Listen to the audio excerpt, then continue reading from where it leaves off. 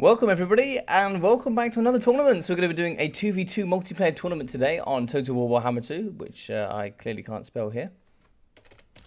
So we'll sort that out, and that should be saved. Nice, but Quack, Mr. Parkerilla, how are we doing, buddy? Hope you're doing well. Welcome Suave, welcome J Phoenix, hope we're all doing well. So that's why we're in here. So we are going to be having Suave, as well as, that's not his actual name here, so let's double check here on the Discord.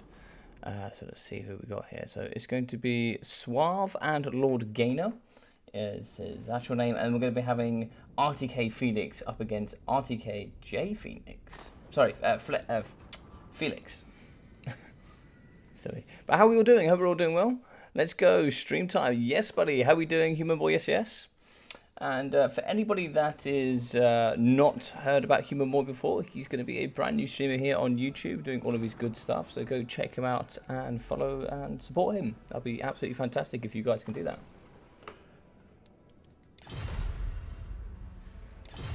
So we're doing a 2v2 today. There's a couple of changes here in when it comes to 2v2s. There's some balancing, something that I will say here, but Bob Tresh was really helpful for me. He saw the tournament and sent over some rules in my direction and said, here are some of the rules you should think about when doing some... when you're hosting a 2v2 tournament. For example, like the limits at 10,000. Also, like you can only have 6 single entities with only 4 of them being... single entity monsters. So there's certain rules there, and if you do actually pop into the description, you will find a link to the challenge, which will actually have a link to both of the rules. So we play here the standard banner rules, and then we have the 2v2 rules on top of that, just to make it as fair as possible. Just to make it as fair as possible. Alright, so let's just double check everything's all good. Let's have a little look here. Yeah, that's all good. Just been sent some messages. It seems everything's absolutely fine, but hope everybody's having a great evening wherever you all are. Has Human Boy got a channel link? Oh yes, 2v2 says Almado. Yes. Aldama, how you doing, Aldama? You doing good? Human Boy, if you send me a link to your YouTube right now, buddy, I will put it in the chat. Send it to me on Discord.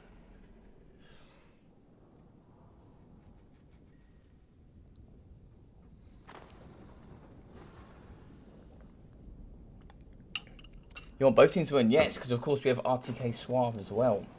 Is Lord Gainer, is he RTK as well? Is he RTK? I don't know if he's RTK.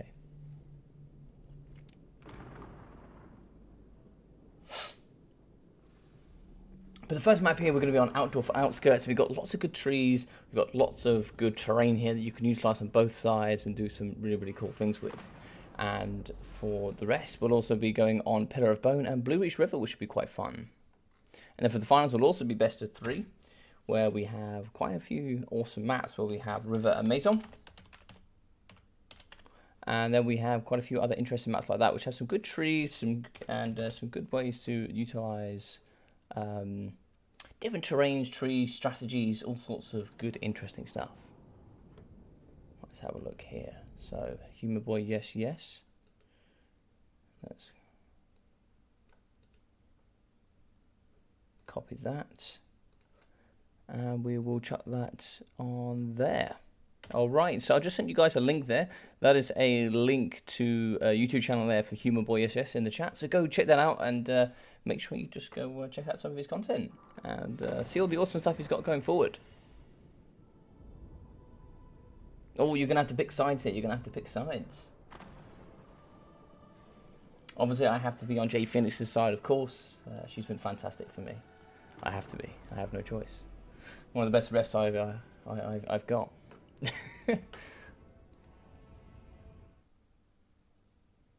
So in the other semi-final, we'll be having Human Boy SES and Bobman, and then we'll be having Chippendale, which is Void Lols, and also it was Alec Rao, but I believe now it's Legion, and the other one will be Talcor and the Grave Fertilizer. So that should be interesting to see who's going to get through to the semi-final there.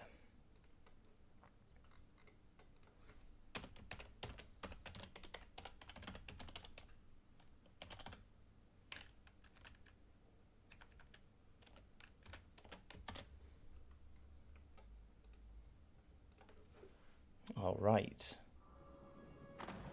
It looks like nobody's ready yet, so it should take a moment just to see what's going to be happening here. So we've obviously got 2v2s, we've got 4 different factions here, because you can't be the same faction. But if we do hop in here, let's have a look how this went down. So it looks like, to begin with, we had a pick from Wood Elves from... it wasn't from Suave here. It will be from Lord Gainer. So Lord Gainer banned Imperium, it's otherwise known as Empire, but went Wood Elves. So that's a good one there. And then it's like, I'll go Brett from Felix, which is a good counter up against Wood Elves. And then they'll ban Chaos. The Chaos is banned, so it's like we've got Greenskins. And then VC is another nice counter pick as well. So VC into Greenskins is a good counter pick. And so it's a good double counter pick here. So this should be interesting. And then on the next game, it'll flip. So we'll have a ban first from the side over here. But you can't use the same factions. So we'll have a ban over here. And then we'll have counter picks over here. And then it'll be blind picks. Blind picks for round 3. I'll post many things soon. Yes, I'm sure you will, Human Boy. There'll be lots of stuff there for him to post, which will be awesome. You got some really cool stuff. You had a tournament yesterday, didn't you, Human Boy? You did your siege tournament. Is that correct? You did a siege tournament, I believe.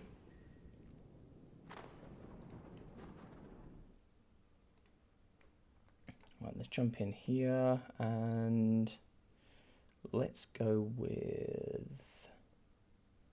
Yeah, we'll go with that one. Cool. So all the maps should be up online as well, so you guys can check out all the maps here. So you'll see all the 3 maps in the final as well, which we have River Amazon, Alpine Ridge, and then we also have Oaken Hammer. I had them all set up, just didn't put them in. So there we go.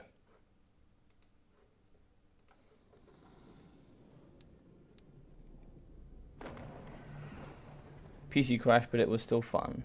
Still fun. Alright, but even though, go check that out, guys. See what that's all about. Human Boy put a lot of time and effort into that. There's some good rules and cool stuff as well. I'm sure there'll be a challenge link somewhere. If not, there should be one on my Discord. So you guys can go check that out and see what it's all about.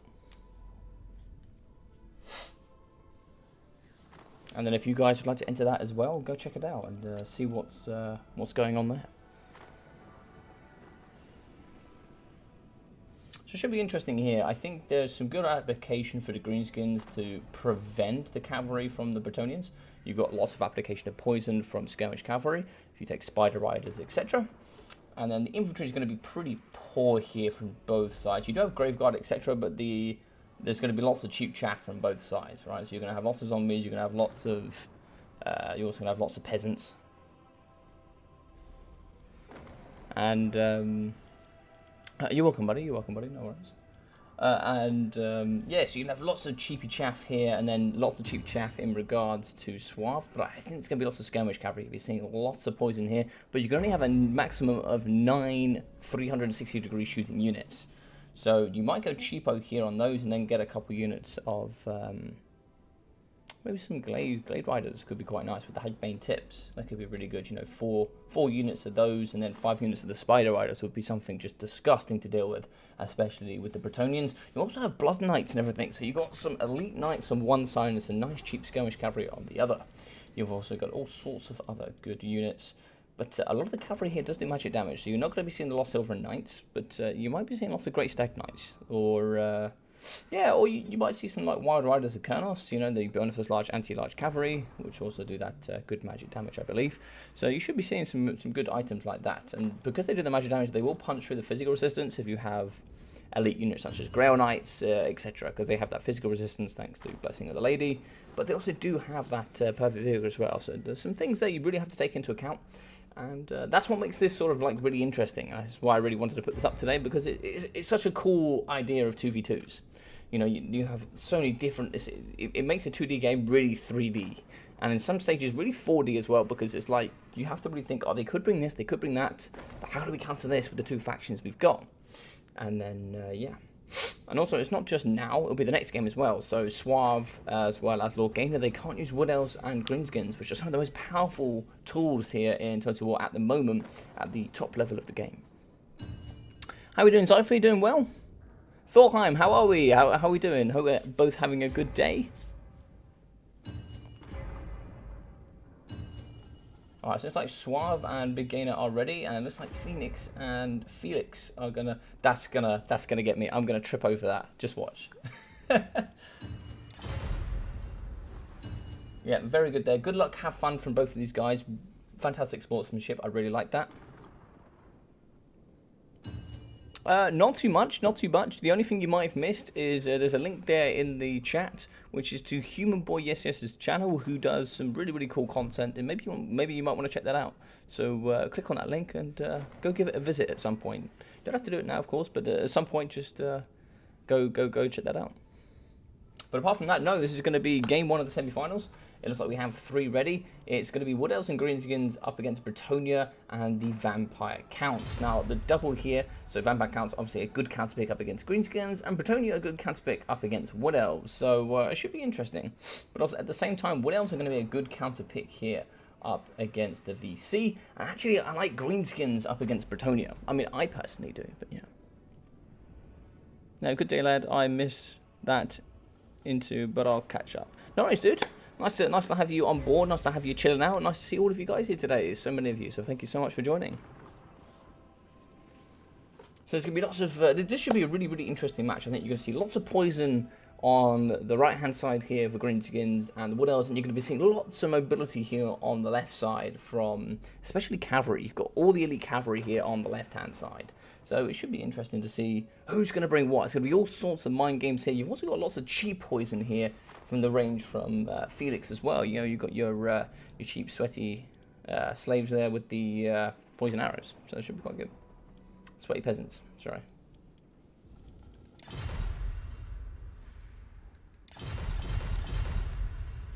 But really interesting. Do we bring Faye and the double simps, or do we bring... It's difficult. I mean... Double Scab Scarab could be quite nice, or we could go double Corpse Cart, because the Corpse Cart can also buff other units as well, right? So because they're together, Invocation of the Heck won't heal Bretonians, but they also have their own healing. So it should be interesting to see. But we do have healing for the Wood Elves that can be applied to the Greenskins, which is really scary when you think about it. Yeah, that's really scary. That's really scary to think about. Really scary to think that you can heal Greenskins. And the only thing I can think of that is more scary than that is the fact that you can heal Dwarves. I think actually High Elves and Dwarves could be a scary combo. Could be a scary combo.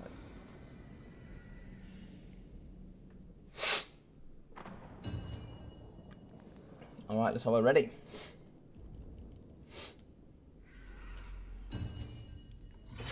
Let's hop into it. This should be really interesting. I'm excited. I'm excited.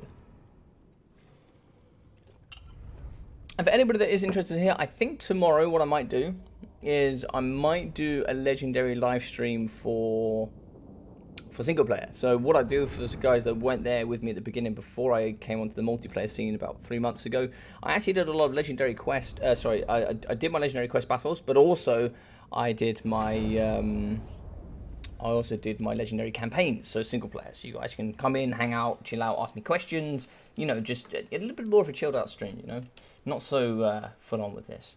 What is meta for the Greenskins? So meta for the Greenskins is sort of lots of skirmish cavalry because it's really, really cheap. And then you have like trolls. Trolls are very good with that. They have the fear. They also have regen. They also hit like trucks. So as long as you can protect them, they can get lots of value. And then you're looking at cheap front lines, maybe savage orcs. But it all depends. All depends on who you're playing against. Another good one is if you take the giant river troll hag. It has that regen, and you can basically just overcast spirit leech, because even if you damage yourself, you're going to regen that health back. But of course, with the Greenskins, one thing you have to be careful of is you have low leadership, so having things like terror and fear is a big problem, and also a weakness to fire in general, because you have a lot of regen as the Greenskins. At the moment, Greenskins are very, very cheap, so going wide and also using that WAR mechanic is really, really important. Alright, so we have Dryads in the front line. There's like 4 units, 5 units of Dryads. And we have Graveyard Hagbane Tips. So we have 4 units of the Hagbane Tips. And lots of Eternal Guard here as well. So 5 units of Eternal Guard, 5 units of Dryads, and 4 units of of the Hagbane tips with the Glade Guard. We have a Spellslinger of Life, of course, there for that healing. She will be having the Regrowth as well as Earthblood and the Life Bloom. And in the sky here, we will be having the Glade Lord, who will be having the Prey of Arethanema, which will also be coming with Arrows of Kurnos. So that's some really, really good stuff there. Let me get this nice and close so you guys can hear me. I know recently I've been a little bit quiet. If I'm a little bit quiet, just let me know, or if the game's a little bit too loud as well. So as you can see here, lots of skirmish cavalry. So we're going to be seeing Goblin Wolf Riders, 4 units, nice and cheered there, 375.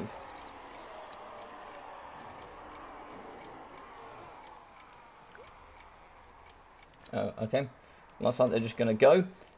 So we lots of arrows as well here. So Savage Orcs, Orc Boys, and yeah. And the Lord Choice, we are going to have a Goblin Great Shaman here on top of the Arachnarok Spider, which will be having Don't Even Try It for that damage, as well as the Arcane Conduit, Itchy Nuisance, Vindictive Glare, Sneaky Stabbings, and Fire Whilst Moving.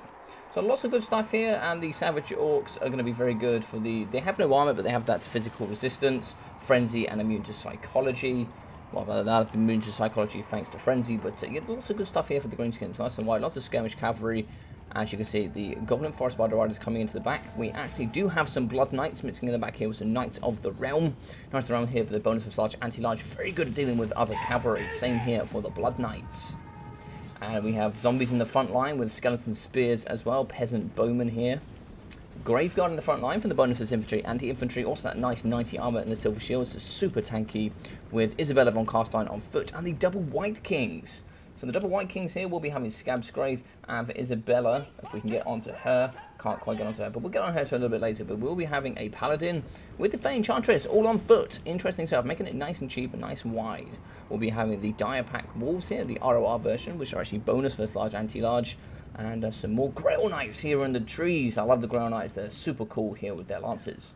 They will be having those magic attacks, perfect vigor, and that physical resistance, making them just exceptional here in this matchup. So on the left hand side we'll be having Suave and Lord Gainer, and on the right here we will be having the RTK duo that is Felix and Phoenix. So as you can see, getting shot with the Blood Knights and the VC in general have no range, so over here on the right they're going to have to really rely on the range of the Peasant Bowmen. Especially with those pocket arrows, going to be very good with that poison, just slows down the skirmish cavalry. As you can see, the VC will be pushing forward. With the Goblin Great Shaman, we do have Vindictive Glare, very powerful when overcasted, can be very good at just shutting down units, but in the back here, anything that can be hit can be regened. So as you can see here, we do have the Paladin with the Fae, so we have that healing, also the Vargol can have that regeneration, as well as Isabella who can use Invocation of the Hex. So lots of healing on the side, so Vindictive Glare can be very good, but also can be countered using healing. So it's a little bit stalemate at the moment, but as long as both sides are shooting, that's absolutely fine. As we can see here, there is going to be some shooting into the Spider Riders, and some Goblin Wolf Riders are going to be coming through, and I just don't know if there's enough range. I think the Glade Riders are just going to be waiting with the Hagbane tips in the back, and as long as one player here is engaged in melee combat or range, that's absolutely fine. We're playing normal banner rules here, so both sides just have to be a little bit respectful. Goblin Wolf Riders in these trees, so nice and cheap. Just going to be waiting for that pounce. Arrows of Kurnos here coming down the pipeline, smashing straight into the Grail Knights. So some good work there. They do have a massive 78 charge bonus, so if they do hit there, it's going to be some really good work. As we can see, it looks like we have some poison arrows coming through up against the Skeleton Spears. The Skeleton Spears do have that bronze shield, so they will be negating 35% of that missile resistance, as long as they're facing in the right direction. As you can see, their shields are high, they're walking weird, and they're doing their good stuff. In the back, we have the Peasant Bowmen. Should be able to help counter up against those, but no Stalk here. You need a little bit stronger units, such as the Wood Scouts, that have that Stalk. As you can see here, a little bit of a stalemate. You're going to just be shooting into zombies. That's not very good here with the Savage Orc Boys. Vindictive Glare down the front. It is going to hit Isabella, but not really do too much damage value. Just nothing magic resistance. That's quite interesting. Maybe not too many of those hit. Maybe it wasn't overcasted. Double White Kings could be interesting. And coming forward now are the Dryads. Dryads are going to perform really well in the trees, as well as do get that bonuses here in the trees, and everything else gets a negative. They will come through. Maybe trying to see if they smash up against the zombies, but here we go. The Vargov is in. The Vargov has no interest in those trees, and he will be coming through to smash. And the All Boys, no, looks like he is going to back off. Doesn't have anything to do with that. But here we go. This is where it starts to get interesting. Once one person has engaged, pretty much map-wide, that's what's going to happen. Over on the right, we do have some zombies coming in with some Skelly Spears as well. Nice and cheap front line. In the back, what's going on here? going to be going down here? Can't quite see it. Okay, so a nice explosion spell using Dwellers Below. That's really, really good damage value. Interest is here on the Orc Boys. We will be going down on the Dryads as well. Hitting the Savage Orcs just on the edge here. And as you can see in the back, Knights of the Realm going in just to try and shut down these Glade Guard Hagbane tips. That's where these Eternal Guard needed to come in and just screen off this left-hand flank. And the Goblin Warfighters, which just weren't ready to shoot, unfortunately.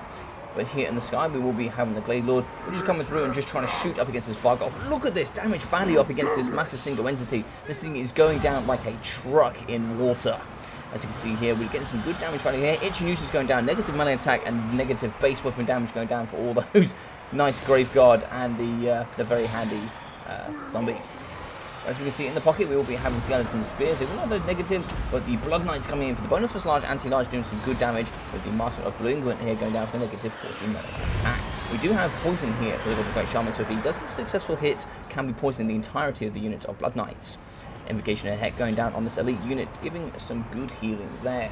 Looks like another Dwellers Below going down in the back line, maybe trying to shut down the Blade Guard Hagbane tips. Nice Dwellers Below, also getting the nice Daka line as well. But in the front, we do see some nice Savage Orcs just really punching here up against the Graveguard, doing some good damage value. They will be having that 30% physical resistance. In the pocket, a little bit alone, we do see Faye. Faye could be in trouble here if we do manage to get, maybe, say, the Glade Lord over for a nice quick sniping. But nice and close are the White Kings, and we do have some Knights ready for that counter charge. We do have a spawn of zombies here in the pocket, should be very good. And should be able to push into the back here and cause that fear up against these Savage Orcs. They don't have amazing leadership. They will be having about 51 here, -8 when we do get the fear in from those zombies. In the back, we do have the Weird Walking Skeletons. They are going to be fighting up against these Savage Orcs, just keeping them busy and really reducing that vigor, which is going to be very good in the late game. It's just going to allow these Knights to go through and just clean up in that later stages. Shooting here in the back, we do have the Peasant Bowmen coming up against the Daka line, and just a stable unit of Dryads. These need to get moving and start help screening up against the Knights of the Realm. Really need to help the Daka line. The Daka line is actually super underrated in my opinion. I think it's really, really strong for the Greenskins. But here in the back, looks like we have an Earthblood going on top of the Goblin Great Shaman, and that's so dangerous for such a good single entity monster with healing. Especially when it comes down to the War. I don't think the War will affect the what else, but it should be interesting. So the net going down here on top of the Elite Grail Knights, doing that negative 22% missile resistance, but they need to get shot. You need to get your damage value here, otherwise it's really, really not worth it. Meet your death. So they looks like they are going to be getting shot, and Vindictive Glare going down as well, but maybe just to pin them so they don't get too much damage value up against the Hagbane tips. But in the back here, it looks like we do have some Knights of the Realm just punching up against these Savage Orcs. These boys are pretty handy in combat as well. Nice Scabbard's Clothes coming in the pocket, doing some good damage value, but there's also a lot going on to the zombies as well. Looks like they're just trying to punch up against the Eternal Guard. Nice charge here coming in for the Blood Knights. They get that good damage value up against the Goblin Great Shaman. They don't want anything, but as you can see, look at the damage value on Faye. Faye's really struggling here in this pocket. She has been terrified, but the Itchy Nuisance going down, don't even try it. That's really, really good damage value there, and an area of effect as well, so some fantastic stuff there. Arrows coming in left, right, and centre as well from this Glade Guard in the back pocket, as well as the Daka line, healing from the Life Singer, and this is where it's going down. It's going down nowhere else on the battlefield. You are going to be having the Paladin as well as the Fae and Isabella von Karlstein. If you take down the Fae, that's the healing for all of the living entities will be going down nice and quickly. She is taking a tremendous amount of damage value. You need to now risk it and get in the back and try and finish her off, she will get that healing through on herself and will become a pain in this later stages. Balance of power, super even. As you can see, 800 up against the 900 of the living. The undead will be coming out of about 850. Eternal Guard Spears coming through, they will absolutely chomp part these peasants here, but they will be getting recharged by the Blood Knights. The Peasant Bowman Pox Arrows are actually super important in this matchup. Poison has a really profound effect here on the multiplayer scene at this current stages. Vindictive Glare going down the pocket, not too sure the target. I think it hit the Tithe, the zombies, a little bit of a shame there. As you can see, Faye still in the pocket, healing quite nicely. She's up to 865 HP now, and this core blob being protected by the double White Kings is quite important. You need to get your Spider in, and he needs to cause some havoc. So you get a nice, good view here of the battlefield. The battlefield has been pushed onto the left-hand side now. You will be having War going on, so it looks like War isn't going to be affecting the what else here, which is an interesting effect. It's actually a good way of actually nerfing the War there a little bit. It's not going to affect them all faction-wide here, which is quite important.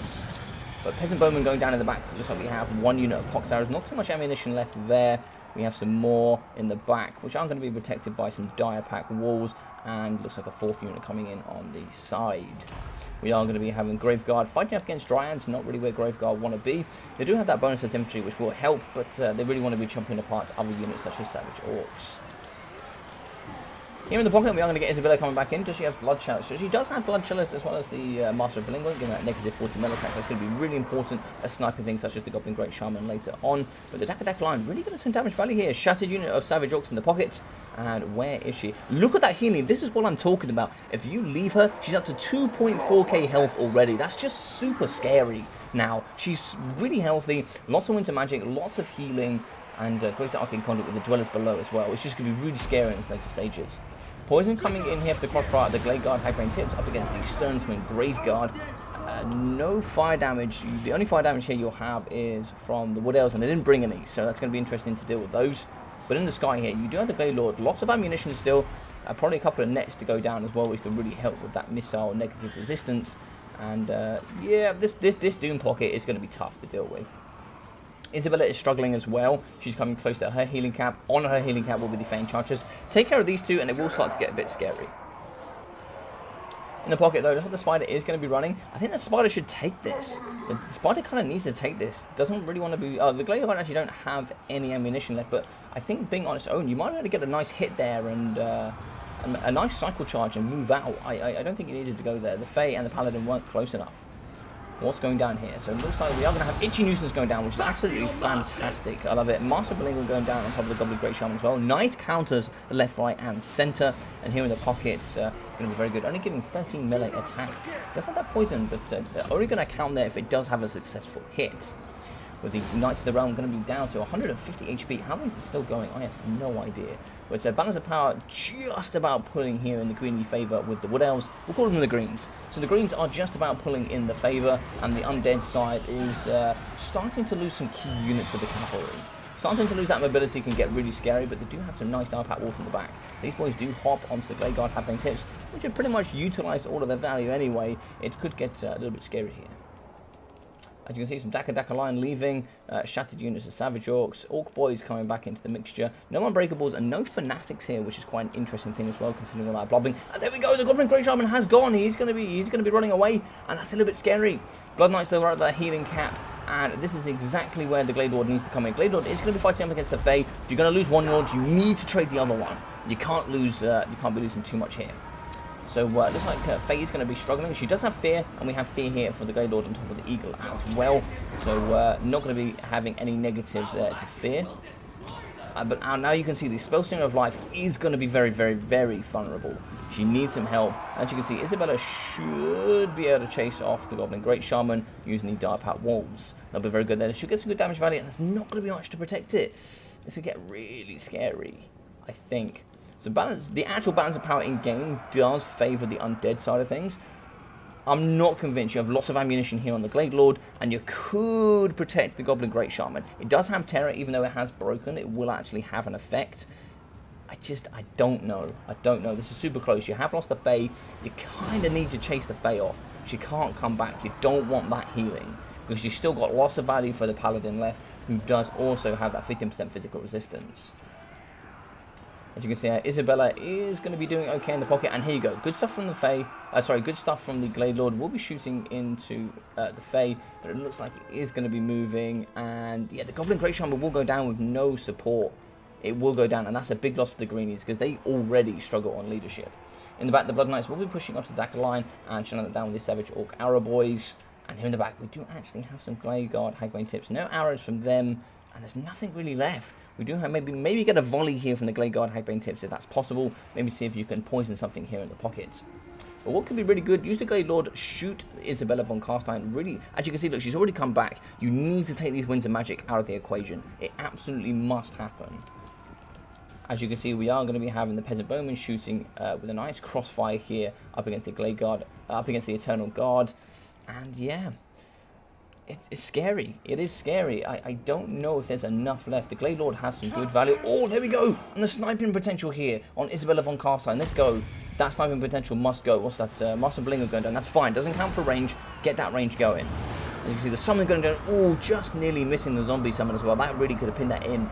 But as you can see here, and then it would have been a nice charge here from the Blood Knights. If we get the shot here and we are able to kill Isabella, who is negative 14 leadership, she will be going down on health.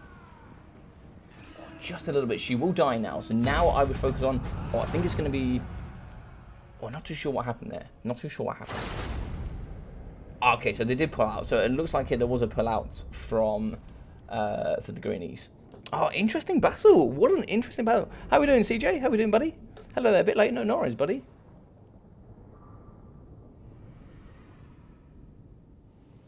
I think the White Kings are just undead Sims, it's true. Simping ain't easy. I just realised the double mortise engine.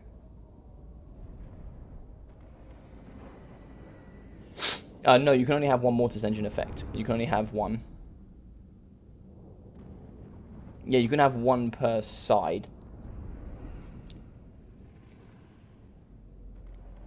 Yeah, GG's indeed. Let's hop into this. So as you can see here, 3,200 damage value for the Glade Lord as well. Fantastic stuff. Front line, couple of hundred each, 780 nearly here for the Eternal Guard. Doing some really, really good work in that pocket. It needed some support though, a little bit more there from the Dryads. Dryads 511 and looks like only 300 here for 108 kills. They got 900, 1.2, 550 and 1,220. So we'll hop in here with Suave, see what Suave got. So he got 2,650 on the Goblin Great Shaman, 400 there. 1.3 here for the Night Goblin Fanatics. So there was a unit Fanatics, I just missed it. But as you can see, Fanatics are only costing 500 value here, getting nearly 11,400 damage there, 1.4k nearly damage value. If you can use and you can micro Night Goblins with the Fanatics, they're just awesome stuff. By the way, Logic, can we have a free-for-all at the end of every stream? Maybe, dude. Maybe. I was actually thinking about doing a free-for-all tournament, but that's something we'll talk about in the near future. But 430 here for the Savage Orcs, and 232 kills, 1,888 here for the 8 Peak Loonies, just showing how strong Fanatics really can be. But don't do what I did, which is Fanatic your own units. It can be pretty painful. But as you can see here, I do like the value coming out of the Goblin Wolf Riders. It is some good stuff, but I think the Poison Riders would have been better. I think the Spider Riders offer more armor, they offer that poison, and they just offer so much more in my opinion. I think they give you a different level that you wouldn't normally get. But I still like the army. So if we go with Felix, 141 kills, 1,800 from the Fae. It looks like only 390 here from the Paladin.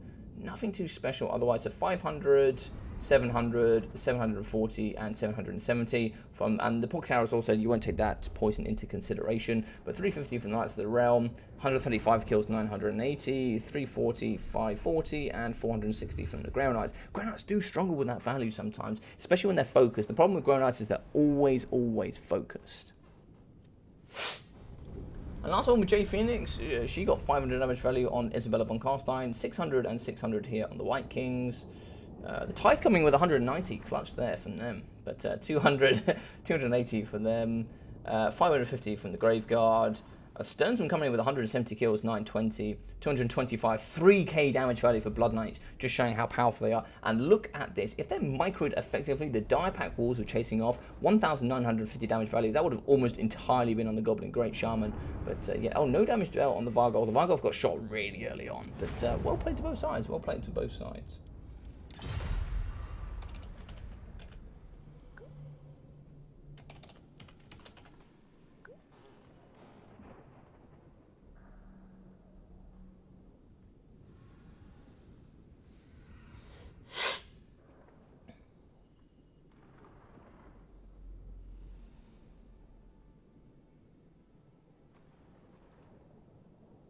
Okie dokie.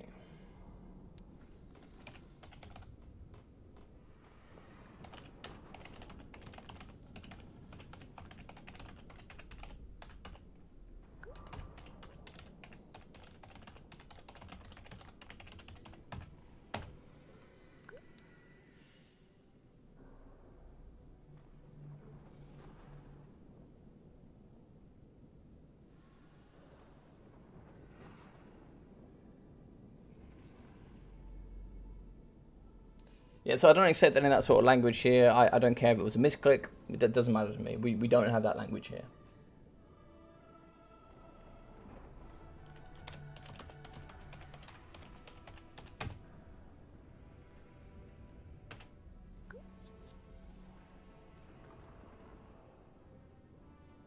Oh, the man, the myth, the legend. Felix here coming in with the dwarfs, banning Skaven. I absolutely love it.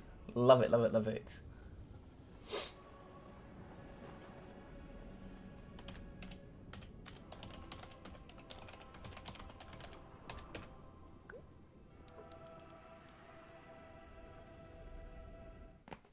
Ooh, I needed that.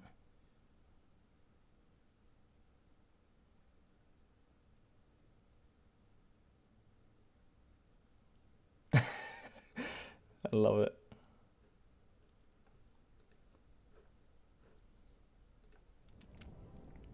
So let's hop in with you guys. How are we all doing today? And for anybody that is brand new here today, maybe just checking out this channel here for the first time, if you'd like to see all of the tournaments here that are offered on the channel, please think about joining the Discord, which is in the description.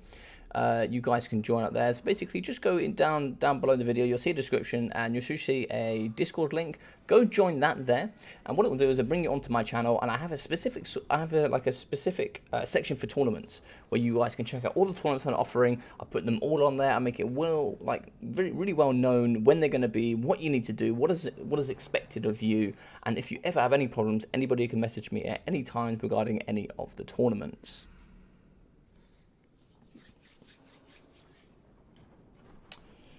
Yes, and the map will be Pillar of Bone.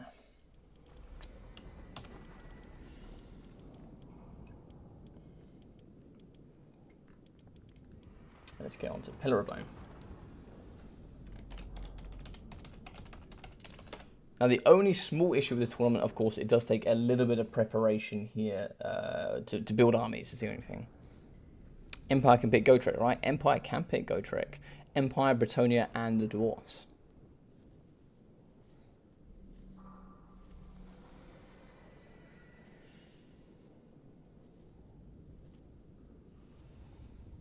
I mean, it would be a big meme if you saw Gotrek with Felix.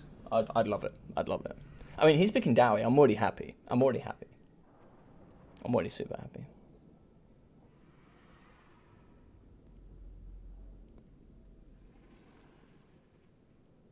So what do you guys think of that last battle? Crazy, right?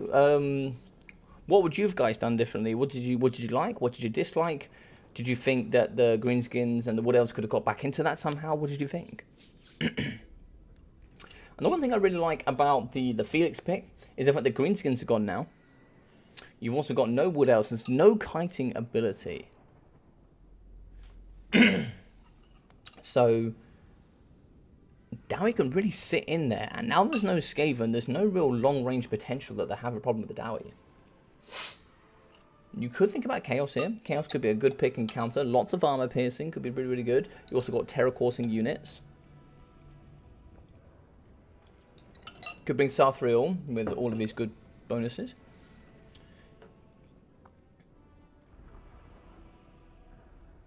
So super handsome and sexy. Oh, yes. You know about Gotrek. You know about Gotrek, the sexy man himself. Alright, so pick Dwarf and ban Empire. Okay, so this was interesting. So I'll tell you why this might have happened. So normally, Empire is one of the worst picks up against the Dowie. But it's not a ban for the Dowie, it's a ban for what's going to come next. So it should be interesting to see what's going to come next. So a ban of Empire could be interesting.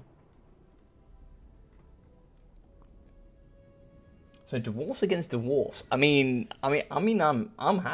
I'm happy. You know, I've won here. You know, I've got Dowie both sides. Should be interesting.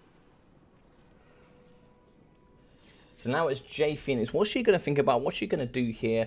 And that ban of Empire can tell you just a little bit here about what might be to come.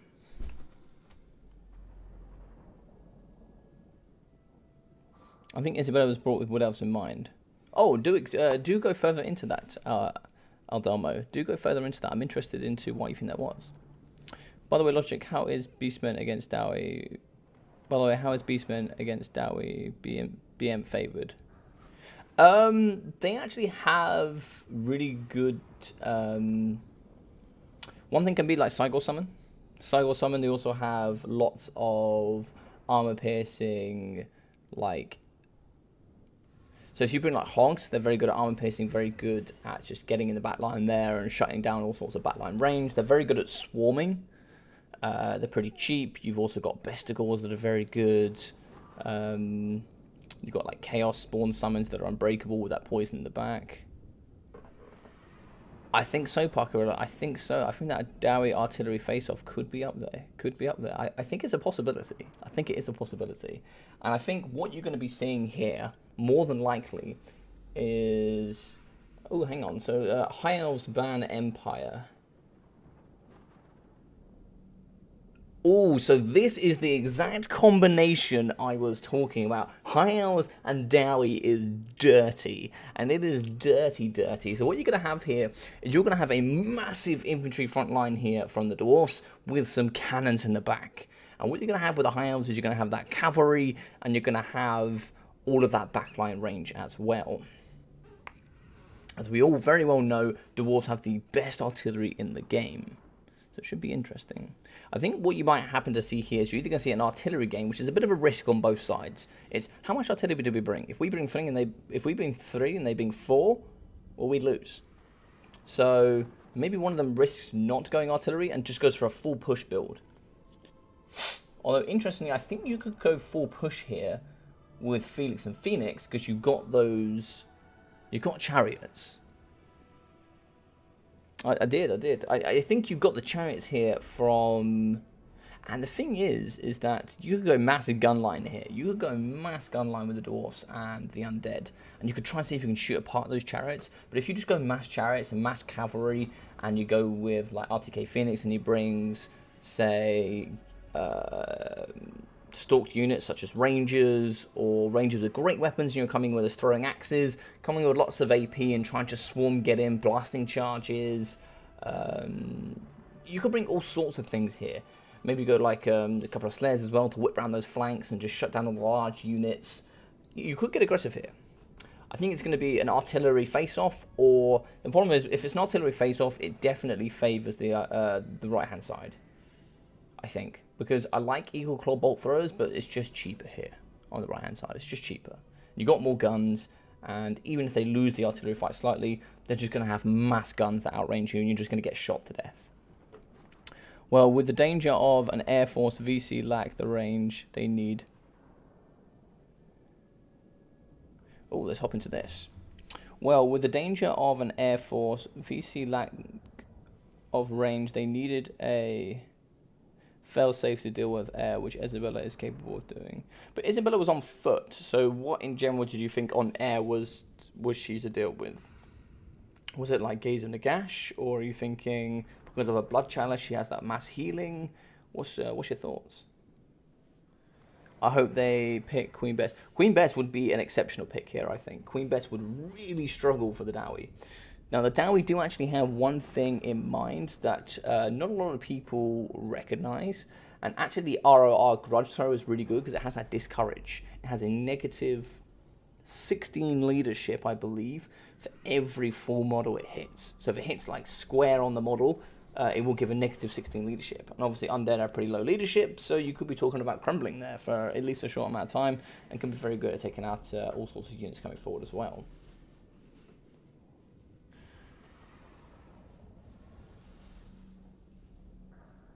I think an air build from...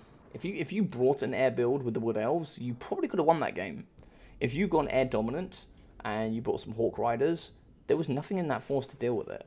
There was nothing. Truly, there was nothing in that force to deal with it.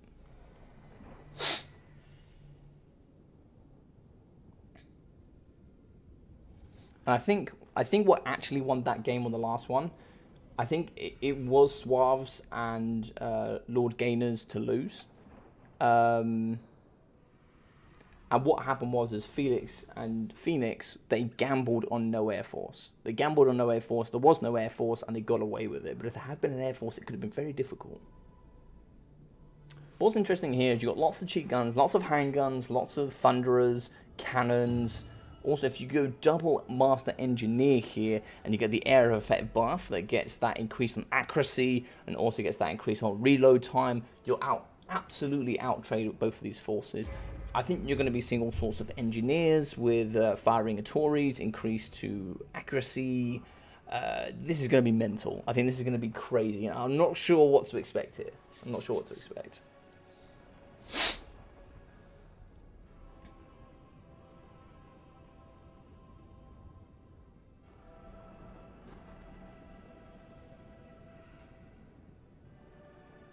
So the air was the danger which Isabella can protect. So due to my naivety of the vampire counts, how does Isabella protect from the sky? For myself and other people in the chat that might not know. I think double engineers have been slept on for a long time. Now, I used to utilize them in a slightly different way when I used to play against Ducky in the early days. But these days, I think they're actually really, really competitive. God bless Bessie and her cannonballs. Indeed, Thorheim, indeed, indeed. God bless her, indeed. Oh, you removed it. When did you remove it? I liked it. All right, good luck, have fun. Brilliant stuff here from...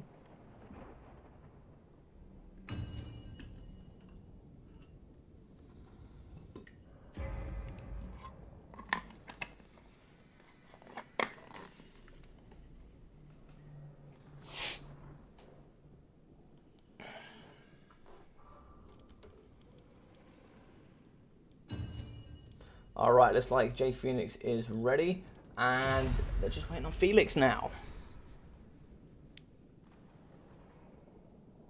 I'm no great knowledge. I agree, I'm no great knowledge. I may be wrong, that's how I read it.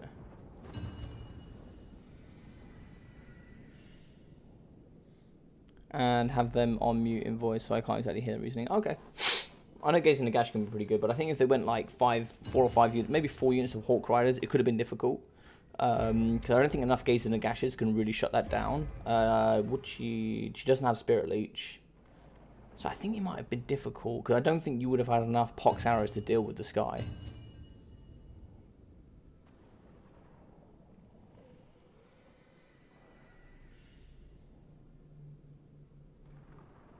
Because she really struggled to deal with that Hawk, the Glade Lord in the sky.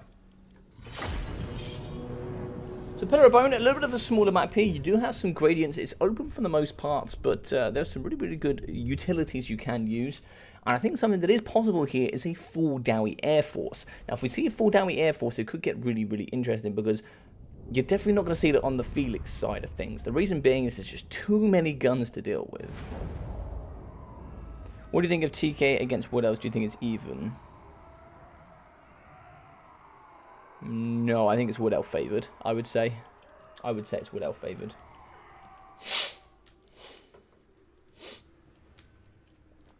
In my personal opinion, I think it's Wood Elf favoured. But others might think differently. But interesting, what do you guys think in the chat? Do you think it's TK favoured or Wood Elf favoured? I would probably say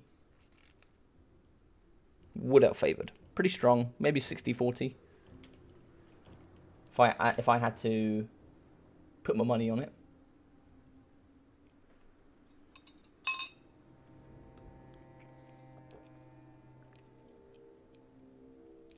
Her Von Carstein ability is Belinguent. Master of Belinguent. I don't say that correctly, by the way.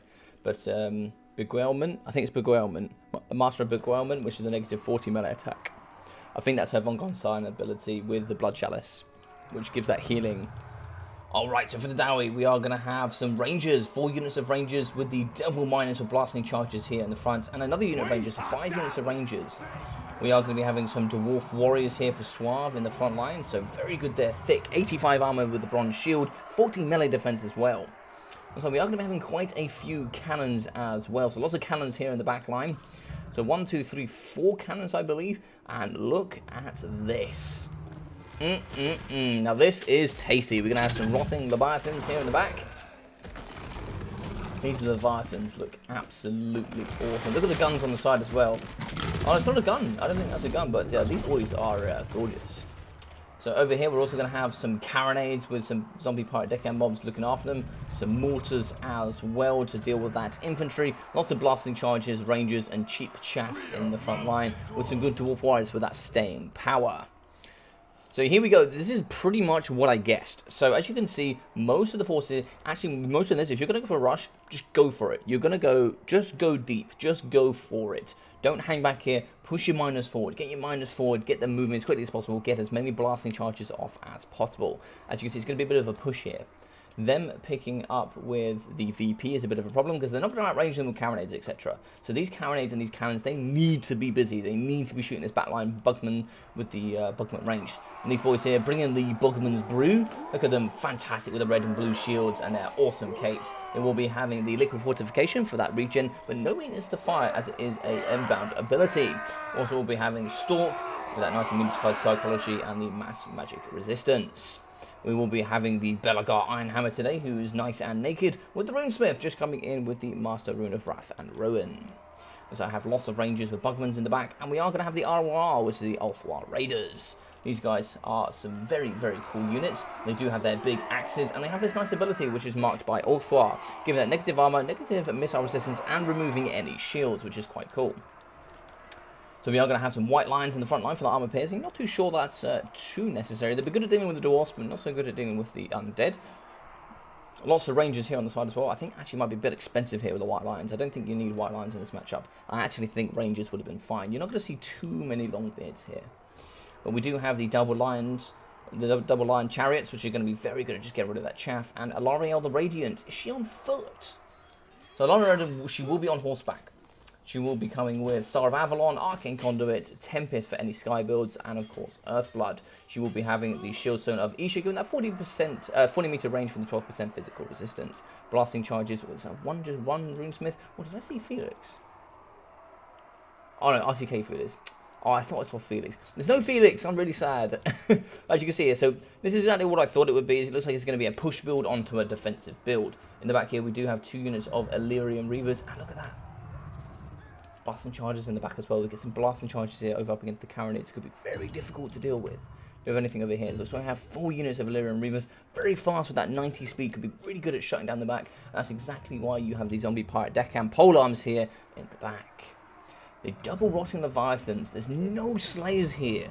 I mean, but you do actually have the Ulthwar Raiders. They could be really important here at shutting down the rotting leviathans. At negative 30 armor doesn't seem like much, but can really make the difference. We'll hop onto Norska in a moment, but Norska aren't in the best spot they've ever been in. But what we will do is we'll chat about that in a moment. So we're going to start here. Both sides. All ready. Good luck, have fun. Brilliant stuff. Cannons going off. Mortars going down.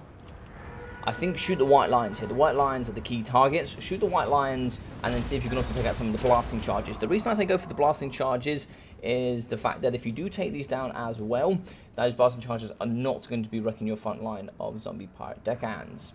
So this one, they are going to send through a single unit of the deckhand mob just to make sure they're fulfilling that attacking role. Not a fan of this role. I think that's a rule that will be changing, but they are shooting using the cannon, so it's fine. In the back, we are going to have some rangers just shooting up against the Illyrian Reavers with some Dwarf Warriors pushing to the back. I'd probably keep these Dwarf Warriors forward. We do have Rangers as well as some good Dwarf Warriors coming on as well. Dwarf Warriors up against Dwarf Warriors is going to be a little bit like chaff on chaff. It's going to be interesting to watch. But no protection here for the cannons. We are going to get the Illyrian Reavers straight on. They are going to be getting shot. We have some Dwarf Warriors in the back that will help cleave apart these Illyrian Reavers. And the double crabs are just going to be waiting to intercept. As we see over here, we do have a Rune Lord here for the big RTK Suave. Rune Lord will be on top, given that 15% magic resistance map wide. I don't know if that includes also for the undead, but we'll be having the armor. I think that's a bit of a waste there. Master Rune of Oath and Steel, a bit of a waste. We will be having the Master Rune of Wrath and Ruin and the Master Rune of Negation. He will be having 55% magic resistance, which is just incredible when you really think about it. So the Nice Fire Mage coming in, which will be having the Burning Head and the Flaming Sword of Ruin, will be very important here at clearing out that chaff, especially on top of the cannons. And here we go. We have the Rotting Leviathans here in the middle. They are going to be getting shot. Mark of Ulthwar does need to come in as soon as possible. I think it's A-lining it straight here for these Rotting Leviathans. I'm sure they're talking in chat. And it should be interesting to see what's going to happen here. So it looks like we do have the Rangers. This is the problem with bringing the Dwarf Warriors in the back.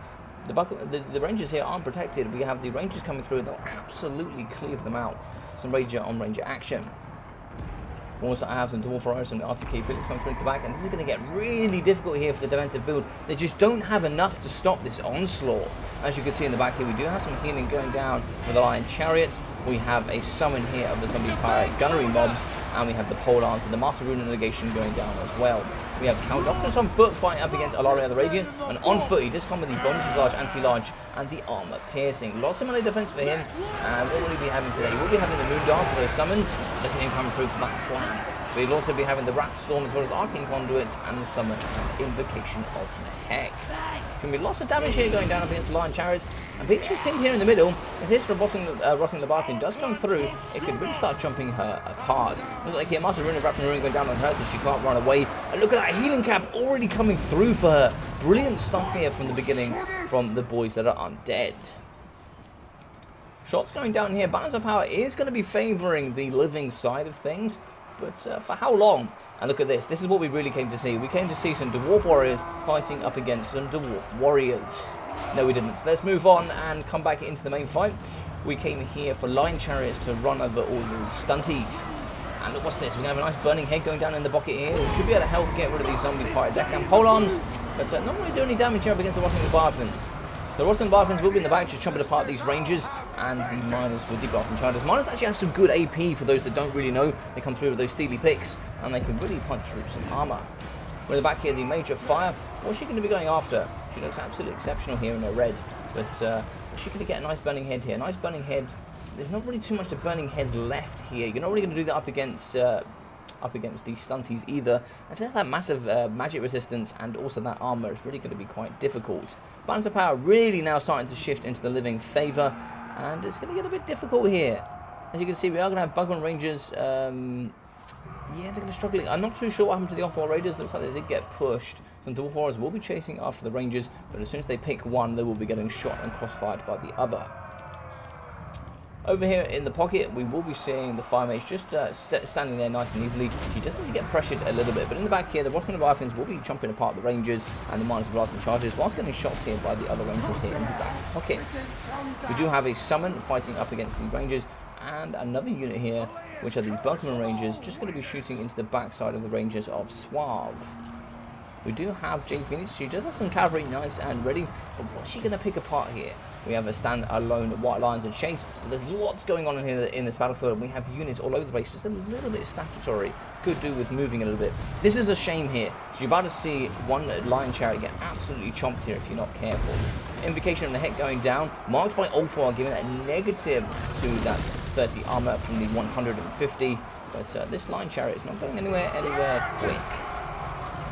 Miners will be coming through to try to see if they can help allow that chariot to come out. But as you can see here, it looks like it is going to be a win by the boys in blue and the boys in white. These fantastic boys will be getting lots of armor piercing here up against the Rotting Leviathan. And yeah, looks like they're getting shot left, right and centre. And as we start to lose the health here, the Rotting Leviathans, they're going to hold a massive balance of power. So it's going to be a little bit of a pain going later on. Terrified units though, and the issue is terror here. If we do move further into the battlefield, the more terror is going to play a part. We are going to have Belagar and Hammer doing the absolute slam here on the Rune Lord. Rune Lord's really not made for combat. 47 melee defense. He has 180 armor on top of himself. So 180 armor is no joke. But the massive 120 for Belagar. Belagar will be giving the big punch. If you get Noctis in the back here to fight up against Belagar and Hammer, here we go. So we have Rune Lord on top of the Fire Wizard, and then we should get Noculus here on top of Belagar. But it's like Noculus is going to be running away. I'm not too sure where Noculus is going, but Noculus could really do with taking down Belagar. Get rid of that leadership, and then you can really start switching things here, especially with that terror coming from the Rotting Leviathan. 210 armor, which is just nuts when you think about it here. From the double Rotting, it's going to be some good stuff. But Noculus is not a brilliant melee combatant. He will be having 60 melee defense with a 45 melee attack. But with the Rotting Leviathan in there as well, giving that big slam hammer here from the Crab Hammer, getting some good damage. But healing going down on Belagar as well. Going to get that mass healing here from Alarielle. Where is she gone though? That is the question. Alarielle should be nice and close by. Here she will. We should be on top of her steed. And it's like she's just going to be charging the back, trying to shut down the Rangers. But yeah, it looks like she's just going to be trying to help up against the Dwarf Warriors. Alarielle's just going to be roaming free at this point, I think. So healing for Belagar. Belagar's going to be not at full health, but he's going to have healed quite a lot. But Noculus does need to win this duel, that's for sure. As you can see here, the Fire Mage going up against the Rune Lord. This is a bigger loss for the Rune Lord, simply because Invocation of the Hex not going to be able to heal here, and the Fire Mage is nowhere near as important in the balance of power as the Rune Lord is. You are going to have some mines and blasting charges from Felix, also going to be chomping apart the Rune Lord. This Rune Lord does need some help. If he goes down, it is going to be very, very difficult. You've lost one Rotting Leviathan. The second one will be going down as well. Master Rune of Negation going here. So should hopefully be able to help. With the charges here coming for the Lion Chariots, it's going to be pretty difficult. Look at this just circular fire here coming down on this big unit. 44% damage resistance is going to be pretty good. We're in the back line here. There's going to be nothing left for the Dowie to help shoot up against the living. It looks like the Rune Lord did win, but when you say win, you've only lost the Fire Mage, and you still have Laria as well. We can put an Earthblood on there, and there's going to be nothing to shut her down and stop her. You took a lot of damage in the early game, but this time we are going to get the Master Rune of Oath still going down, 210 armor, just absolutely nuts, as well as also Invocation and Heck going down. It's just going to be crazy. Looks like you are going to lose the Rune Lord, but we still have Count Noctilus here in the pocket. Belagor will be struggling. Balance of Power is going to be pushing now. You are about to lose the Rotting Leviathan. I think he's negative 22 leadership, and starting to get a little bit dire here. Truth, justice. Yeah, I don't think there's any way back into this. So GG's here to Suave, as well as also Lord Gainer. GG's, good stuff there. Fantastic game. Really enjoyed that. Who said dwarf mirrors are dull? Exactly, dude. Exactly. They're never dull. They're never dull. Especially when you have 2v2s as well. You can really bring some awesome stuff. Noctilus is going to be doing pretty well up against Belagor. He would normally win this, but obviously not going to be having that support either. So he will be going down here. Negative 103. Look at that damage value. Tasty. You'd like to see it go into full effect. Yeah, the mobility advantage did win out. And I think in general, it always will. I think at the current stage we're in the meta of the game, mobility is always key. It's always key. You always have to have some level of mobility, which is what, because you knew there was going to be a box build here. You knew the build was going to be a box, more of a rectangle here with two factions, but you're always going to struggle. But 2,000 damage value here for Noctilus, and the front line would have got absolute soddle. This front line was never going to hold. But it's only 1,000 damage value for the Rotting Leviathan and 870 here for the second one. And this is the problem. 200 damage value for the mortars, 140, and also 109.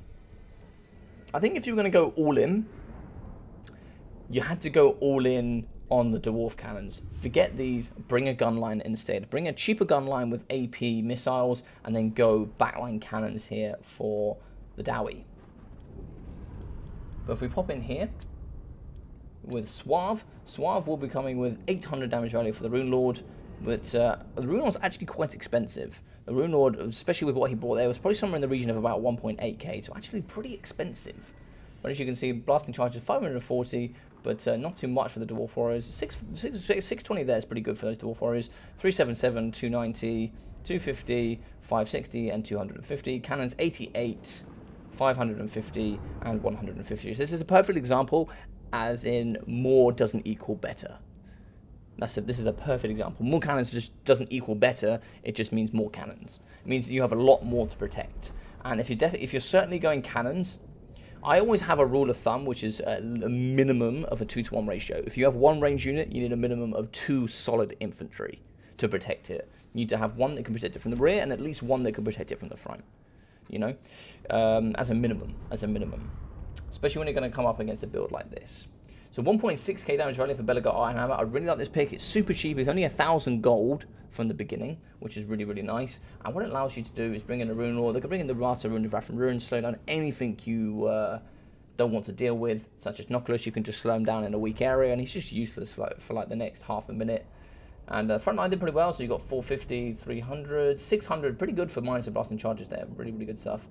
And yeah, so 800, 500, 560, 230, and 900. Just showing the damage value you can get from those ranges. And the Alpha range is 830, and they got hit pretty hard as well. 1,046 for the Bugmans, and 920 for the Bugmans as well. If we do pop in with Phoenix, she got only 130 damage value from Malariel, but 1,067 from the Mage, 444, and 1,055 for the Rangers. 111 kills, 500 damage value, and 46 for 500. They would have been very good up against Longbeard, so I can see why they were brought. For good AP value. The only thing beating them there in the roster would have been either... No, probably just Hammers were the only thing we're going to beat the White Lions. But 400, 200, 400, and 730 from the Illyrian Reavers, and 655 and 800 for the Lion Chariots. GG's, good stuff.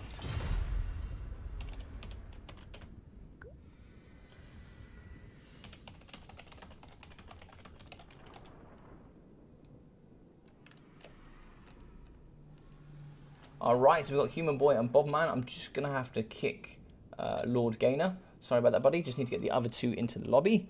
So it should be... Let's have a look here at the... Yes, so we had Void Lulls, and then I think it's Legion now. So it's Void Lulls and Legion here. So let's invite both of these guys into the lobby. Let's see what they are. So it's Void. Can we see Legion anywhere online? I can't see him. What I'll do is I'll invite Void, and then we'll get it going. But what did you guys think? What did you guys think about the battle? What did you think? Did you think the analysis was fair? What was your thoughts on that battle? How could you improve that there from the undead and Dowie side of things? I think a bit of a gun line might have been quite nice. Bombers would have been really good. If you brought some bombers in from the undead, that would have been really key. I think bombers are very good at taking out... I think they're very good at taking out Dowie, for sure. They're very good at taking out Dowie. The only issue there is, of course, like blasting charges, etc. But obviously, they're also very susceptible to getting shot there by like rangers, etc. So bombers can be good, but it's very hard to protect. Bobman is Bob Thresh. No, so Bobman is Bobman. Bobman I actually did cast a battle of his in the WWC. So Bobman's also a very good player. He got at least a stage 3 in the WWC, so he's a good player. But Bobman is from RTK as well. So you have Bob Tresh and you have Bobman. So yes, and then you have Human Boy. Yes, yes.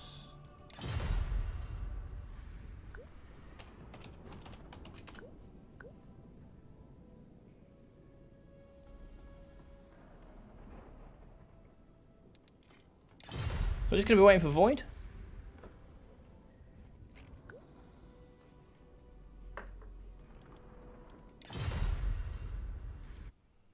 Oh, my bad.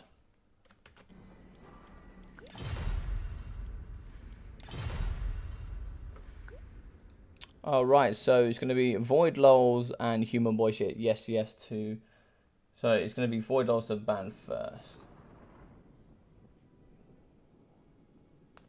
A sec, my carry is coming. So yes, give me 2 seconds, let me grab something and I'll be right back. I already told Void I was going to beat him, so I'm great. Ah.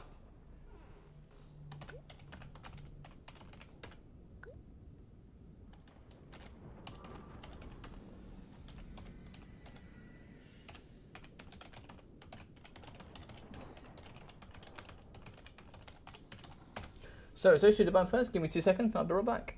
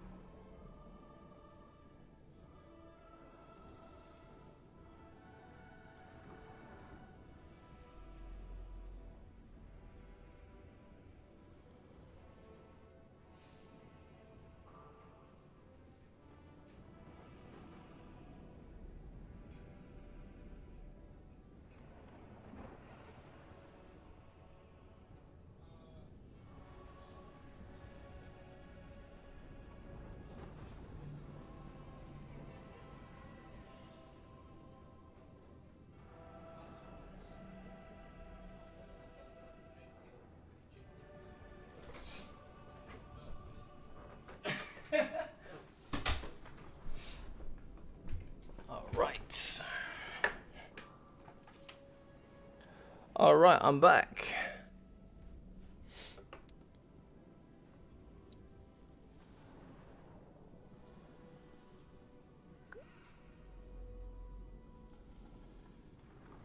Yeah, Legion has replaced Alec Rouse. Alec Rouse had to drop out today.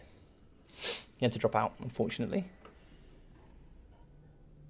Yeah, no worries, Void. Take your time, buddy. Take your time. So why is Norska not in a good spot? Norska, if you just look at Norska as a faction in general, they have... they're really lacking DLCs, for sure. Thorheim. They're really lacking DLCs. They've only got 2 Legendary Lords. One of them's pretty good, and Throg is pretty interesting. Wolfric's a good Lord for multiplayer. He has some really, really good applications, but they're really limited on the factions. They haven't had many DLCs. They have very limiting amount of units, and they can only be played a certain amount of ways.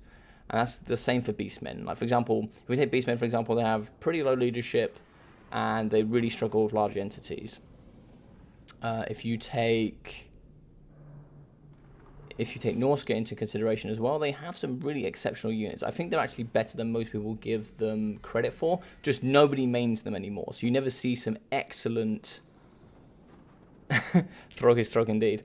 You never see some excellent plays from them. You know, you never see any videos where someone's just like amazing, or just like really can showcase how good they are, because you never see it, because they're just such a one-dimensional faction, because they don't have many units. So it's really tough. I think a nice DLC for them and a nice DLC for Beastmen could really help level things out and give them more options and more things to think about, because they're so easy to prepare for. I think another thing as well, like for example, what Beastmen were really good at, like Beastmen were really good up against things like Wood Elves, for example.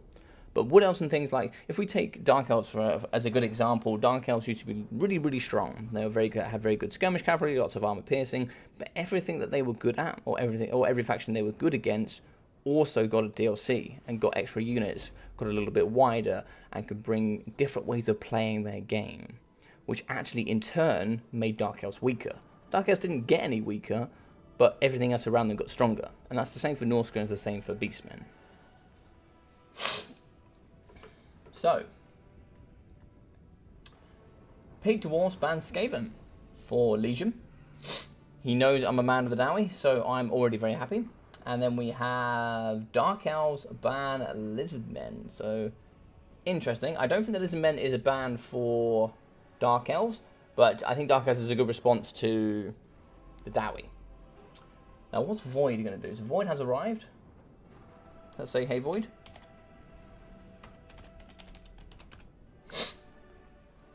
So, it looks like ban Lizardmen, pick Brett. So, there's a Lizardman ban on both sides, and it's also going to be Brett and also going to be the Dowie. So, it should be interesting here. So basically, yeah, that's correct, Thorheim. It's a bit of a power creep. Happy logic noises, indeed, CJ. Happy logic noises. I'm seeing all my bearded friends. There is a bit of a power creep, and you could say the same for quite a few factions. For example, Dowie did get a bit of a remake. They haven't really got any new units, but they did get a bit of a remake with a few changes to mass, etc., which really helped them here in the multiplayer scene. And like things like Master Rune of Wrath and Ruin got changed. Master Rune of Wrath and Ruin didn't used to be a slow. It used to be, I can't remember what it was. I think it was a damage spell, I think. Maybe I'm wrong. But now it became a slow, because it's exactly what Dowie needed, because they just struggled against chariots. Like, against chariots, they were just poor. Not necessarily having more variety is often already enough. Yeah, and here's the thing. If you have more variety, the only time they shine in is if they have... That's true, and that's why we call them Windwolves. So Skinwolves are otherwise known as Windwolves because they are exceptionally good. And the thing is, the smaller the faction pool is of what you can select, the easier it is to counter them. You know roughly what they can bring in this matchup, and there's not really much variance you can do in them. So this is interesting. Bobman will be going with Greenskins and Dark Elves here for Human Boy, and we'll be going up against Legion here with the Dowie, and also going to be having Void with Bretonia. So Void is a very good Bretonian player. Not seen too much for Legion and the Dowie. You said it's the wrong map. But it looks like we're going to have a bit of a push here. We're going to have a greenskin push with the Dark Elf, I think, onto a bit of a holding Legion build with Void. Void's going to have that nice mobility around, and you're going to have the real stomping power here from the Dowie. I think you're right. Necessarily having more units gives you more you have to prepare for. So, for example, if we take, for example, Dark Elves up against the Dowie, the Dark Elves have AP on their Skirmish Cavalry. They also have AP in Dark Shards that are pretty cheap as well. They have good swarming potential of Harpies.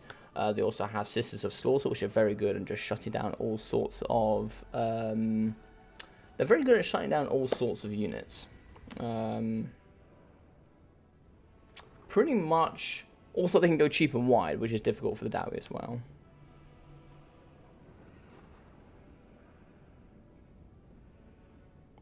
How you doing, Felix? RTK only won in the semi-final because of fraudulent play. They must be disqualified. Well, all RTK members? I don't know. They seem like decent people to me. I'll let them off this once.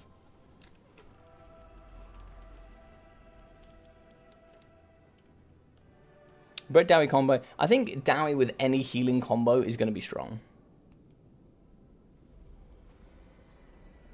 Logic, when will we see some QB streams? What do you mean QB? Close. What's QB?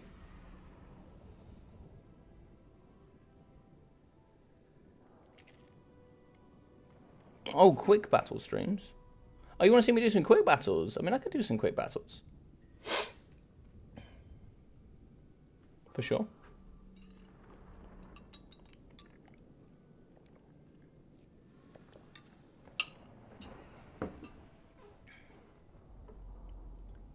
Like, as somebody that sees a lot of replays as well, like, you know, I get sent a lot of replays, and I like to be involved as much as I could for the WWC and other tournaments as well. I see a lot of the same builds all the time. You as quarterback, I can play quarterback, but more of a wide receiver kind of guy. I can launch a ball. I'm pretty accurate with it. I just don't have the distance needed to be a proper quarterback. But I can certainly run a good line. That's for sure. Although I'm a little bit more of a rugby guy than American football, I must admit.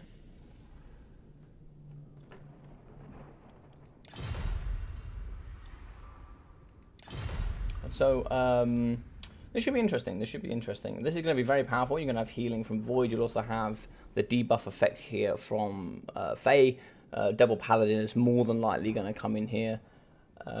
Something that could be really strong and unthought of here. You could actually bring the Green Knight. There's not many magic options from the Greenskins. There's a few from the Dark Elves. You know, like Soul Stealer could be pretty nice. All depends who's brought here. All depends.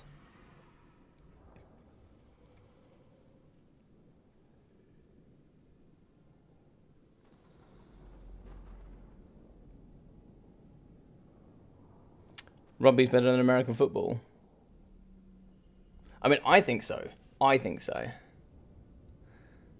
you a fan of American football? Are you Thorheim, or are you a fan of rugby? Because I love my rugby, me personally.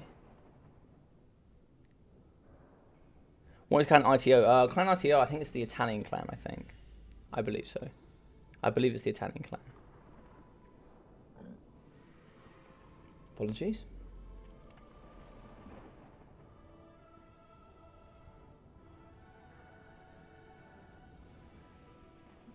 Is Rugby World Cup this year? Last Rugby World Cup was 2019, so it'll be 23 is the next Rugby World Cup. It's the Rugby League World Cup this year. So Rugby Union World Cup will be in 23, which is what most of you guys will know, and the Rugby Union World Cup will be in 2023. But Rugby League will be this year. I'm actually going to the Rugby League World Cup, which will be really cool.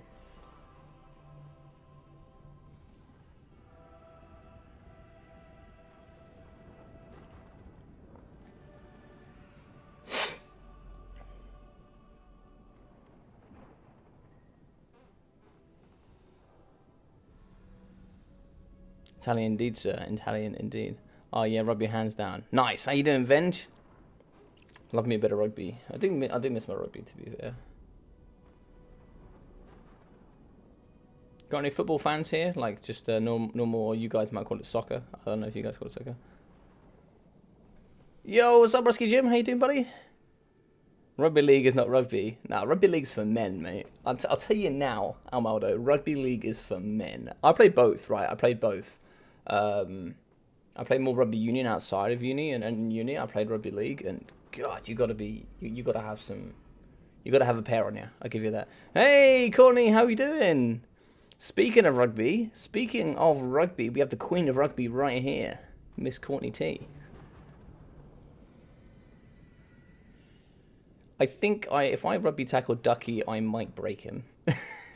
So let's not do that. You don't want a broken duck. You don't want a broken duck. We feed him bread and he's happy. I'm an Irishman, so it's rugger for me. If you call it rugger over here, Thorheim, that's not what that means. More of a football guy. Oh, more of a football guy. Yeah, I can imagine it's really not over there in Switzerland. No. I think in the Nordic countries, they play quite a lot of it, I think.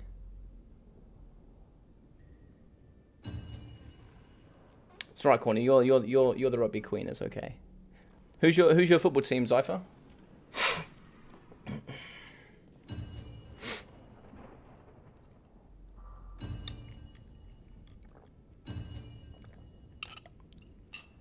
Oh, I am unable to play either. Those players' arms are the size of my belly. You can have a big belly. You can have a big belly and play rugby. That's no problem. We don't judge.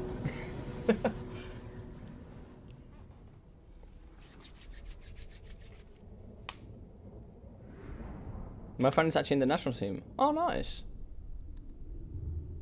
Well, it doesn't mean much in Switzerland. Switzerland have a pretty solid team. They got some really good players, to be fair. Turin and Logic both charging into each other. Oh, I don't know how tall Turin is. I think Turin's a little bit taller than me, I think. But I'll take him. I think Turin played football, right? He played American football, I think. So I think that'd be a good contest.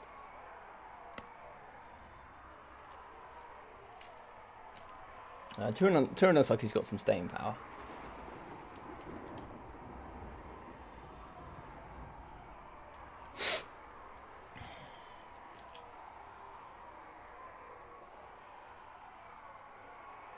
Alright, so pretty cool map here. Really like this. You've got some trees on the right-hand side that can be utilised.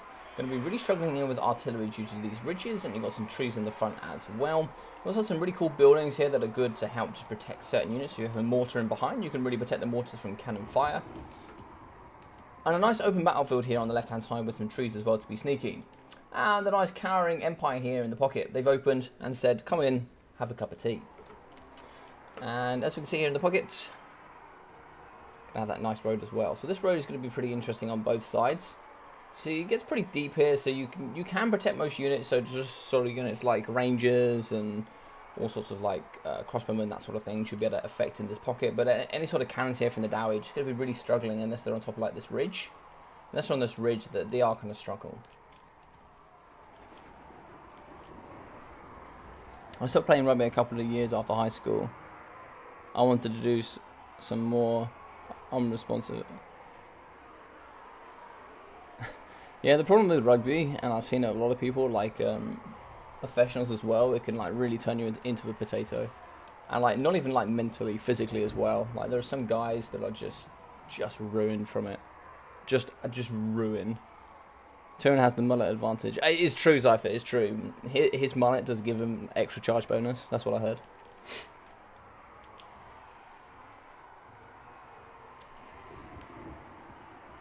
But I'm a little stunty, so you know, I got defense. I got like a charge defense against large. So come at me, bro.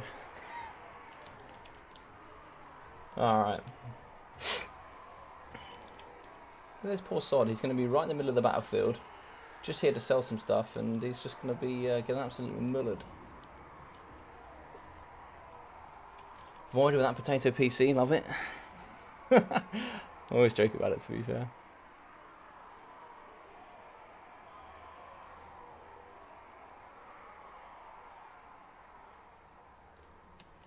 Well, I'll take a little look at the surrounding areas. Nice moat, though. This is pretty good to defend, actually. Got a nice good old choke point here with a moat around the outside. This is a pretty impressive for the Empire, I must admit. Pretty impressive. Yeah, a couple of spearmen here. A couple of phalanx, you know, in the old school Rome, you know, a couple of phalanx at the front. And you're not breaking that thing for a couple of weeks. Do you have blasting charges as well? I mean, I do, but don't tell him that, because he needs to find out when he hits me. Total Warhammer 220 turns into rugby bands. Can do here with me, can do here. I'm happy to talk rugby all day.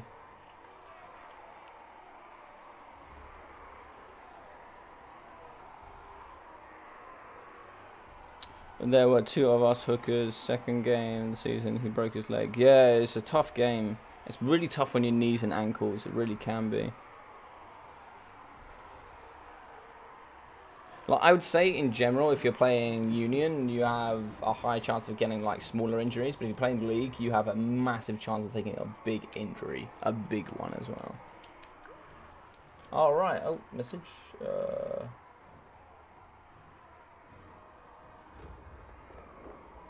Can anybody find out the hockey score with RU against Sweden? Legion was asking. If anybody can find that out, that'd be awesome, and then I'll type it in chat.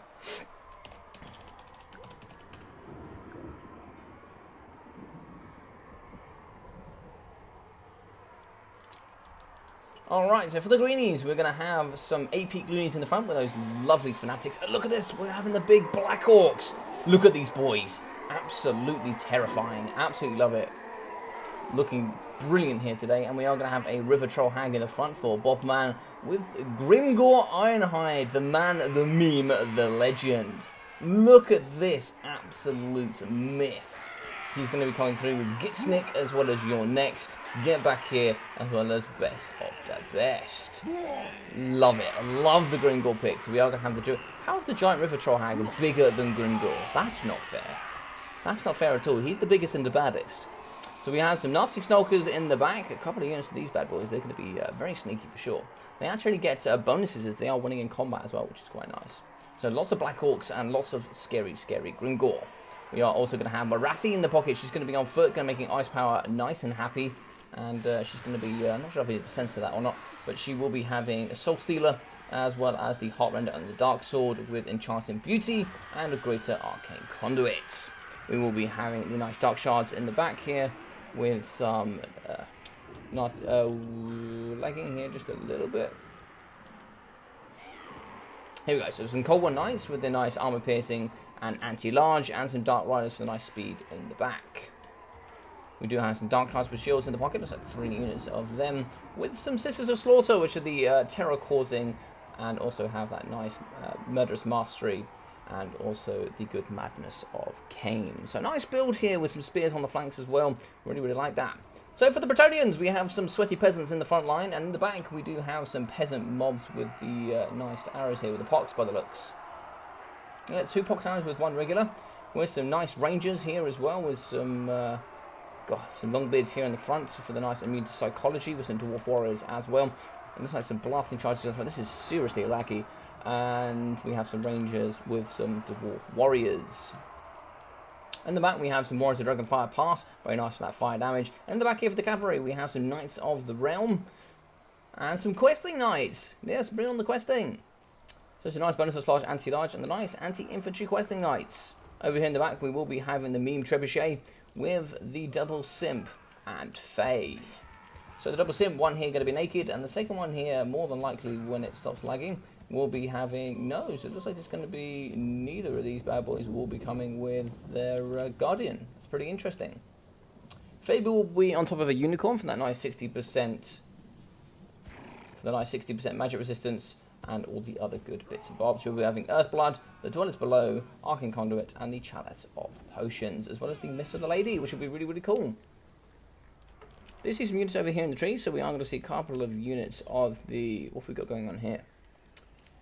Yeah, so a little bit laggy, but Goblin Wolf Rider Archers, so there's like 4 units there on one side, and no Spider Riders today. Interesting stuff. Now, who is the Lord here for the big bad boys? So we are going to have the Rune Lord. Okay, the Rune Lord is interesting. I don't know how I feel about the Rune Lord.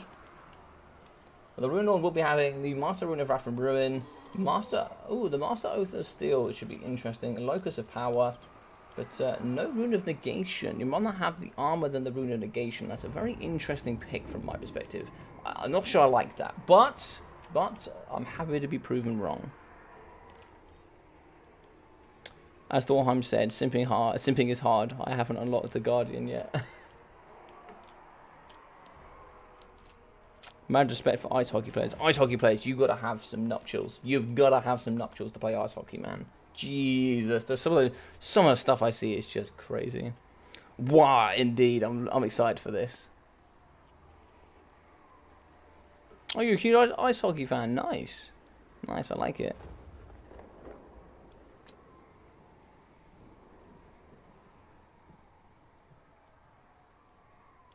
Do we have any results on the hockey? Oh, 4-6, apparently. Sweden 4.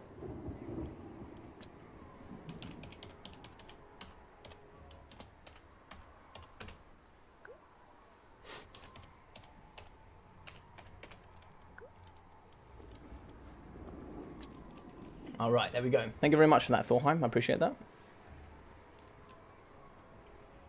So yeah, for anybody that was interested, and I'll say it now as we're just about popping into the battle, tomorrow I will be doing a legendary campaign stream. So I will be doing the Dowie, and not too sure which lord I'll go with tomorrow. But if you guys want to come hang out as well and talk about like the things that we are today, talk about rugby and just talk about all fun things, sport, etc. And also talk about some Total War Warhammer, including some good stuff coming forward from the Warhammer community. It's going to be a nice little stream there on Thursday from some of the big boys up top. It's going to be some awesome stuff. Tell me about it, Zypher. Tell me a little bit about hockey. I'm not actually a big viewer of hockey.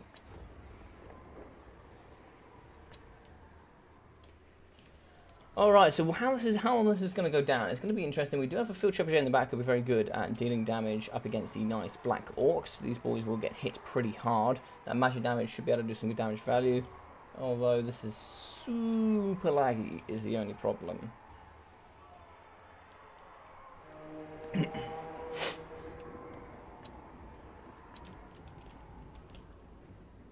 This is going to be an interesting game.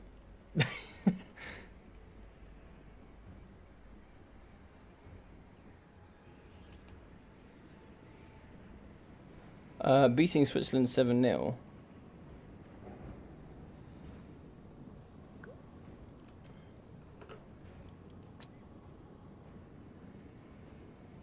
Should we play it in fast forward? I'm going to leave that up to these guys and do whatever they want to do.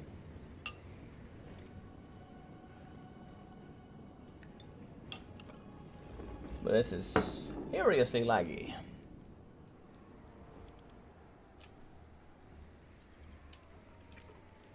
And the only issue here, if you... from this left-hand side of the force, there's really not too much mobility on this hand side. You do have the double knights, the Roman, the questing knights over here. You've got 40 units of skirmish cavalry, so you're not going to be able to shut them all down. But you do have some nice ranges in the pocket, so we could get some fire in this direction. It's a little bit scary here for the 4 units of Goblin Warfighter archers. There's not really anywhere for them to poke and do some good damage value. Field trebuchets are going after the Sisters of Slaughter. Not a bad target at all, if I must say so myself. But now it's like they are going to go after the Black Orcs. Also, still not a bad target.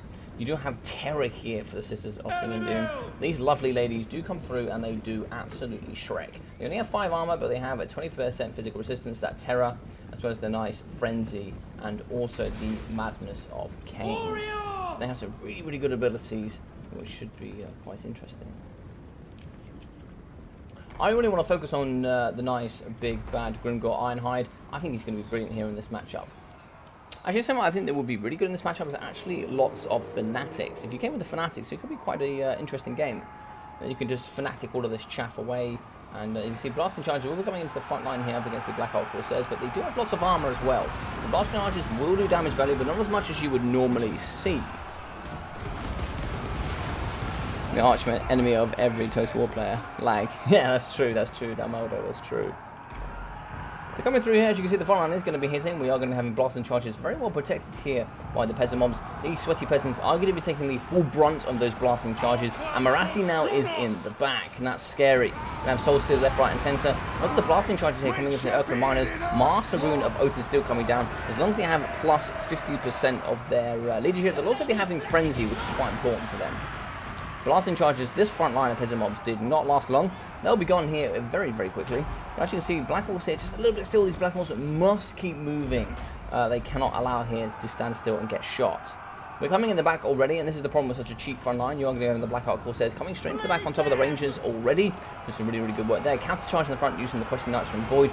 Wood will be coming through for the slam here up against the 8-peak loonies, and here would be a perfect.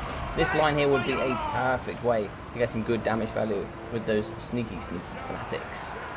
We have some nice Cobalt Knights in the back for the counter here up against the Questing Knights. But Questing Knights will still do some good damage here up against the Cold One for sure. In the pocket, oh my god, look at this! So the Fae has absolutely been slapped by Grimgor.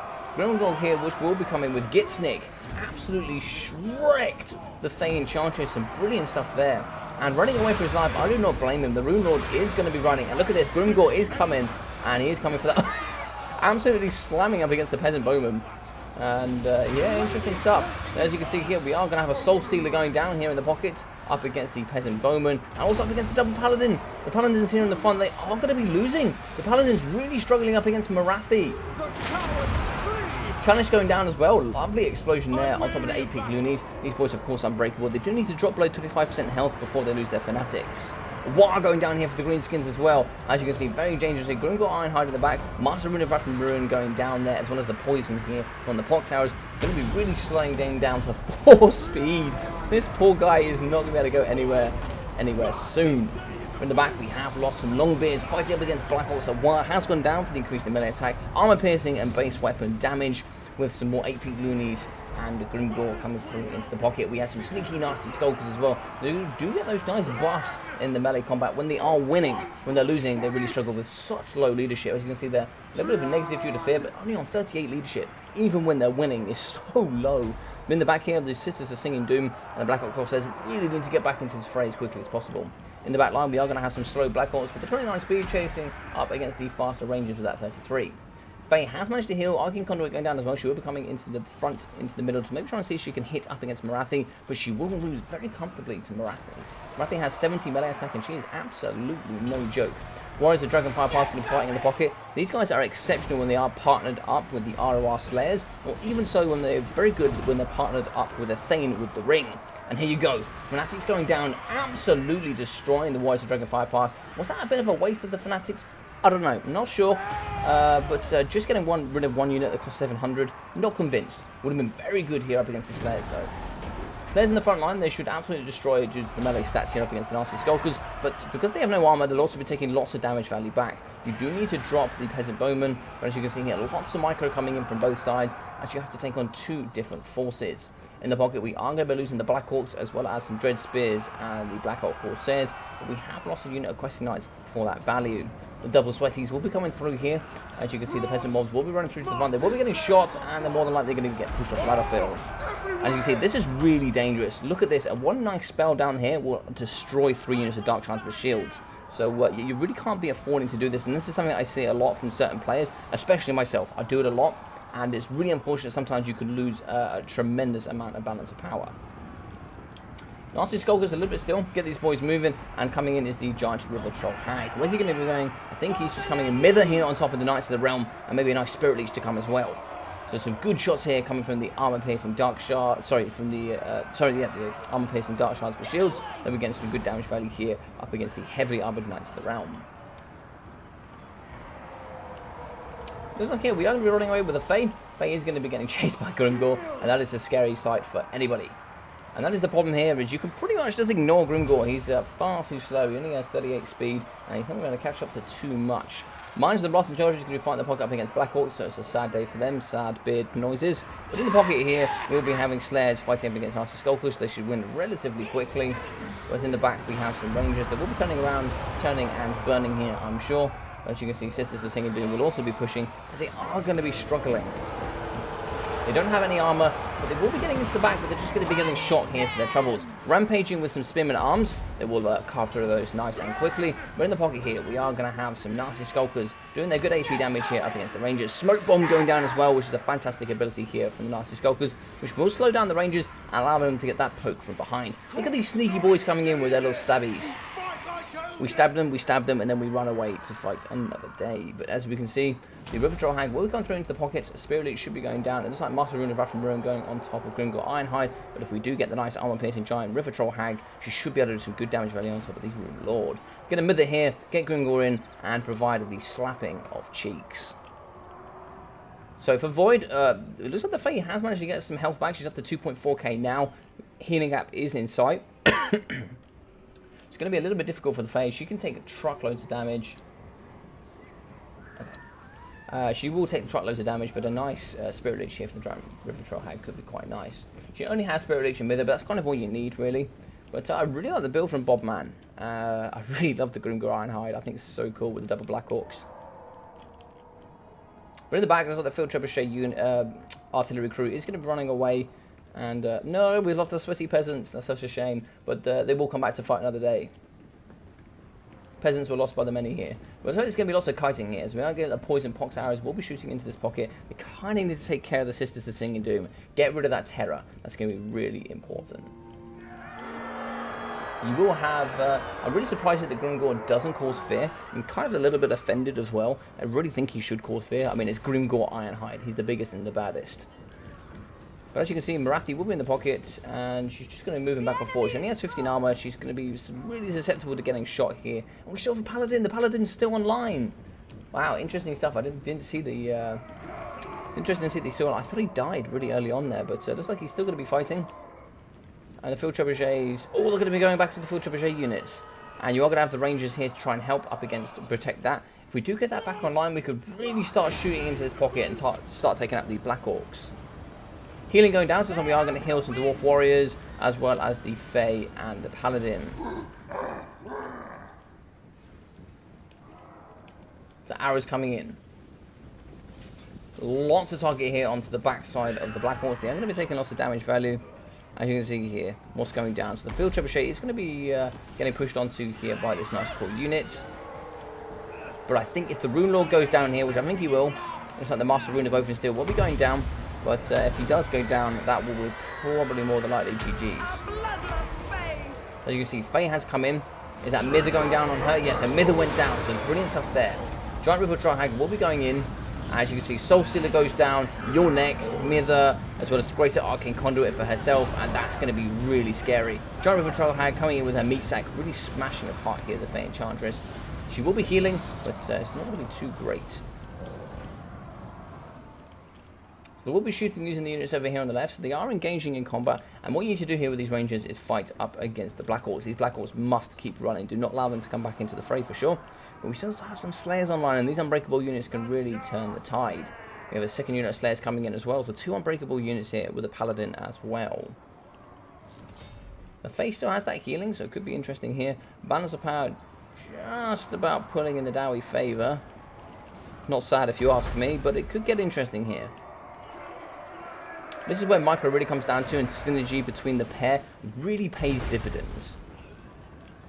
As you can see, so really good stuff. Looks like Void's going to be pushing off the Black Orcs using... Oh my god, he is like not happy though. Why is that? Currently losing in comp. I don't know how he can be losing to a broken unit. That's kind of... That's interesting. I'll be interested to see what happens there. He's losing to a broken unit apparently.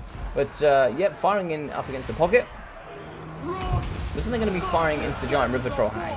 What's going down here? So Spirit Leech going down on the Knights of the Realm. Good stuff there. They are at the max healing cap as well. So we'll be getting that damage value. It looks like there's not too much damage. Oh no, it's this one over here. Beg your pardon. Yeah, so 470 HP left for them. But 2.3 left for the Fae. So the Fae is going to be close. But I don't know if there's anything much to catch. I think you've used all 3 Mithers as the Giant River Troll Hag. They need to keep tight here. Super tight. Soul Stealer going down. Soul Stealer will be going down on top of the Slayers as well, which is really important. Really reduce those units. Also get that healing from Marathi. Everything's piling in now. So it's going to be Grimgor and Marathi versus the world with the River Troll Hag. What's the River Troll Hag got in his pocket though? It will be having Overwhelming Odor, given that negative to melee attack, etc. But I just don't know that's enough. So you are going to be breaking here against the Knights of the Realm with that fear. But what is going to be left? Paladin will be coming in for that charge up against Marathi. Marathi took that like an absolute champion. And it looks like here you are going to be getting a break from the Paladin. There is no terror here left, just fear. So the fear could help. Grimgor is going to be slapping left, right and centre. And cheeks are being spread, I think. Grimgor is well known for doing that. And let's get in on the fight. Let's get in on the fight. You can see Grimgor is going to be in the pocket. And Grimgor is going to be destroying boys in blue. Look at that. A nice big axe to the head here for the Dowie. Slayers will be going in as well. These Slayers will be unbreakable and should be able to get some good damage value. You are going to be seeing Marathi as well, getting in with the spears, doing those nice spinning attacks and just destroying up against these unbreakable dwarfs. Now, the Rune Lord does kind of need to get involved here. He doesn't have brilliant stats, but getting him involved, maybe fighting up against Marathi might be quite nice. She has 55 melee attack, but not... she is bonus for large anti-large and armor piercing, but actually that will be perfect for the Rune Lord. I do apologise, because he will be on top of his anvil, he will be big. Maybe fighting up against Grimgor might be better. Here we go, the Battle of the Ages. We're going to have the Rune Lord coming in. He is going to be using his mass just to pin in up against Grimgor, and you're going to be having all sorts of blue dwarfs and stunties left, right, and centre. You can see that beautiful anvil is going to be coming in, but he's going to get blocked here due to all the nice ranges. A charge here coming from the Fae. Charge, very nice circle charge to the backside here of Grimgor, and she will be running away. What have we got left on the battlefield? Let's get a nice big overview. So not really too much left. We do actually have an artillery crew here. The artillery crew is really not going to be too handy here in the later stages. There's nothing really for them to shoot. You just got two single entities.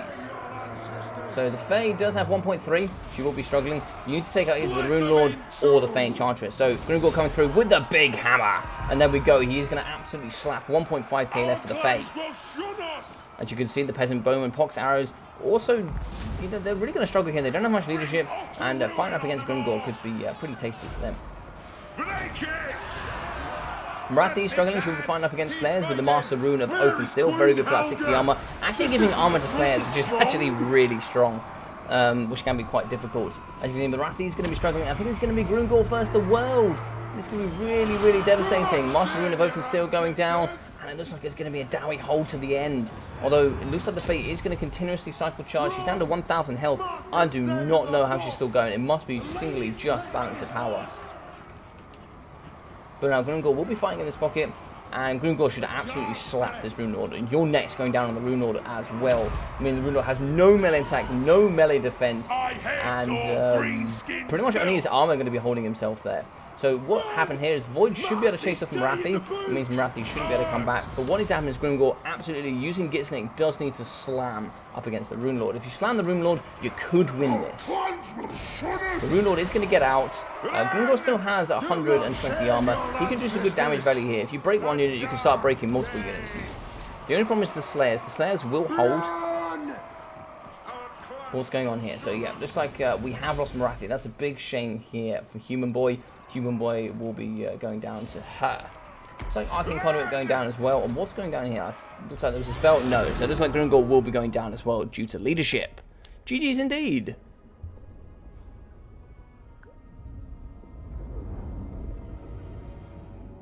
It's based on balance levels of chasing unit versus chased unit. I'm guessing Paladin health is so low that the presence... Yeah, it's interesting how it's...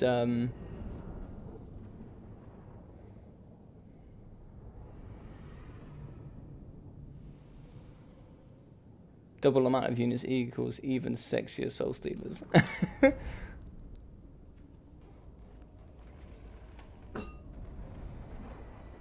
Oh, Viscous Satsuma, thank you very much for the follow. I appreciate that, buddy. Thank you very much for the subscription. Just saw that there on the phone. Thank you very much. I appreciate that, buddy. So let's hop into it here. A little bit slow on that one. So let's go with Void. He got 2.4k for the Fae Enchantress. Some nice cycle charges there. 91 and 380 here for the Paladins. The one thing about the Paladins that people need to recognize as well is they don't have that immune to psychology, so terror is really a big problem for them. Also fear as well. Fear is also a massive problem. But let's have a look here. So 225, 1,000 here, and 54 for the Pox Arrows, and 210. 239 kills, 1.6k for the Knights of the Realm, 411. 800 here for the Questing Knights, 305. And 866 here for the Blessed Field Trebuchets. If we do pop in here with Legion, He will be coming in with 191 damage for the Rune Lord, 600 and 366. Very good with the blasting charges there on the front line, and 411 for the Urkra Miners. Front line 555 and 107 here for the Dwarf Warriors. Longbeards really struggle, but 605 for that unit, not too bad. 202 for the Warriors of Dragonfire Pass, 1.6 here for the Slayers, and 1.26. 700 as well as 900, 900 and 640. This is some of the damage value you could really get on cheap units such as the Rangers, especially with their Stalk. If you're really able to protect them, they can get some really good damage value. I'm Lucky Human Bob. How you doing, Viscous Satsuma? Hope you're doing well, buddy. Hope you're having a good day. Let's hop in here. So Human Boy, he got 2,100 damage value for Marathi. 400 and 500, 105 kills though for Black Hole Corsairs. Really good stuff. And let's have a look. So not too much there, 400. 104 kills, only 250 damage value for the Sisters of Singing Doom. They got really cleverly targeted. 1,100 for the Dark Shards, 886 and 780. Very good at just taking apart those dwarfs. As you can see, I didn't see the shades actually, but there was a unit of shades maybe in the trees, but 305 for them, 180, 380, and 1.4 here for the Cold One Knights. I really like Cold One Knights. I think they're really, really good. Bobman, he got 144 kills, 3,100 damage value for Grimgore. Fantastic. This is why I like doing this as well. To see units such as Grimgore Lords is really fun. But 990 for the Giant River Troll Hag, 680 for the Nasty Skulkers, 530, and 2,100 for the AP units. They're just so good. 1,080, 980, and 1,200 for the Black Orcs. And yeah. The Morgie Maggie Marauders getting only 213. But interesting because then you had so many dwarfs, but obviously limited range, etc. Also having rangers and that is quite difficult. GG's. Do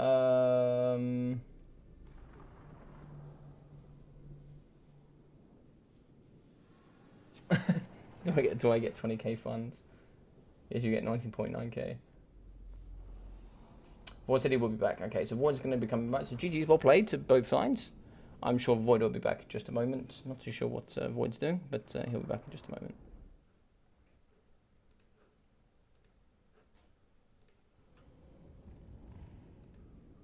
So yeah, what did you guys think about that battle? What do you think was the turning point?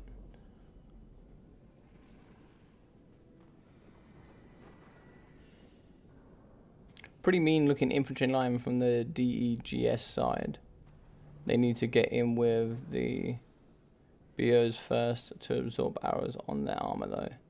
Yeah, I think a lot of the DE army was lowly armored, which is a problem because there was just so much cheap range here from these boys.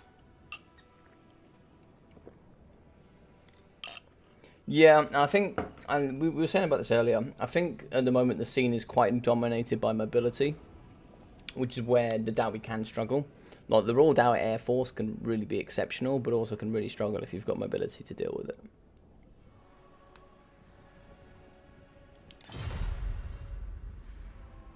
So pick Wood Elves, ban Lizard Men.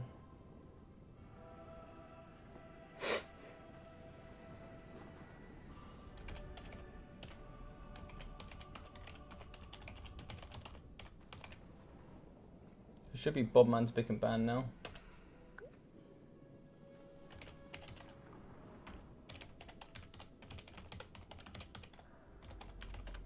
Just whilst we're waiting, we'll get them to pick and ban. So, Wood Elves with the Lizardman banned, so that's good for the Wood Elves. You know, there's a very good counter there.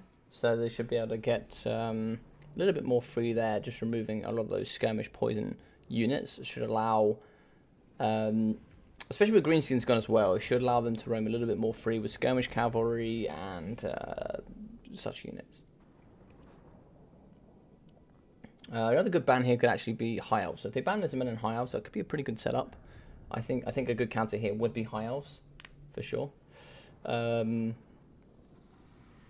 think otherwise Dowie could be a really good counter if Bobman wants him to do that. Let's just message Void and see if he's doing okay.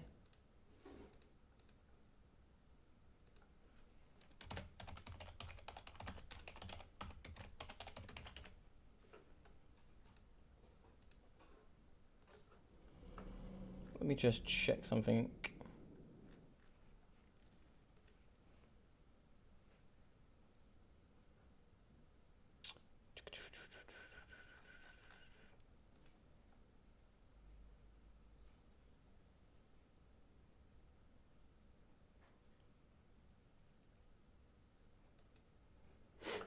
All right, where is that? Oh, yeah.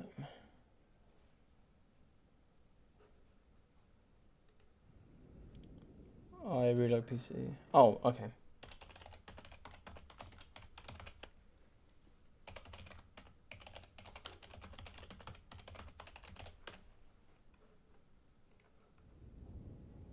Alright, looks like he's ready. So just have to reset the PC there. So let's get Void back in.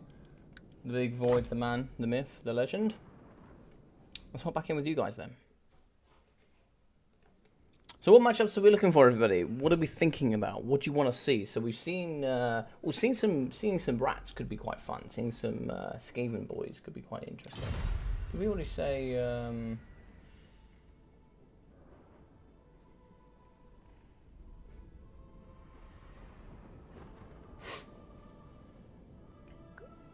Yes, logic. Can we ban as a min again? I think you can reban.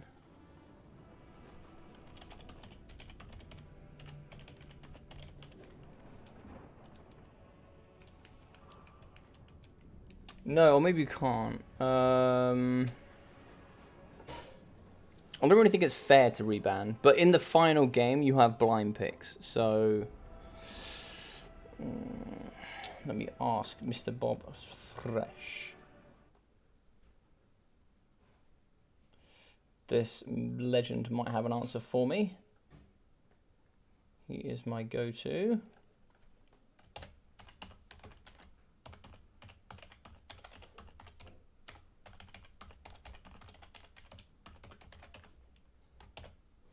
I.e.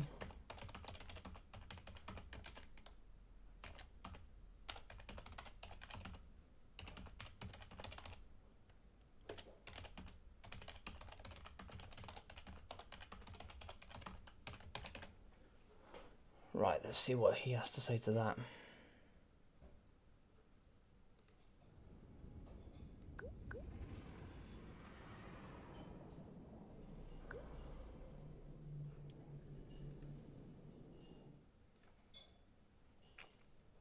Make Norsca great again. Honestly, Norsca Empire. Oh yeah, cool.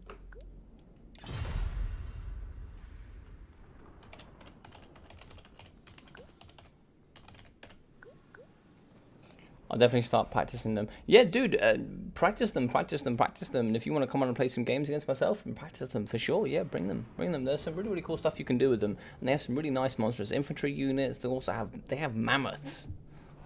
I mean, who doesn't love mammoths? Mammoths are awesome. They also have wind wolves. I mean, they have massive skin wolves that heal. They also have a skin wolf unit called a skin wolf working.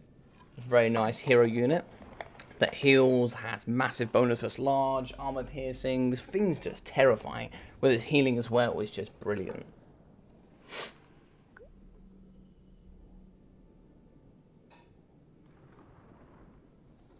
All right. I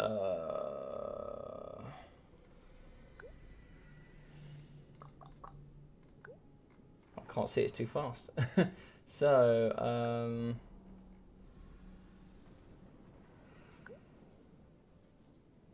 okay, so I think if we've got Wood Elves and Skaven, I think Legion's going to be playing a little bit more box with the Skaven, and you're going to see quite an aggressive Void with the Wood Elves.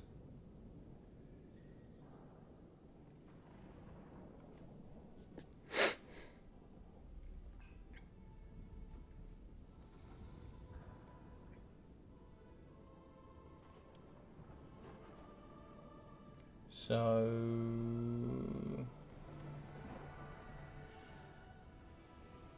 what did they pick?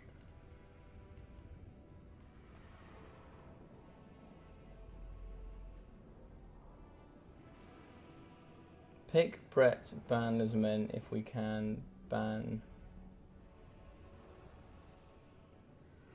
And ban counts if we can't. Okay. So they're picking Bretonia, which I think is a good pick. I think they're an S tier pick. I think they're really up there. Norse Mammoth overhyped. Araby Elephant's better. How you doing, Hammond? How you doing? Would you like to see Araby as a faction if they made it a little bit more PC? Would you like Araby as a faction? Because I think that'd be pretty cool. They got some really cool units in there. So here's a question for all of you guys in chat for Total War Warhammer 3. What are you most looking forward to? What's that one unit? What's that one faction? What's that one thing that you're really excited for? Yes, next map will be Pillar.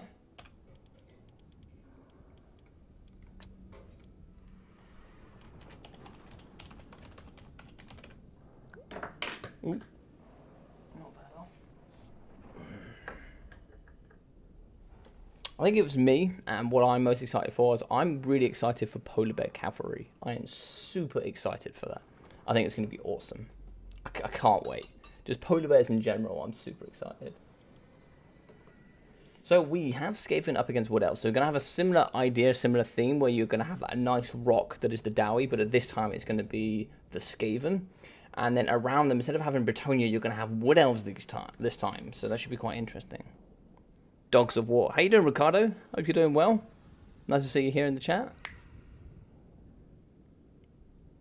Honestly, a Beastman update. I think we'll probably... I think it's 50-50. We'll either get a Beastman update now, or we'll get a Norscan update. I think it'll be one of the two. I don't know which, but I'm sure it will be. Legions of Nagash should be an interesting sub-faction. Yeah, I think so too. I think Legion... I think Nagash could be quite interestingly worked into the game. Dogs of War could be really cool though, Ricardo, for sure. Dogs of War could be really cool. If they made Araby and Nippon more fantasy-esque, kind of like what they did with Kislev, it would be really good in my opinion. Yeah, for sure. I'm be interested to see how they're going to do some other factions as well. There's some really interesting ones out there. I know there's like a UK-based faction. I think it's like... I'm not sure what it's called, but there's like a Bretonia sort of Breton or something like that.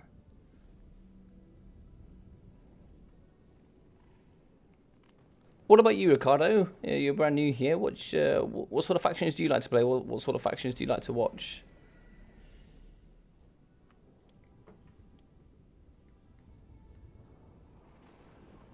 What else in Skaven on this side? Is it going to be Skaven and... Interesting. So we're going to have Skaven on Skaven, and then we're also going to have basically Widows up against Bretonia, which you would think would comfortably favour the Bretonians. Ready. So we actually have the Rat Boy himself. We have Human Boy Yes coming in with the double Yes with the Skaven. Can Legion out Skaven the Skaven Master himself? Albion. That's my guy. You know it. You know it. Is that actually Albion? I'm mixing up Albion and I'm mixing up something actually. I think I'm mixing up Albion and something else. I can't remember what else. There's another one that's similar to that I think as well. There's a lot to be fair. There's a lot to be fair.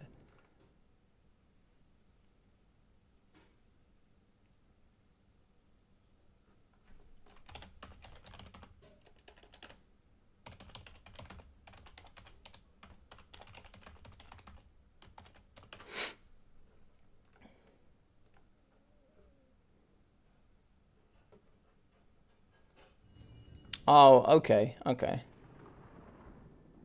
I like High Elves and Greenskins. Nice, dude. I really like High Elves as well. I think High Elves are such a really cool thematic army, and I really love the lore behind Greenskins. I mean, that's why myself, if I play my factions, is Greenskins and Dowie. Dowie is like my true home. It's my true love. It is me. I am a dwarf in disguise. But I also love the Greenskins. I just love the idea behind the Greenskins. They're so funny. They're honestly brilliant.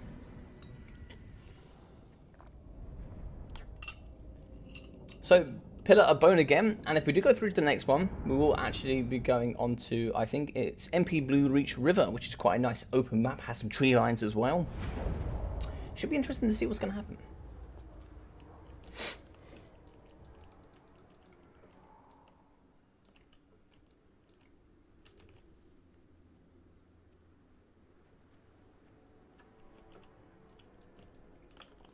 So you've got some things you can utilize in these armies. You know, you've got nice sort of terrain here that you can utilize for cannons. No, sorry, not cannons, for mortars. You know, going over the top that you can really use to outplay cannons. You've got nice trees here that you can certainly put vanguard units in. Actually, you've got a pretty wide deployment zone. You can deploy as far as over here as well. So you've got an entirety length of the map here that you can do some really, really good work with. High elves are great, but you have to work on the green skin part. By the way, anyone know in the lore why Arkan hates Cetra? I think Arkan hates all. He hates all of them, right? He hates. It's not like Grand Hippotep where he got like cast out, but I'm pretty sure he just hates all. He just hates all Tomb Kings, I think. I'm not too sure why.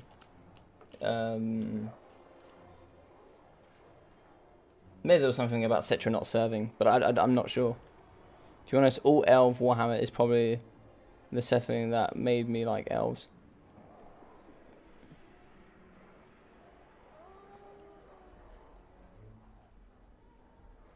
Yeah, I think the one thing I really like about Warhammer here, what they've done with the elves, like the design of the elves are really cool in this. They put some nice, really nice attention to detail.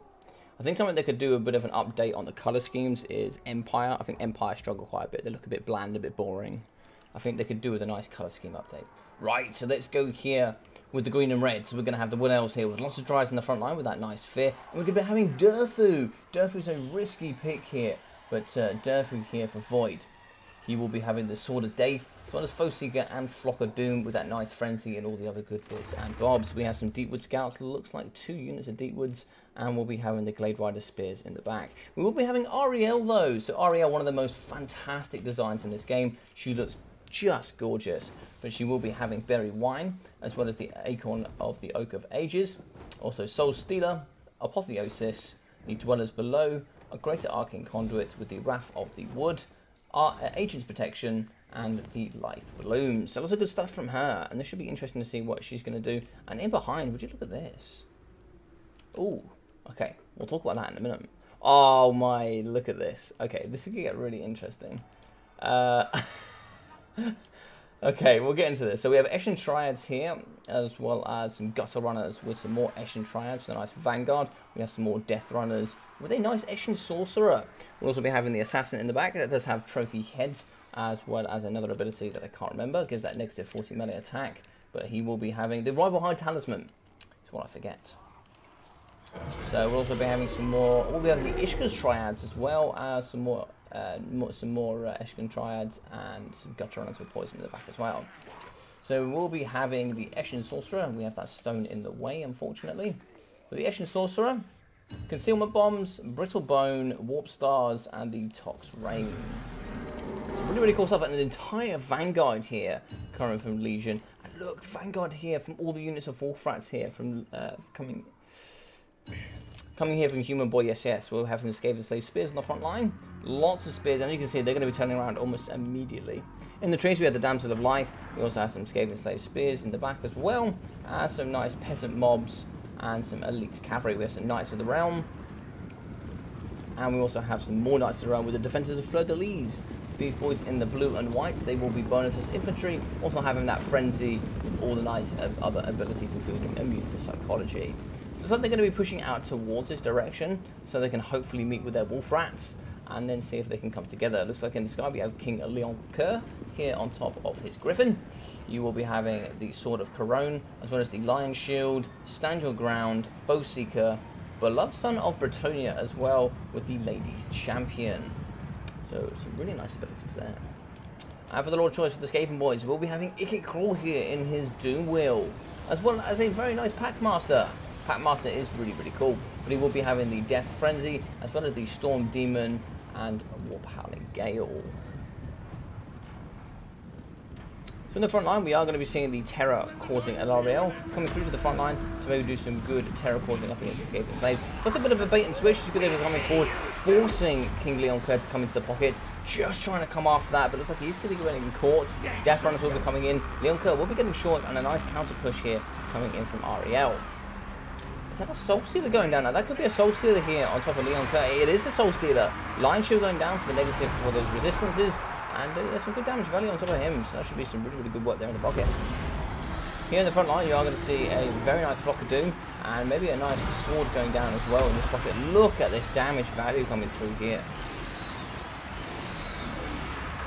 As we can see, we have some nice knights over, just pushing up against the Ishka's Triads. Ishka's Triads very good there for the bonus for large anti-largeman armor piercing. In the pocket, we'll be having Deathmaster Snickage. The Deathmaster Snickage here going up against Ikit Claw should be quite interesting. The Glade Rider Spears have been terrified and they will be getting pushed off. We get some Knights of the Realm coming through for the bonus first large. And then here it's going to be the boys in blue with Human Boy fighting up against the boys in red here with the Legion. The Legion is going to be doing okay. He's lost lots of leadership there due to terror, I think, here coming from Ikit Claw on top of his steering wheel. As you can see, the Deathmaster Sigil will be going down on top of him, stopping him from moving, and that will allow Deathmaster Sigil to come through and kick some butt. But here in the pocket, we are going to be having Leon Kerr fighting up against Ariel. Sword of Corone going down, giving that negative to armor, negative to melee events, making them very, very squishy. Over in the back, we are going to be having the Knights of the Realm trying to charge into the back and shut down the Gutter Runners. Looks like we've already shut down some Deepwood Scouts, but another unit on, and this is going to be getting peppered here in this pocket. Leon Kerr in this pocket, what's he coming after? He's coming after Deathmaster Snickage. And that's a dangerous move. Taking out the King of the Assassins, some brilliant work there in the pocket. But we also have Human Boy with the Packmaster, and this sneaky 95 speed with the horse here, the Damsel Life, will be coming through to chase him off the battlefield. That's some really, really good stuff there coming from these two, showing that synergy is just perfect between them. Comms are clearly on point, and as we can see here, we are going to be having Ikit Claw alongside King Leon Kerr fighting here up against the Assassin. The Tillman bombs going down, but this boy has nowhere to run. As you see, the boys in blue here for Human Boy, just going to be holding him in this pocket, not doing too much else. The important stuff is coming in behind us. We do have Durfu as well as Ariel here in the pocket, as the Knights are going to be fighting up against the Death Runners, and the Ishkas are going to be chasing after the Knights of the Realm. As you can see, you have these little grey swirls going down, all with the negative to 50% armor, thanks to the Weeping Blades. Lots of Weeping Blades here going on the Death Runners, negative 50% armor for them, as well as also the Ishka's Triads. So as you can see, the Broken Assassin here going to be getting pushed off. That's going to be very handy here. Banners of Power will be shifting here into the nice Bretonian favour. Damsel will be coming back on a nice heal here on Leon Kerr. He does have that regen, so maybe try and see if we can get a heal for Ikit Claw instead. As you can see, yep, a regrowth going down on top of him, and that's going to be gorgeous value there. And we are going to be having Leon Kerr with nice Ikit here fighting up against Ariel. And this is where the battle goes down, the Battle of the Titans. As we see Leon Kerr, we get a nice shield going down for him for that magic resistance. If we do have the magic attack to Durfu, there's a negative 44% magic resistance there. So really, really good stuff. Ariel also does magic damage, which means pretty much they can't touch. Or they will get some damage, but they won't do too much here against Leon Kerr, as they'll be having 59% magic resistance. Ikit Claw, though, might get a bit of a slap for his troubles, but we do have the Dryads here coming from Void. Void is going to help a little bit, but not too much. We do actually have Deathmaster Snickage come back. He looks like he wasn't chased off, so now should hopefully be able to push up against him. The Concealment bombs, though, will be hiding him for now, but if we do get the Knight's Errand nice and close, we should be able to get some good cycle charges. In the pocket, we are going to see Human Boy's troops are going to be getting broken left, right, and centre, and it's like Peasant Mobs are going to be winning the day. Did you ever dare believe it? We're having Peasant Mobs here beating Skaven Slaves. But here in the pocket, we are going to be having Leon Kerr trying to help assassinate here up against Deathmaster Snickage. Apotheos is going down for that healing, and also can manage to cause fear for himself, which means if we do have any fear here, we do actually have terror for King Leon Kerr, which is quite handy. They will negate the fear here from Packmaster. As we can see what's going down here. So looks like sort of Corone will be going down for the negative armor and melee defense. And big shots here. What was that shot from? Was that a shot from... Oh, that shot was probably from Ikit Claw then. That definitely wasn't a Lamentation. No, there's no Lamentation here for Durfu. So Durfu sometimes also has like a nice... I don't know how to explain. It's a little bit like Gaze in the Gash for himself. What's going down? So Durfu is going to be using Foe Seeker, maybe trying to help charge. But as you can see, Ariel has been broken. Ariel could be getting pushed off. And as you can see, Deathmaster Snickage is very carefully going to be sticking nice and close to Durfu. We still have the Assassin back online. Those two not getting pushed off is massive. That's really, really important. That is something as a new player you really must do, because once they've broken, you can simply just push them off the edge of the map. It is really far away, but it is worth it. Once they've gone, they've gone. You don't have to worry about it. But now they can heal, they can come back into the game. Apotheosis here on top of Ariel, and you have all of the characters still involved. And you're going to have King Leon Kerr coming very close to his healing cap, and it's going to get a bit scary here. As you can see, it should hopefully be able to break up against Ariel, but Ariel is really starting to heal now. Deathmaster Sigil going down on top of the Packmaster, and as you can see, Escape on Stage coming in with Death Frenzy as well. And we get a little bit troublesome here, as you see the Packmaster taking a massive punching. Brittle Bones going down as well for the negative on the melee defense, giving him 0 melee defense. He does have 88 melee attack. As you can see, Icky Claw is going to be just rolling away here, and King Leon Kerr is just going to be waiting for that one opportunity when one of these is separated and is able to get that damage value. Assassin from Legion is going to be coming after Icky Claw, or is he going to be going after Leon Kerr? Very interesting here. Balance of Power is pushing really hard, probably because you've got so many Knights left. The Knights will be very good here up against Durfu. In the pocket, the Assassin is struggling. He's down to 1.2k HP, not massive HP pull for him, but the Packmaster has been broken. Now he does have regen, so hopefully we might be seeing him back a little bit later on, but he does have 95 speed as well, and especially when he's broken, he goes up to 107 speed due to scurry away, so he should be able to get that healing. And we also have the nice Wolf Rats. The Wolf Rats should be able to escort him to safety. Damsel's still in line, which is really important. Get that healing here, especially for Icket Claw, as obviously he doesn't have any options there for regeneration, etc. And it looks like he's going to be rolling dirty, just trying to take down Deathmaster, showing him he is the true rat. Yes, yes. We're coming through as well with those night attacks, really hitting Durfee quite hard, and Ariel is coming very, very close to her healing cap. So we have poison here, so it looks like we do have some poison here for the Wolf Rats. Poisoning with the Wolf Rats coming in, maybe poisoning up against Ariel and up against Durfu could be quite important. Sort of Corone going down. Also here, King Leon Kerr is very close to his healing cap as well. Looks like they're terrified there, and some really, really good stuff. Fantastic play coming from both sides. I missed the last 20 minutes. Who's playing? So we actually have Human Boy Yes Yes and Bobman going up against Void and Legion, and it's actually going to be one apiece now. So really, really interesting stuff. So they go on with Human Boy Yes Yes. 28 kills, 3,300 damage value here for Icket Claw, and 1.2 here for the Packmaster. 800 damage value, 600, 400, as well as 490, 330, 550, 560, and 730 for the Wolf Rats. That is some amazing value. I've never seen that many rats get that sort of damage value over the board. So really, really cool stuff there. 280 from the Clan Rat Spears, but nothing else here too much to talk about. Bobman coming in with 2.5k damage value for King Leon Kerr, nothing here for the Damsel. And 88 kills, 1000 damage value for the Defenders of Fleur de Lis, 600 and 740 for the Knights Errands, 1.2 here for the Knights of the Realm, and 1100 for the second units. So for the Knights of the Realm here, for the third, 1.45, and only 150 here for these. I didn't see what happened to these ones. But 246 kills, 400 damage value for the Dryads, 170 for 580, and it's like 570 for 168. Oh, still 420 here for the Dryads as well. So 2.36 here for L'Oreal, some good Soul Stealers, etc. in there, and the Acorn Oak of Ages there, pretty good as well. And 3.6 here for Durfu as well, with those really nice, especially with the sword, and also coming in with Flock of Doom for that lovely, lovely damage. 317 and 910 for the Deepwood Scouts, and the backline 200 and 140 here for the Glade Rider Spears. For Legion, we will be having 1.1 in for Deathmaster Snickich, 260 for the Eshin Sorcerer, and 730 for the Assassin. 76, 720 for the Eshin Triads, sorry, and 330 there. For the Ishka's Triads, we will be having 1.25, which is some good value, 270, 770, and 450 for the Death Runners. 380 and 480 here for the Gutter Runners, and one with Poison. I really like the Gutter Runners with Poison. I think they could really rack up some good damage value. But yeah, good game overall. I really enjoyed that, and yeah.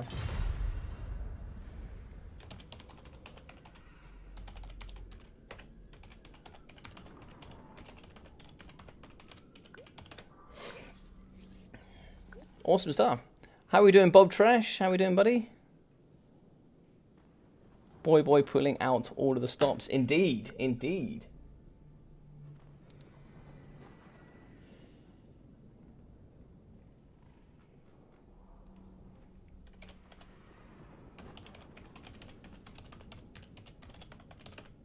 No replay of factions. So they can't replay factions on either side here. Non-flashbacks. Certainly giving a welcome to Astilia vibes on his chariot. I really can't wait for dog. I hope they bring in Dogs of War. That'd be quite cool. Because Cetra apparently is a daddy. Oh. Not all TKs like Cetra, and see Arkin is a good counterbalance. Okay. To Warhammer 3 you should add Army Painter. Alright, so like Ricardo, if you come in you can like build your own like colour schemes for units, etc. That'd be pretty cool. I'll be down for that. I think what they really need, so as an example, if we have Skaven up against Skaven, you can like just cycle through all the different sort of colour schemes, so you can pick different different colour schemes if you do have a mirror match.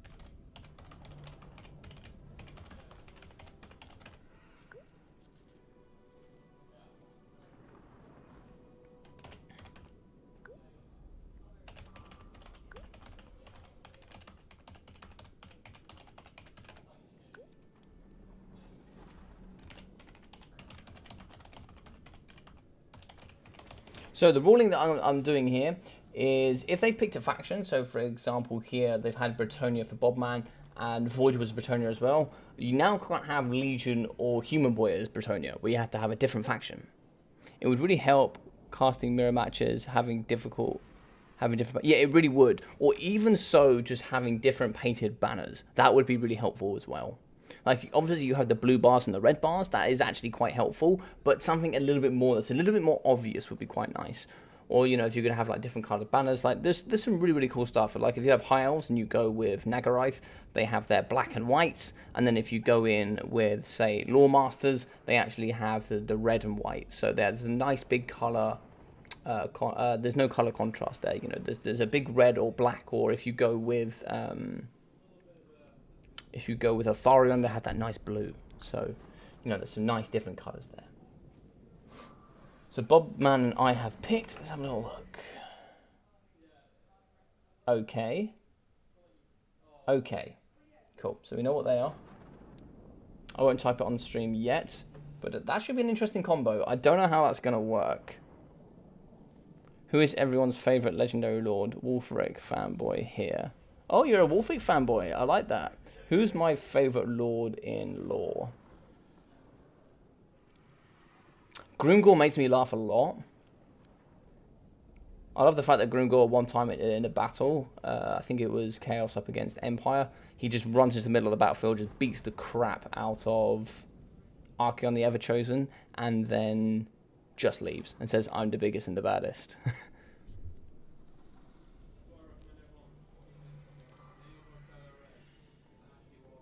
But I don't know, Thorheim. Maybe Grombrindle. I love Grombrindle. I think he's a really, really cool lord.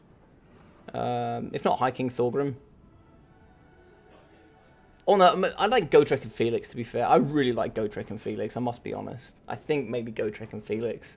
Just because they're so cool, man. They are so cool. Honestly, it's growing on me the more I think about it. Yeah, I think sometimes with some ideas, sometimes you just have to let those ideas just sit and fester a little bit and just think about them. Because they can be really, really cool. All right, so, okay.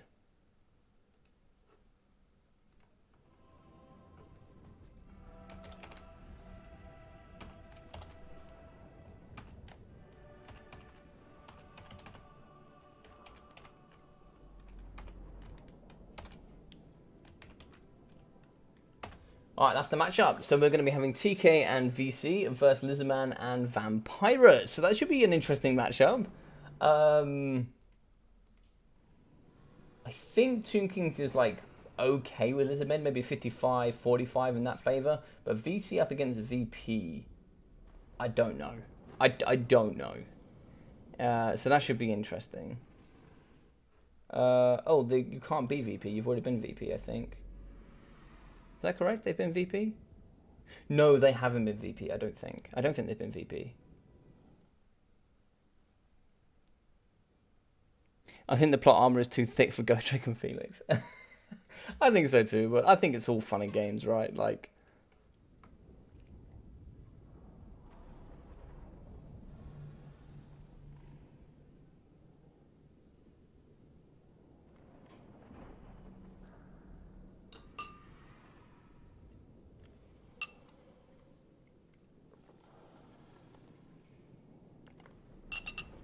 So this should be interesting. So we've got lots of undead going on here. So Invocation of the Heck will also work with the Tomb Kings, which should be quite interesting. You've got the oh, let's have a look. Oh, the map is, I believe, yeah, Blue Ridge River. I did say that.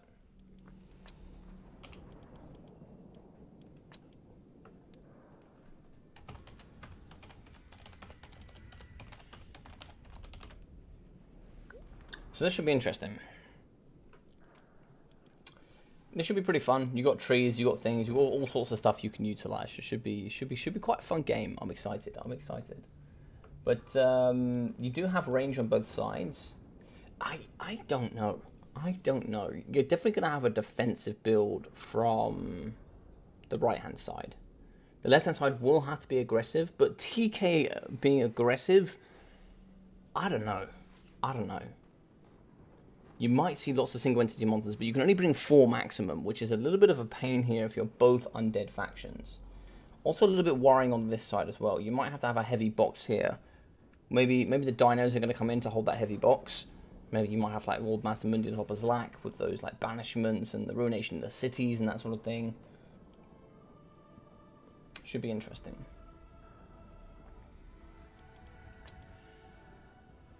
But yes, for everybody here, please say a big thank you very much to Bob Tresh. He sent me the rules for this. Him and Vishkas Sasuma sent in the rules so that we could help with this tournament. So say please, thank you very much for them.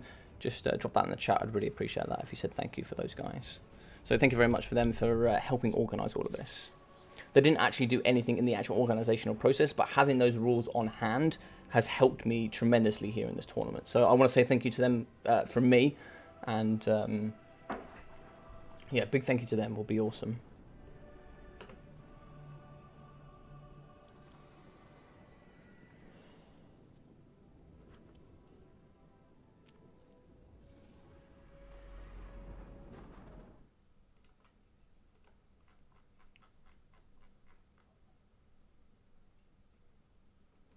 Right. So let's go through some army stuff. Let's see.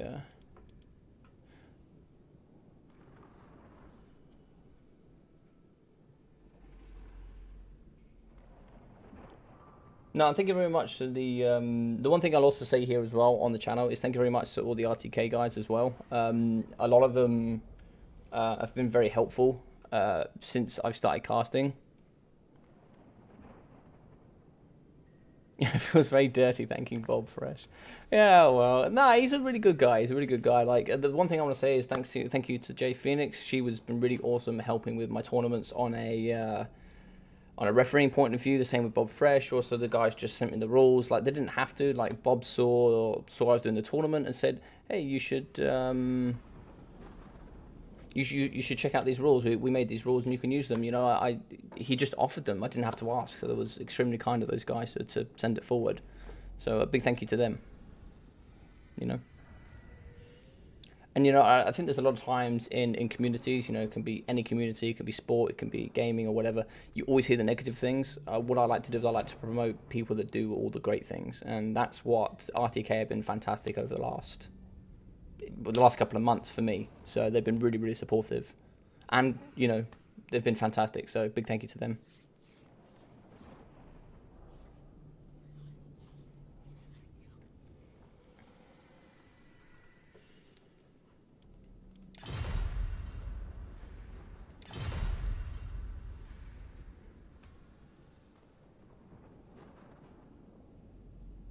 But I still must get my kicks in when I'm able.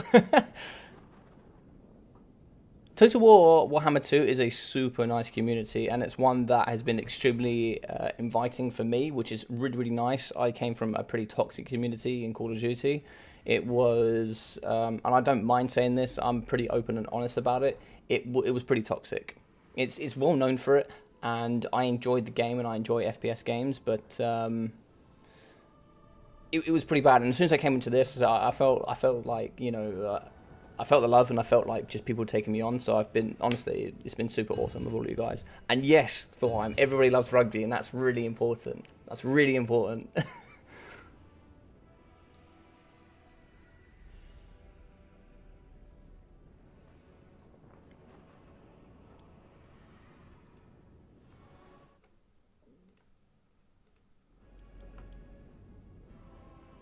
No, indeed, man, indeed, indeed. You know, and it is a really nice community.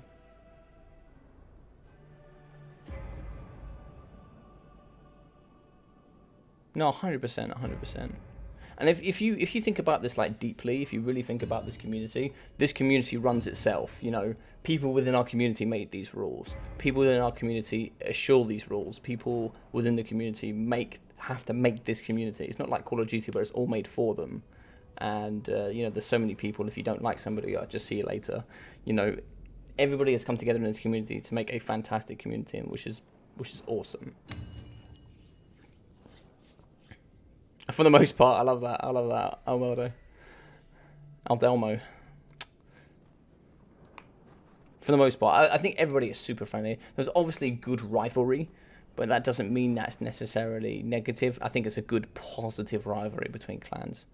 And I don't know if you want to say anything, Vicious Satsuma, but I think you've also got your faction, not your faction, sorry, you've got your clan tournament coming up, don't you? So I don't know if you want to say anything about that, or if you want me to not say anything about that, but feel free to share anything or whatever you want to do, just share it there in the chat. But there should be some awesome stuff coming from the RTK guys. I think they're hosting a tournament, which would be really cool. I'm looking forward to that. I'm looking forward to playing that. Oh, something that, once we came in chat, something that Zypher was talking about, and something that I'm really happy to get involved with, and this goes for anybody at all. So, I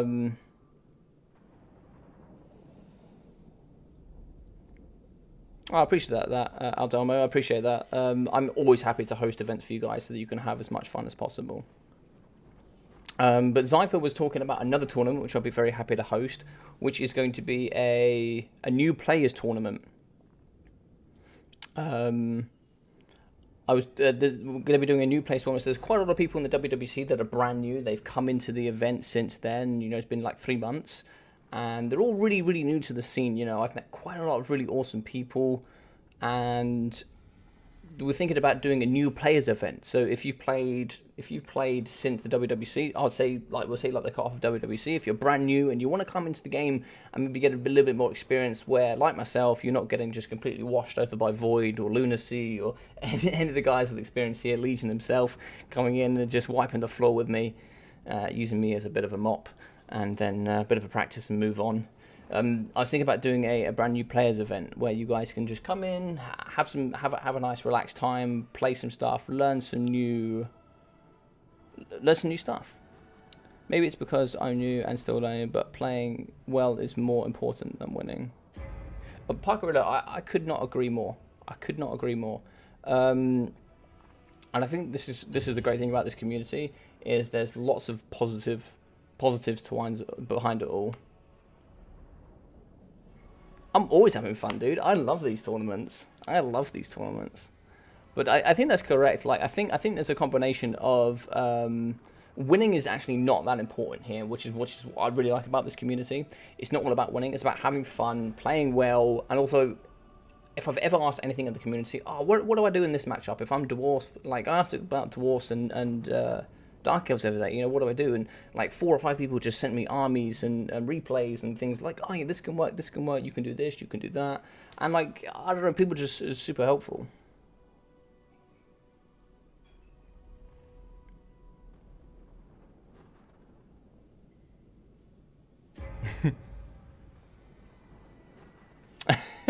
Behave, Cypher, behave. No, honestly, and the thing is the one thing, like, because I played yesterday and we did the come at me, bro, which is where just loads of people came at me. I don't mind losing at all because that was super fun. And like just playing some of you guys and some of the cool armies you brought, and it was awesome fun. I really liked it. Just like interacting with you all and building those armies, and it was really fun. Like the double chaos giant into Parkerilla and his Dowie was super fun. It was so difficult trying to keep them alive.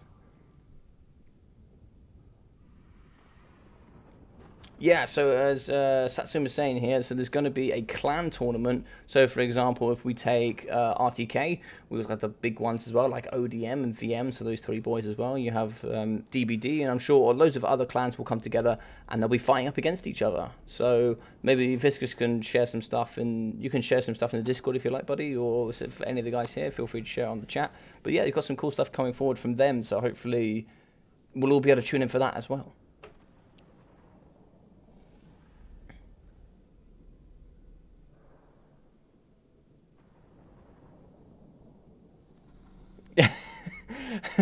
The cherry on the cake was beating me, was it? I love it. I love it.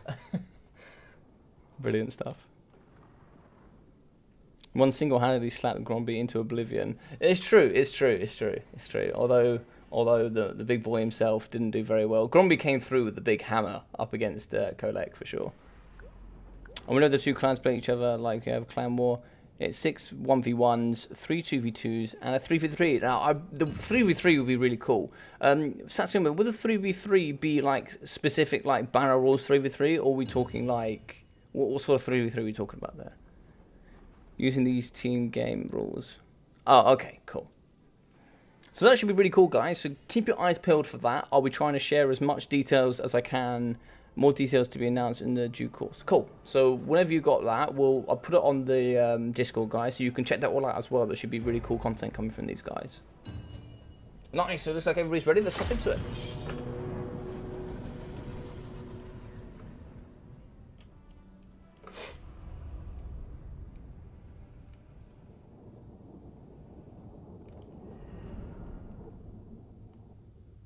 Yeah, Valkanos used to stream it. Yeah, so for those that don't know Valkanos, go check out Valkanos. Put RTK, I don't know if he's RTK on YouTube, but put Valkanos on YouTube. Go search that there and go find him. He's a fantastic caster that you guys should check out as well. He's a really nice guy, and go check him out. I'm going to call it now, predict ODM versus DVD final. ODM versus DVD. Oh, I don't know if my Dowie can carry that hard. I don't know if my Dowie can carry that hard to that. Yeah, 3v3 has 10k funds and basically these rules, slightly different team limits for 3v3, of course. Oh, okay, cool. So if anybody here in the chat as well, I'm thinking about running a tournament soon. I'm really trying to work out the rules. I'm really trying to work out the rules to do a sub-commanders tournament. I'm trying to go through it, which would be really cool, where there's basically one person has like the infantry, another person has the range and the artillery, and somebody else has like the cavalry and all the flying units, which should be quite nice. Are there ever going to be large-scale tournaments like the WWC again? The WWC will happen again, I believe. Who was I talking to? I was talking to somebody. I definitely think it's going to happen again. Will there be one anytime soon? I won't say too much, but I think there might be. Wait, I am a DVD member, yeah. I'm not even a duck. It's true. It's true. I'm not even a duck, but I am. I am here. Bread for the bread god. Bread for the bread god. I'm an impartial duck, though. I'm an impartial duck. All right, so let's hop into the battle. So let's go in here with the singular undead. So we'll have the living and then the undead. So this will be the living side with the lizardmen. We'll be having quite a few units of deck dropper handguns in the top, so it's like 3 units of those. And on the floor we'll be having some deckhand mobs, mixing in with some sirens. I really like sirens. They come here with the magic attacks as well as the charm for the -9 melee defense, the armor piercing as well, which is also quite important, and the vampire fleet captain here, which will be having the pistol as well as the nice taunt, invocation of the heck, and the drowned dead. In the sky, which I think I lost, we will be having the big Luther Harkin. So he should be having Horn Swaggle, which is really good if you put on that on top of Taunt as well. Death Streak and obviously that nice regeneration with the good disrupt for the negative physical resistance and the miscast chance. Over here in the trees, we will be having the Lord Mazdamundi, and it will be on the true leader of the lizard men here, which is Slack. Look at this big bad dino boy. Massively tanky with a 7.5k health. He will be having the Ruination of Cities, as well as Banishment, Shield of the Old Ones, Apotheosis, Net of Ammontok, as well as Cold-Blooded, the Sunburst Standard of Exotl, for that 40-meter radius, we will be getting 12% missile resistance, and the 9 melee defense, and the Greater Arcane Conduit. So nice stuff going on there. So if we pop over here for the rest of the Lizardman army, we'll be having quite a few units of Source Warriors in the front line. It looks like we're having 3 of those. We have the cohort of Sotek, which do have unbreakable status with that Frenzy, Poison, and Armor Piercing. And some nice Javos in the back. So those Javelins have some really, really nice poison. And otherwise, once those Javelins are gone, they will just go into normal skin cohorts. 3 units of Pterodon Riders, 1 Fire Leech Bowler, 2 Fire Leech Bowler, and 3 Fire Leech Bowlers, so no Fohawk Sentinels today. I do like the Fohawk Sentinels, there's some really nice rock drops with the Armor Sundering. Direwolves in the back here, 2 units. And what we've got some Skirmish Cavalry here with the Skeleton Horse Archers, 76 speed, very low armor, but they still have some good punch themselves. Fellbats in the sky with some nice Skelly Spears in the front with some 2-guard Halberds. Some more Skeleton Spears as well here from the VC. Some zombies in the front line for that chaff. And obviously the Tomb Guard. Tomb Guard are pretty good there at dealing with infantry, alongside the Kepler Guard, which have that magic damage, bonuses infantry, anti-infantry, and that nice regeneration. So we have the double Vargolf, as well as the Corpse Cart with the Unholy Lordstone for that nice regeneration. And we're also going to be having Heinrich Keller here in the pocket. Heinrich's going to be doing all the melee stuff. So he will be having the Lord of Undeath, which can summon Krell. We'll also be having the Cloak of Mist and Shadows, basically giving them that ethereal status. We'll also be having the Undeath Resurgence, Raise the Dead, Invocation of Heck, the Chaos Tomb Blade, and also the Curse of Undeath with the Master of the Undeath. And today we will be having Ark in the Black. So the Mr. Man Legend on top. Sorry, he's not going to be on top, he's going to be on foot, sorry is what I meant. And he will be having the 2 Blade of Arkham for that Skeleton Summons, the Staff of Nagash, the Liber Mortis, Purple Son of Zexorus, and the Spirit Leech. So interesting stuff. We'll be having the Blessed Legion for the Armor Sundering as well. And yeah, good stuff. Should be very interesting here. So shooting here up against the Skellies. Going to get lots of guns here. Going to be some good stuff. So 4 units of guns going to be shooting into the double Skeleton Horse Archers. We're also going to get getting chased by Luther Harkon. And Luther Harkon will come through with the big slap hammer. Fohawk Sentinels don't want to get too close. They really don't want to get shot here with the Blessed Legion. But no Ushopti, which is quite interesting for me. I think Ushopti could be really good here up against the big boys such as Lord Mazdamundi. Ushopti could also do some good damage value here up against Luther Harkon. And Luther Harkon's coming for those bats. You see Hornstalker going down for the negative speed, armor, and melee defense. And he should be able to get through there and do some good damage value. Although fighting in the trees here might be a little bit negative to him, as he will be getting all those negatives once being in the trees. Really doesn't favour large targets there. But a rotation here coming out of the Lizardmen and the Undead. What's going to happen here? I think he's going to force them out into the open, which really favours here with the Lizardmen. Fighting in the trees is going to favour the Undead here a little bit more, as they don't have as much range. As you can see here, going to be losing these Skeleton Horse Archers. Bit of a shame here from the Human Boy. Yes. One is relatively healthy, the others got absolutely destroyed here. Negative 40 leadership will be going down nice and quickly. Fire Leech Bowlers will be backing off. As long as they're shooting here and in consistent combat, I don't mind. Rotation is fine, you're allowed rotation in the early game, but you still have to progress on the attacking motion.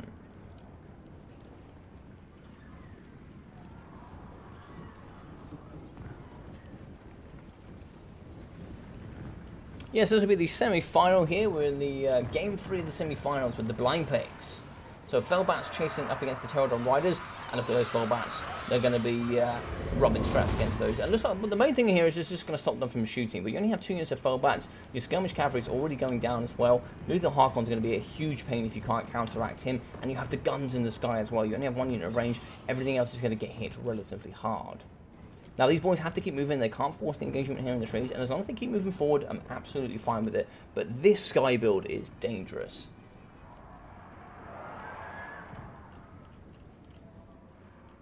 Now I'm just going to double check, I'm not sure how many units of range you can have, but you've got 1, 2, 3, 4.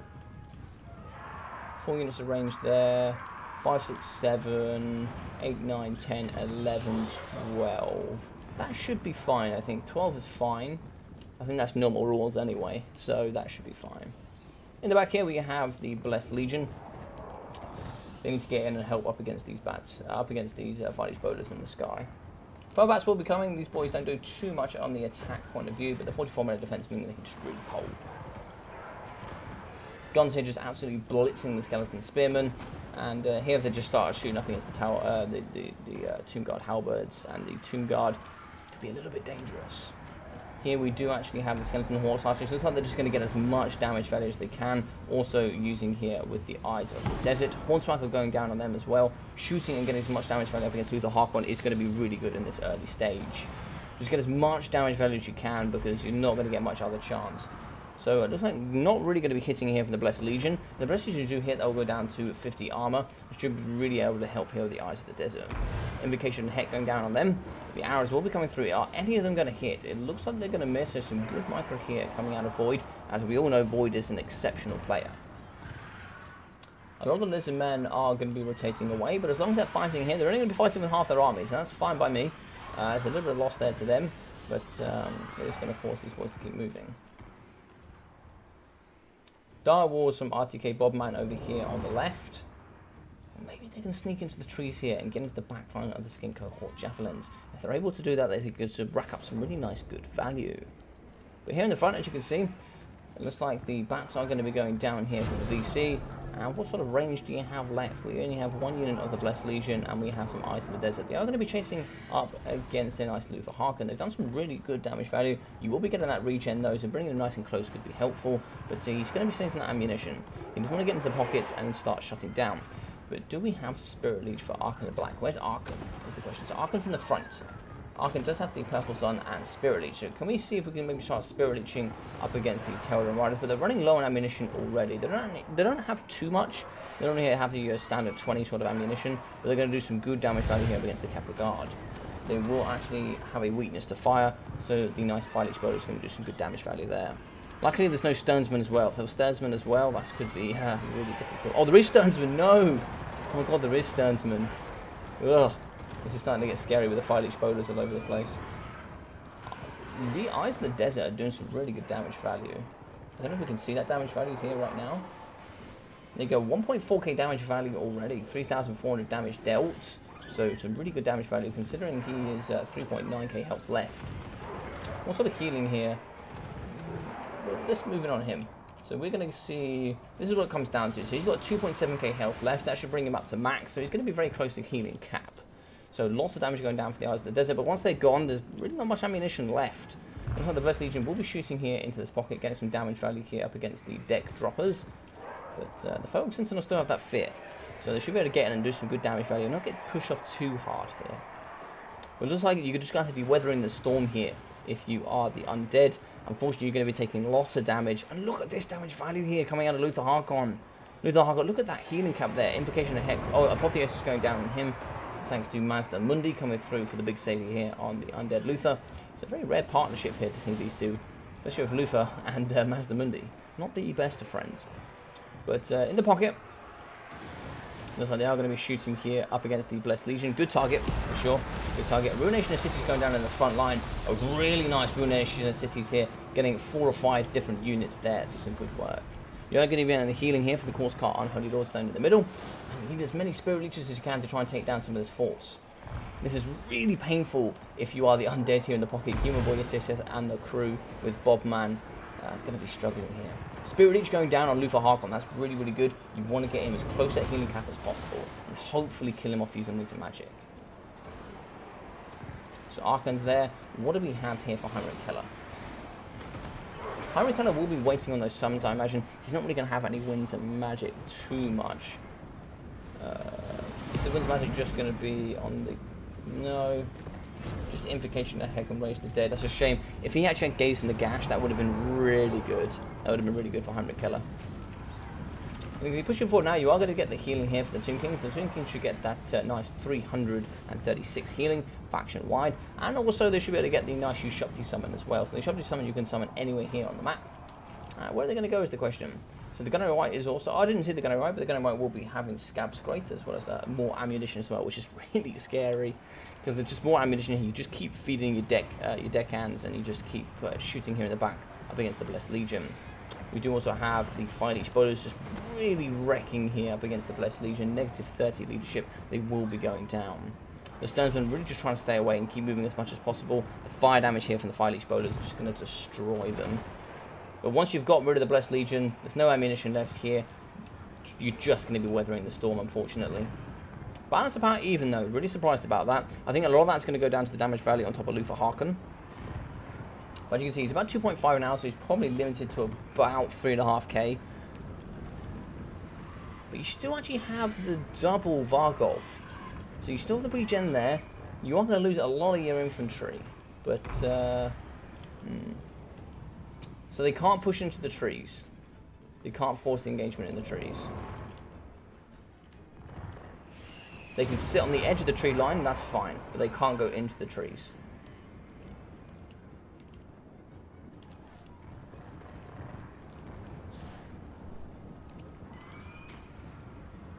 That ruination was sick, right, Hammond? That was a really good ruination of cities. I really love Mazda Mundi. I think he's probably the most competitive pick for the Lizardmen. I think just ruination of cities, also having the shield of the old ones, banishment, it's just really, really cool. So the Lever Mortis going down as well, that's going to help protect here against Arkan the Black. And coming into the pocket is Luther Harkon. Luther Harkon is just going to sit here and snipe Arkan. And there's not a lot Arkan can do about it. Arkan just needs to Spirit Leech here as much as possible. Spirit Leech will go down on top of Arkan, and it will bring him closer to that healing cap for sure. But Arkan just needs to keep moving. Invocation and Hate will be going down on Arkan, and actually healing for the Tomb Kings is quite important.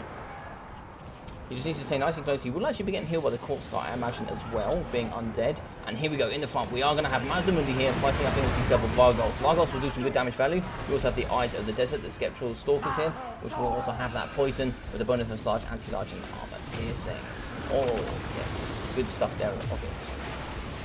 So you can see a summon of the zombie pirate deck mobs with a really nice management here in the back. Really going to get some good damage value on the Tomb Guard with the specially here halberds. In the sky though, we are just about run out of ammunition here for the riders. A nice shield of the old one's going down here, protecting Lord Master Mundi, but he has taken a punch and a half. I'll give you that for free. He is getting pretty shreked here in this pocket. We have some Skeleton Warriors at the front with Undeath Resurgence, the increased melee defense. This should hold quite nicely here up against the cohorts. And in the back, another Ruination here going straight across the zombies. This is really coming close here. Balance of power pushing away from the undead factions. As Luther Harkon is going to come through for a big punch. Looks like we have netted Arkan. Arkan's coming close to his healing cap as well. Net's going down absolutely over. That area of effect net is going to be devastational here for the undead. No, they can go and they can just get shot here by Luther Harkon. We really need as many of those Spirit Leeches as possible to take them down. Coming through though, we are going to get the Dire Wolves coming in. Where are the Dire Wolves going to go, though, is the question. The Dire Pack Wolves would have been really good to chase off Lord Master Mundi. As you can see, the Sirens aren't going to be hanging on. Those Sirens are going to be painful. The only thing that really could have dealt with them was actually going to be the Kepra Guard. The Kepra Guard are going to be going down, so that magic damage will be going off the battlefield. But what do we have left is the question. We do have Spirit Leeches, of course, but they need to be used here on top of Luther Harkon. We have bats, abundance of bats here in the sky. These things are just going to be flapping over with their fear. That's not going to have any effect here today. We do actually have some nice Pterodons coming through with the swipes, just trying to take out and do some good damage value on the nice wall stand here on the floor. Sirens coming in as well. A Spirit Leech going down on the Sirens. And the Spirit Leech is going to go down on the Sirens and not here on Luther Harkon. That's an interesting play. I think taking out Luther Harkon would have been more important. You take him down, that's negative 16 faction wide for the undead. Really pushing them closer there to that healing, to that crumbling point. In the pocket here we have javelins at mass, but as you can see they didn't use many of their javelins, which is quite interesting. You definitely had the gap here, and you definitely need to utilise as many javelins as you possibly could, but in this one that's not going to be the case. You do have a Ushabti summon when and if they're ready. I haven't seen them use it yet, but the Skeptral Stalkers will be going down relatively quickly. They need some assistance here, but in the pocket we are going to see Mazda Mundi. He is going to be at about 4.7k health, so he's nearly at half. About 3.7 was when he hits half. He's got about an extra 1,000 before that. As you can see in the sky here, the deck droppers will be going down to leadership, negative 21 there, so we'll be losing those. So we're going to be losing some of that mobility here for the undead and the lizard men, and that's going to be really important. As you can see, the Siren's going to be fighting here up against the Sternsman Graveguard. No magic damage for them, so they will struggle here up against the Sirens. But just like the Direwolves are going to be taking one for the team so that these Sternsmen can get away. Another banishment here in the pocket up against all the infantry. They are going to be dying from the Two Kings. Two Kings have nothing left, so it's going to be the VC against the World. We actually have a Court Guard here in the middle, not really doing too much. But as you can see, we have some Sirens fighting up against some Skeletons. The Skeletons are going to do nothing there. And some Skeleton Warriors fighting up against Master Mundi. Nothing's going to go on there either. Not too much AP here, apart from the Sternsmen. They have moderate AP, but nothing really. AP from the Vargos could do quite nicely, but you really don't want them fighting up against Saurus. They need to get in there and get busy for sure. Heinrich Keller with Hornswagger with the negative armor, melee defense, and speed. He's coming very close to his healing cap as well, which is going to start getting really painful. And as you can see, Lord Master Mundi is coming after that Court Cart booty. And he will be given the +5. Does he have even more to the question? I'm not too sure. He probably does. Yes, he will be given the melee attack and melee defense increase. Oh my god, and Henrik Keller, we have Henrik Keller coming down here thanks to Lufa Harkon. If he goes down, that could be GG's. But a big risk here from Void bringing in Lufa Harkon. He's going to be getting smashed in the backside here by the Vargolf now. He took a punching for that.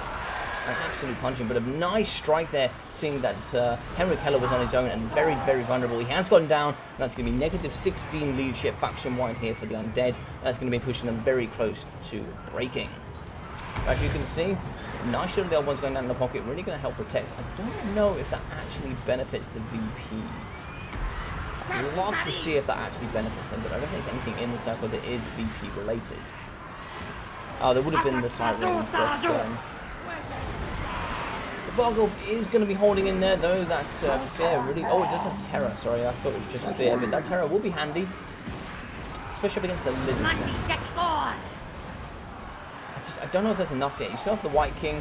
I don't know if he has any Scab Scrapes left. The Scab Scrapes along this line of Escape from Horse with Javelins could be quite nice. But, yeah, with the VC here and Bobman's really holding the show together. Can he do it is the question. Can he do it? I think probably not. You need to get really lucky here. You need to have a Master Mundi takedown, I think. The problem is the Vargolf take too much punishment. It's really going to get close here. You need to allow the Vargolf to get some good damage value without taking too much punishment for themselves. And the same goes here for...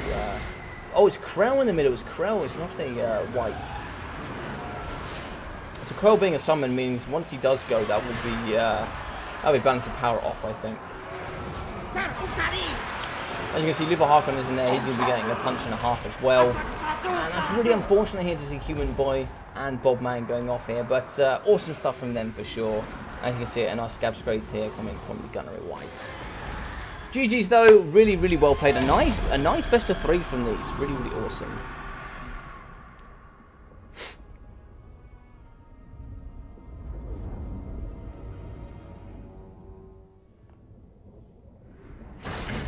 Let's jump in with Human Boy here. He got Archon, he got 1.1k damage value. That's a little bit low considering he had the Spirit Leeches here on top of Lufa Harkon, but the rest of the army really did struggle. So 450 here for the Tomb Guard Halberds, nothing. 47, 440 here for the Blessed Legion, 280 for the Skeleton Horse Archers, 250, and 2,800 damage value for the Eyes of the Desert Sketchwell Stalkers. For Bobman, Henrik Keller got 204. I'm pretty sure not a lot of this would have got damage value. 500 here for the Skeleton Spears, 1,030 for the Sternsmen, 350 and 140. 800 for the Dire Wolves, 650, 260. Yeah, the Dire Wolves did not too bad. 1,000 for the Vargolf and 1.3 here for the Vargolf. Yeah, so not too bad overall. I just think the build obviously just really suffered to a Skyforce.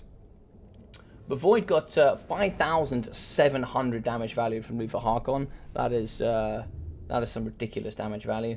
340 here and 1,480 for the Gunnery White. 800, 700, 1.2 and 750 for the Deck Droppers. 104 for 1.2 for the Sirens and 260. Legion, 403 kills. 3,400 damage value for Lord Mazda Mundi, 500, 600 for the Saurus Warriors, 580 here for the Skin Cohort, 700 500, 400, 200, and 400 for these Ginkgo Hawk Javelins. Really slept on units in my opinion, but 184.5k for the Pterodon Riders, 2,000 and 2,340 for the Fire Leech Bowlers. They're exceptional up against undead units for sure. Really, really, really good stuff.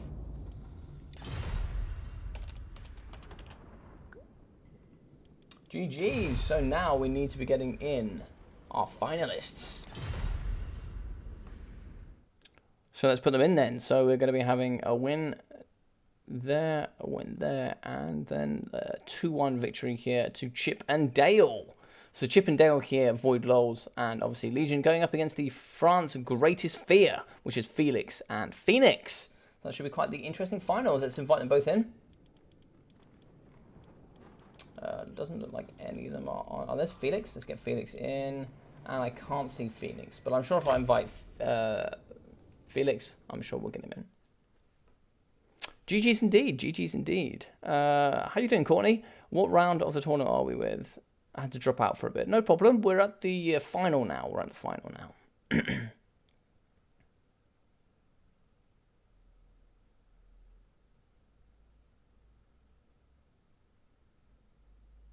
He's on top of his feet. What do you mean by that, Cypher?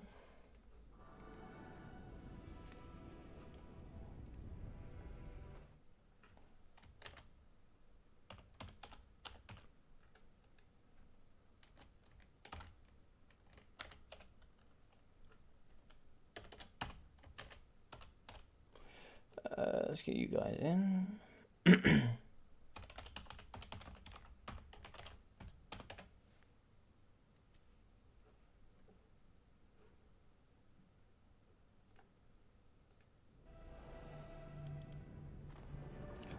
Maybe. Let's see, CJ. Let's see. We're at 3 hours already. I don't know how long this is going to take.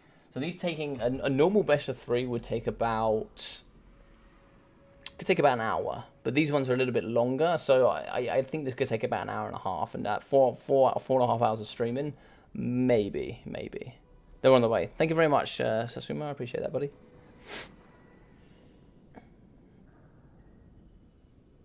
So really cool. Let's hop into the maps then. So we're going to be starting off with River Amaxon, which should be quite a nice map here. Let's get it nice and set up for them. So it will be Phoenix and Co banning first.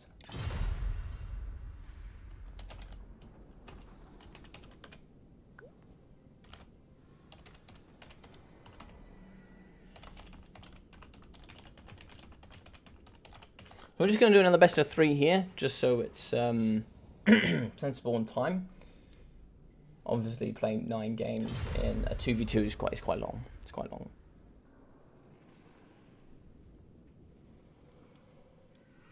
So we're playing on River Amaxon, and then we'll be doing Alpine Ridge and Oakenhammer as the final map. If we get to game 3, which I'm sure we will.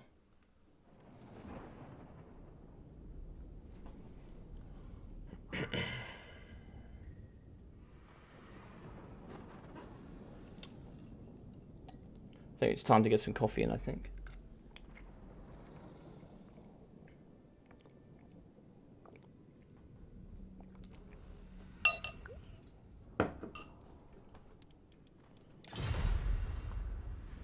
The German half of our alliance is on his way. Yeah, no problem.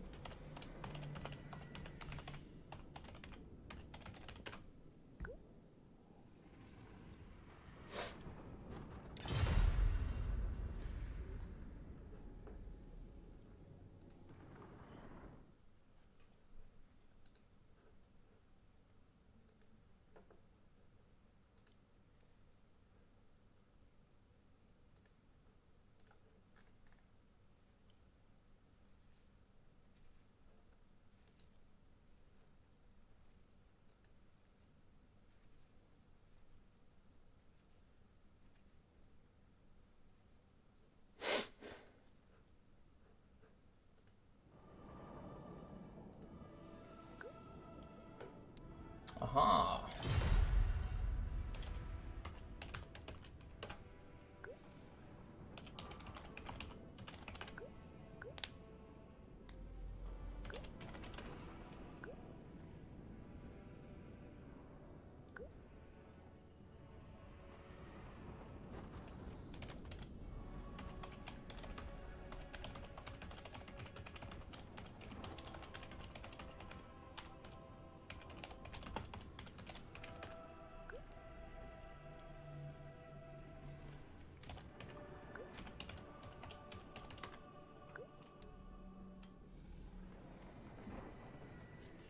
So just for balancing reasons, you can only pick the same faction.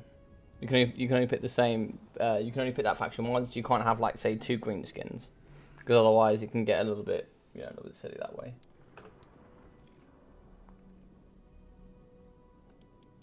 Maybe they have something wicked up their sleeve, but it should be interesting to see.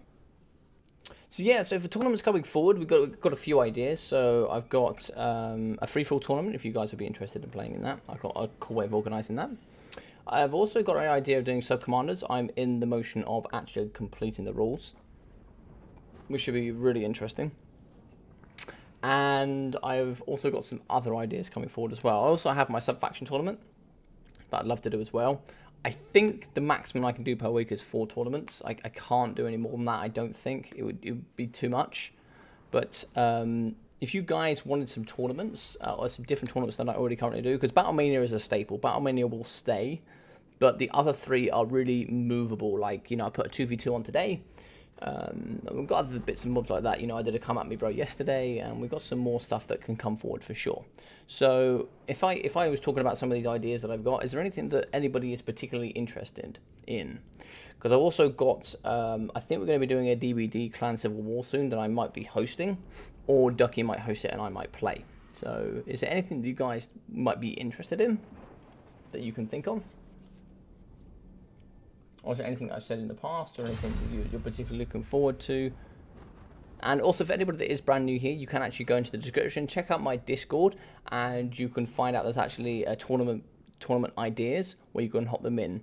Another one also includes Zypher's tournament as well, which he brought up as an idea to me, which is where we have a brand new player faction, brand new player tournament. So if you're a newer player, you just drop in and you play up against other new players to try and give yourself some more.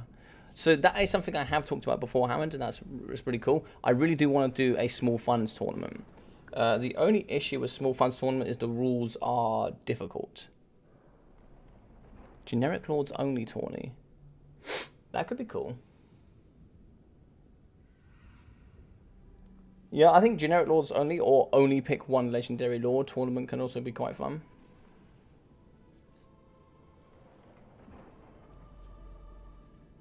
I wonder how a Generic Lord tournament would work. That could be quite interesting.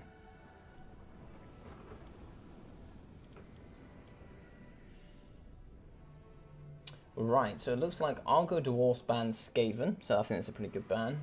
So pick VC ban Wood Elves. Okay, pretty good ban. Phoenix will pick High Elves, so this is a pretty common theme between the 2 of them. And what are they going to ban, though, is the question. Interesting, so ban Tomb Kings. Not too sure behind the whole Tomb Kings ban, but why might you ban Tomb Kings? You might ban Tomb Kings to maybe prevent them from coming in with Casket of Souls. Perhaps.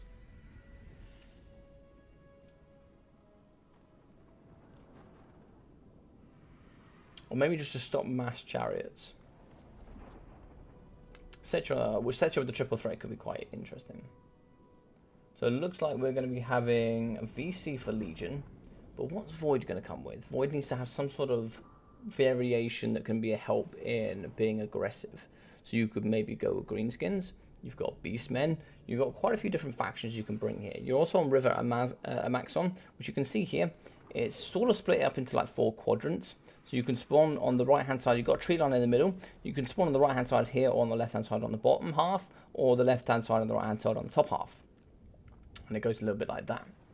And you can utilize the trees to your advantage as well. And yeah, there's some interesting plays you can make with this map for sure. There's also gradients to take into effect as well when you're talking about cannon and artilleries. And artilleries can be a little bit difficult on this game. So for example, if you spawn on one side of the tree line and somebody else spawns in the other corner, it can be very difficult for like Dowie artillery. I have a request for future tournaments. Could their names be some kind of awesomeness, please, this tournament?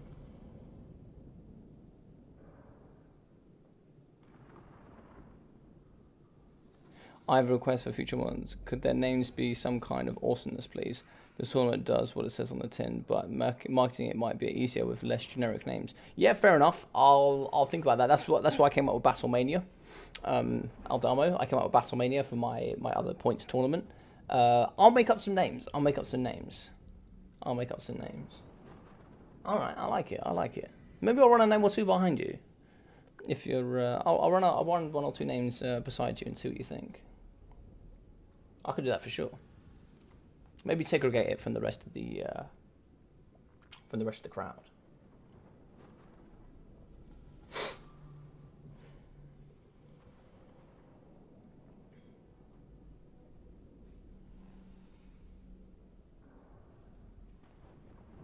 But yeah, for sure. Also, do you still have my TK replay? Also, do you still have my TK replay? Wanted to see if you could send it to me. Yeah, I think I do. I love Battlemania. Oh, cool, man. I like that. I appreciate that.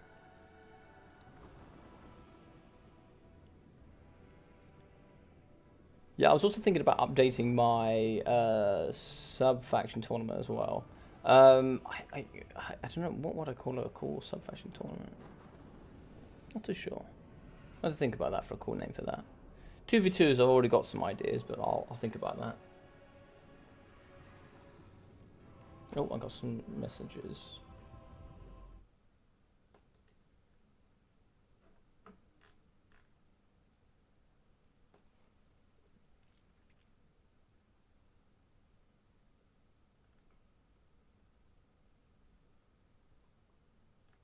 Oh, okay. Oh, I see. Right, I'm with you, human boy. I'm with you.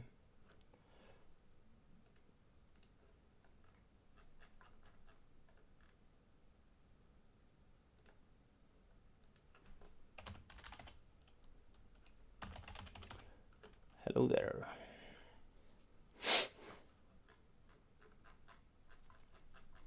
We'll drop back in on that later.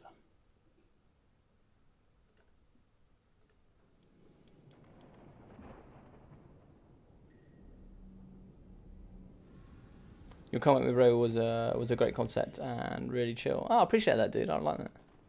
How about Super Warhammer Bros? Melee for nostalgia. Super Warhammer Bros. Super Warhammer Bros. I like it.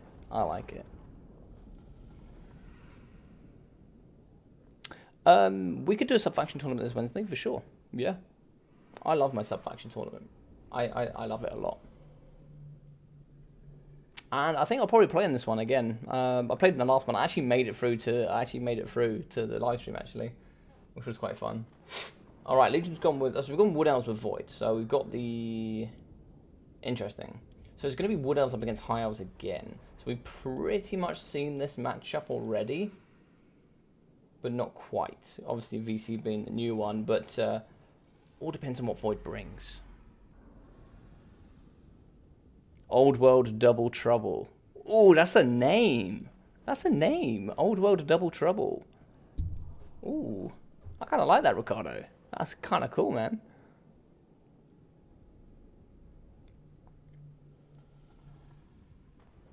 That's an awesome name, yeah.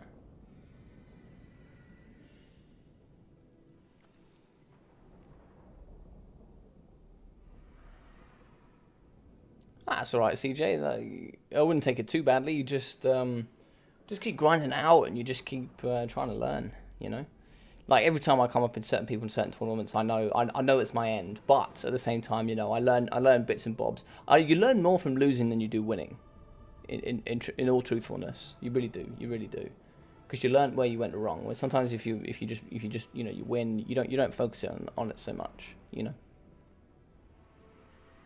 You can still learn a lot from winning as well.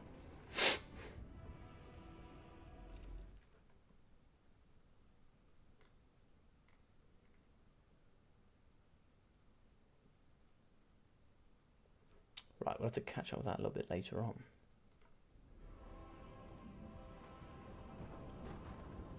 So, for any of you guys here that want to Warhammer 1 races versus Warhammer 2 races, all this new, ooh, I could do that tournament for sure. Alright, so like, let's say if I got, I can't see it here, but I assume it's a roughly similar, I assume. It's roughly similar. Could probably work it out, but I assume it's roughly similar. It must be.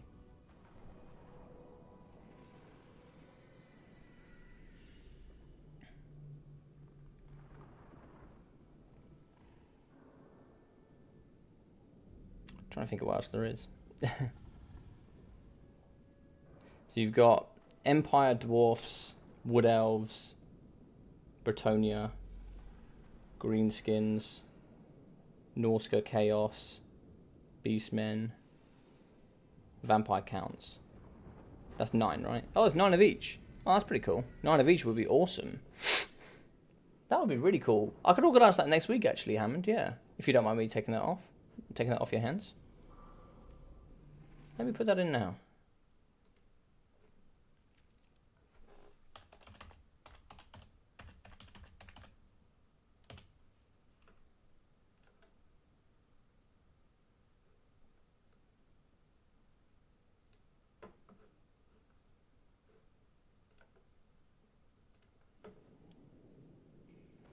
Greenskins first the world.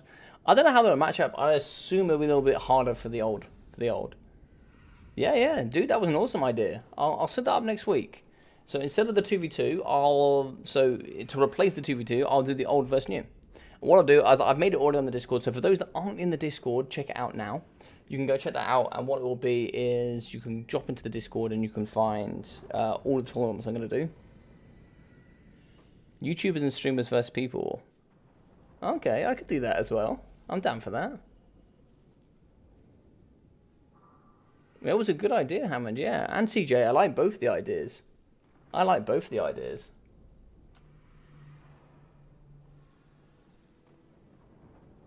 The issue with with streamers is I talk about this with Ducky and a few others, is like we have really good theoretical understanding and underpinnings of most armies, but the actual skill practice of playing that doesn't happen as much, unfortunately. I watch maybe 3 or 4 times more VODs than I play. Maybe even more than that. Maybe 5 times more.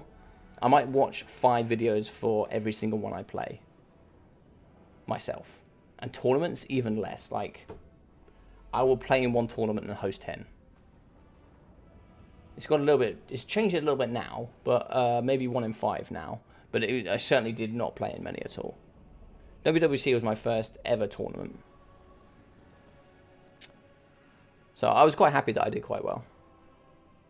Probably shouldn't have done that well, but well, there were some really awesome people that I met along the way, so that was quite cool. So this should be a really fun matchup. Although Wood Elves are going to get a nice bonus here in the trees as well, so that should be cool. Yeah, keep railing in the ideas, guys, and on the Discord, just drop them into tournament ideas. That'd be really, really cool.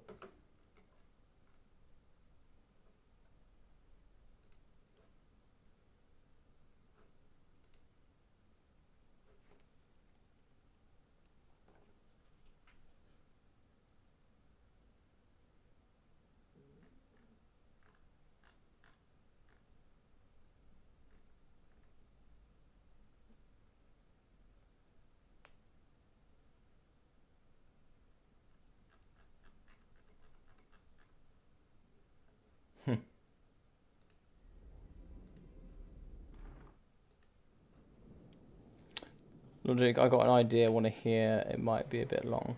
Yeah, give it a shoot, CJ. Give it a shoot whilst we're here waiting for the guys to make their armies. Also, the other reason why some of the armies here are going to take just a little bit longer is the fact that they're trying to make some good cohesion here between the armies. You know, they're trying to make sure that VC really gets the best out of Wood Elves and vice versa. You know, they try and help each other's weaknesses. But yeah, shoot, CJ. Go ahead. Any ideas? Or, you know, there's no such thing as a bad idea.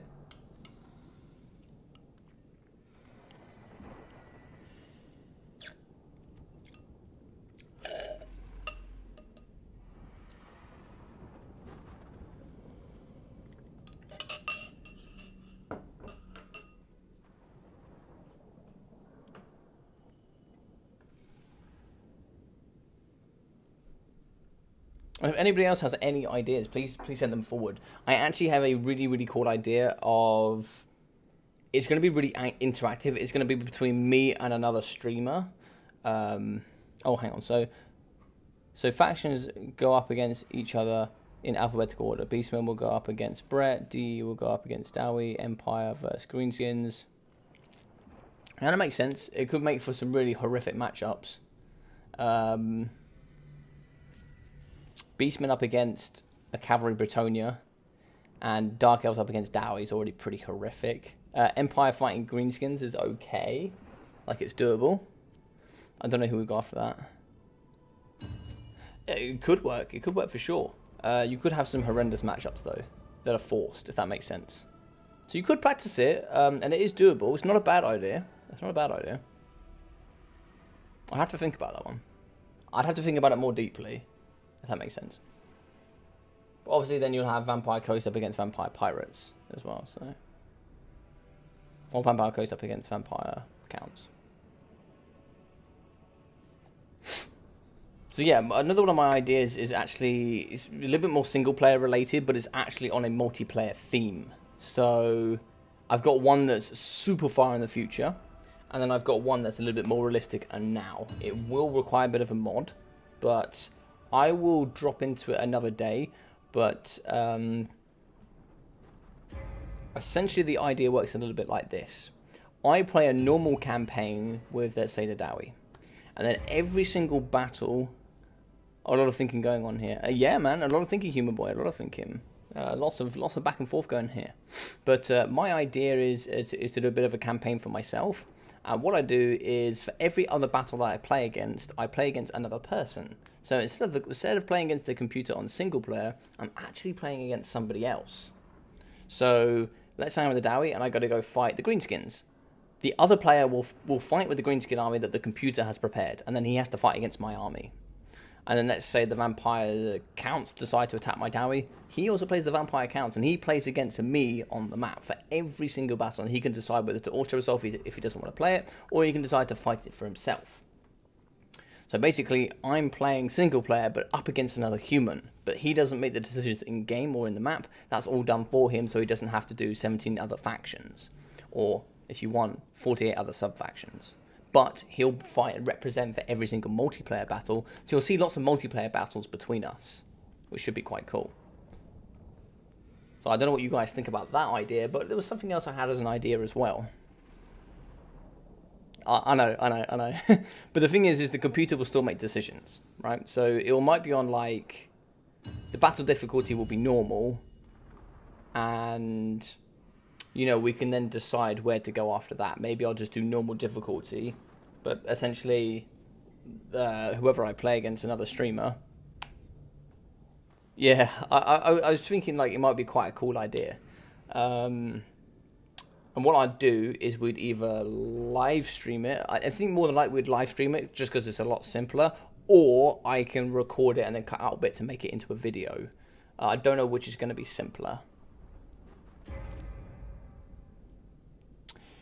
You'd think that Thorheim, but actually I think, because his objective is going to be to take me off the map. So sometimes if he thinks, oh, in this matchup I can actually do more damage than I think the computer's going to do and also resolve, he actually might take it just to do that damage value to stop me from progressing so much.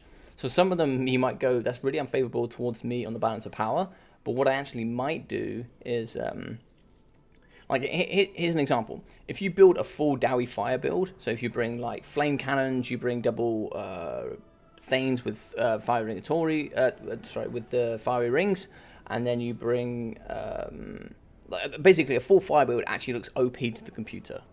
The computer loves it. You know, if you bring it in a normal multiplayer matchup up against another full army, it actually really sways the balance of power. There are some mechanics that don't really make sense, and you know there are some things that the computer doesn't think about. And actually, in reality, that's not that true. You know, because obviously, if you have brain power and thinking, you can go around most of the things that are OP, because what it does is it takes a lot of factors into consideration. You know, for miners, for example, if you can juke the blasting charges, miners and blasting charges is just normal miners then. They're actually not that strong on the combat stats. They're just heavily armoured with armour-piercing picks. They're actually not anything special. So we're just waiting for Phoenix here. But yeah, I thought that'd be quite a cool idea. So basically, I'd be playing up against another streamer, and it should be really fun. You know, maybe I'll play up against somebody like Ducky. something like that. So it'd be pretty fun. You know, two people that know each other pretty well, and also he gets the ability just to fight at my Dowie with all sorts of other different matchups.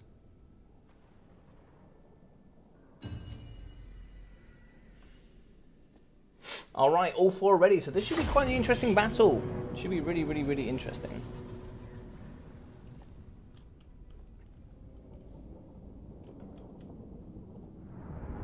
But yeah, let me know what you think about the campaign idea. I don't know if you guys think it seems quite good. What do you think about it? I've also got a longer term idea.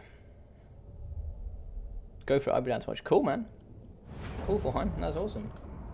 But yeah, down the line, I've got an even bigger idea on top of that. It's actually massive, and the way I would try and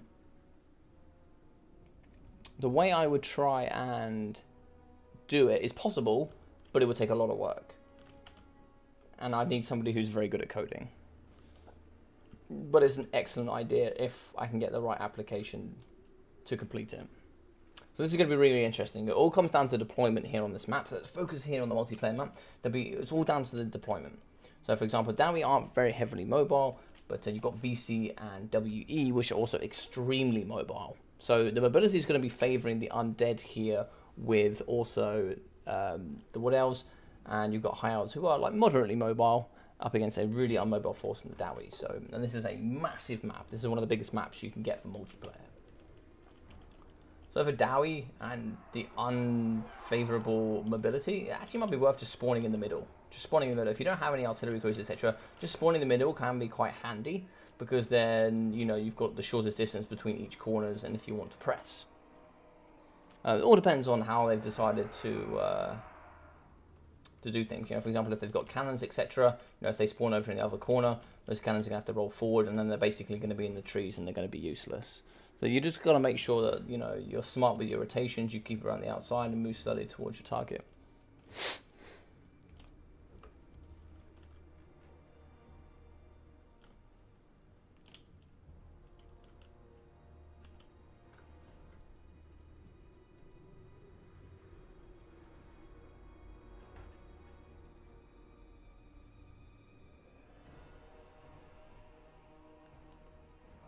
Alright, so let's see what we got here. So let's pop in with the VC. We have a unit of Black Knights here, which are the bonus infantry anti-infantry units, which are armoured and shielded. We also have the Graveguard Great Weapons, which are good armour-piercing bonus infantry anti-infantry, so very good at taking care of those Dowie. And in the back of the side we have the double corpse cart with Vad von Karstein, who's going to be on foot. Fantastic. Also, no, it's actually going to be the double black coach. I apologise. The black coach have 3 abilities, so they have the black Nimbus, as well as Unholy Vigour, and the black Size, which are very good. They all must be engaged in melee for all 3 of these to go off. When they do hit melee and they keep that cycle charging, whew, these boys are powerful. Double unit of Black Knights here, very good for the infantry, and it looks like we have lots of armour-piercing grave weapons. We also have these skeleton spears here, with some zombies in the front line for that nice, cheap, cheerful chaff. And if we do pop here with the Wood Elves, we have a couple of units of Starfire Shafts for those fire, as well as the AP. And we have the Hagbane Tips, good for that poison and doing some good damage value.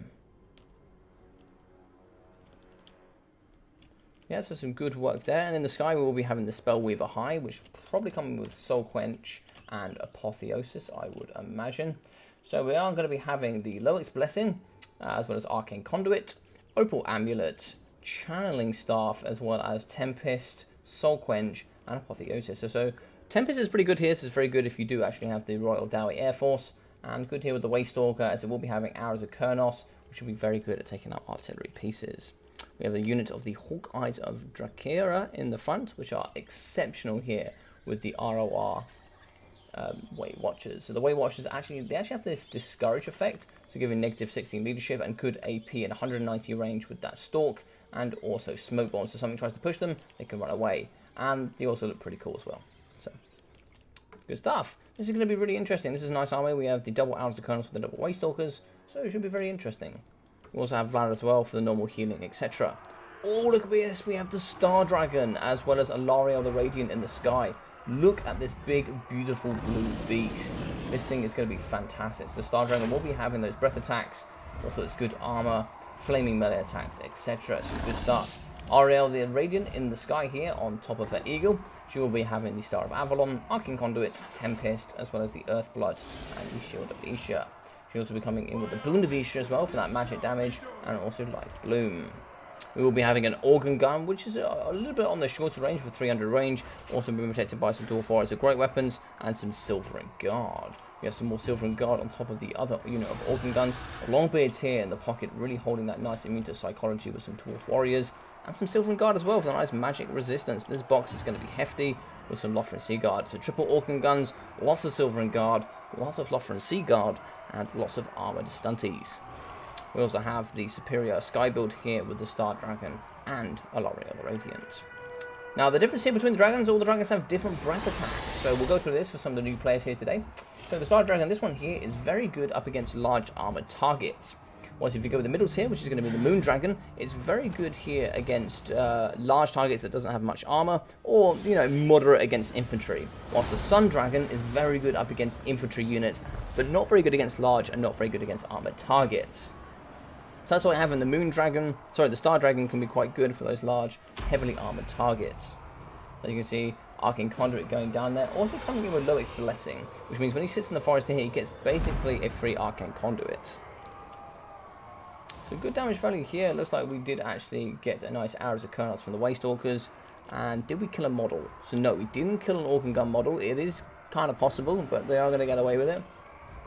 They do have to progress. So it looks like the both sides do need to progress. So good luck, have fun.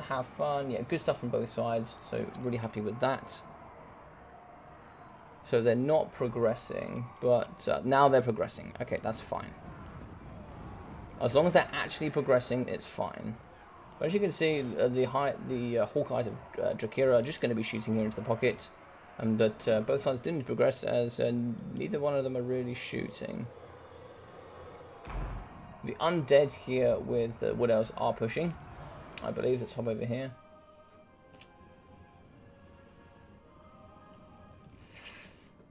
Okay, I'll give it a minute and I'll see how they perform, and if they really don't start being aggressive towards each other, then I'll start commenting.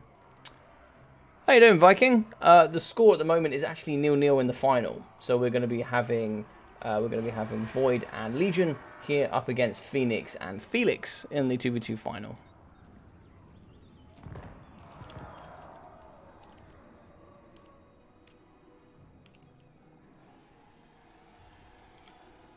Okay, looks like Arrows of Kurnos will be going off, but they're not going to be progressing here either with this box. So it seems to be a little bit of a difficult one at the moment. But we are shooting using the Hawkeyes of Drakira, so there is shots going down, I guess.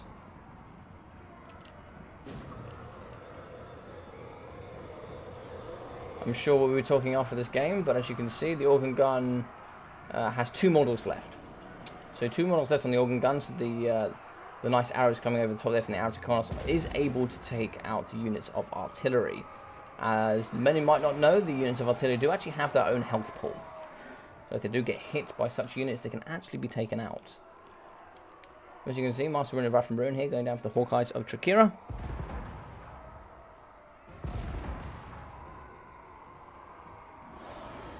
Yeah, 2v2 has some really good applications, Viking, and I agree.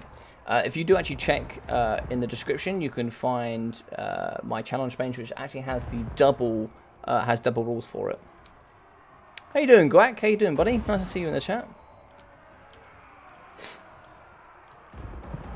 So we're also going to be having Alariel the Radiant with the smoke bomb going down on top of her, just so maybe the Hawkeyes of Drakira can get away.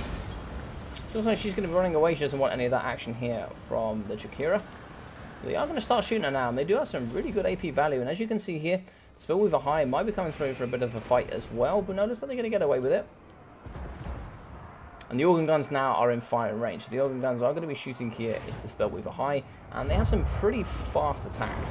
So a really nice Tempest going down here, doing some good damage value here up against the Spellweaver High. And a Tempest here going down on top of the Star Dragon. So we do have a slowed Spellweaver High, but she's going to get away. Don't want to get overextended here with Lara the Radiant, as we do have the Hawkeyes of Shakira here, which is that negation from range when they are in the forest. So the trees here really not going to have any effect on their accuracy. We also have the Waste Dogger, which is slowly going to be poking here at Ilaria the Radiant, doing some good damage value. And Ilaria kind of really wants to get out of here and just start healing. Yeah, some zombies from Legion, they are going to be pushing forward. The majority of the force is going to be at the back of the backside.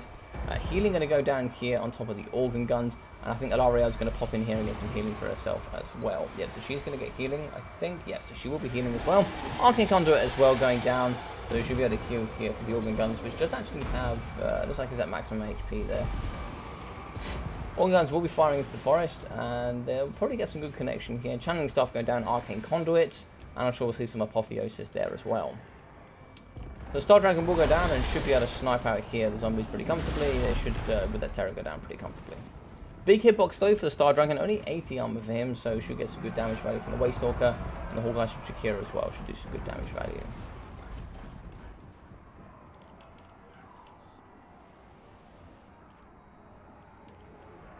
So just on the organ gun here, they are going to be off the actual organ gun. Let's see, how many models are down here? All 3 models are down. So this is what, you can get some really good damage value here from your Waste Stalkers, especially from the Hours of Colonel if they're allowed to. All 3 going off here, destroying 1 unit of organ gun already. We have another one here that still has 3 models left online, and we still have 3 models left for the organ gun at the back. Hawkeyes and Shakira are going to be shooting into the front line here up against the Silver and Guard, I believe. And so the zombies have gone down. So Ilaria is going to be pushing forward, but she will be dipping and diving as much as possible, trying to waste the ammunition here of the Way Watchers and also the Way Stalkers. One Way Stalker, though, still has 28 ammunition, so you've got to be careful there. You see Healing Cat from Ilaria already, still taking lots of damage value. Phoenix is just going to be going back and forward here, trying to just soak up and just try and utilize as much of that value there as she really can. Low Expressing going down as well for her, so we can see the Unspottable here for the spell with a high, just so it uses Soul Quench here up against the Organ Gun. Looks like one does actually hit the organ gun, but it's like it's going to get away with that. I think the whole idea and what I really like coming in from Felix, he's dropping the cannon crews and pushing it away, so it hopefully targets the crew and doesn't target the organ guns itself, because you want to keep as many organ guns alive as possible for as long as possible so you get that damage value. As you can see, we are now going to start pushing using the VC as well as the Wood Elf Force. They're going to be coming over here in this midline push, and they're going to try and see if they can fully surround. Ilaria, though, is super weak. She's going to be down to 2.3, and Healing Cap already coming through. Probably a space for about 800 healing there. Not too much. Maybe somewhere between 6 and 800. Star Dragon Master Rune of Negation going down as well. Just going to try and negate as much of that missiles coming through as possible. And you see the Rune Lord will be coming in just into the front line, maybe trying to see if he can help with some extra armor, as he will be coming through with a few abilities. So we will actually be having this nice ability here, which is the Master Rune of Grungy. So that actually gives a 20% missile resistance in a 40 meter radius. He also has the Master Rune of Vathram Ruin, also the Master Rune of Negation. The Locus of Power is very good for the 15% increased magic resistance map wide. That would also, I think, be bonus here on top of the Silver and Guard. So the Silver and Guard have 30 as base. Yes, they will have 45% magic resistance. That's really, really important. I like that quite a bit. That's really outside of the box thinking, which is quite cool. Felt good to see LMHE, or is this Blob, just disappear. Hawkeyes of Shakira, indeed. So let's have a look. Let's see. So we are going to be pushing over here using the forces. What sort of healing we got left here? So still 3,800 health of regeneration here left for the Star Dragon. Oh, this is scary for L'Oreal, if I'm honest. It is scary for her. She took a lot of damage value. As you can see, the VC force are going to be wrapping around the trees, and wisely so. They want to get into a position where they can attack with the shortest distance possible of cover between themselves and the Dowie and the High Elves. So coming through from here rather than coming through from over here is going to be more beneficial, because they can get shot over here. In the trees, they're not going to take as much damage value. If it's camping here, well, they're not attacking, so in theory, yes.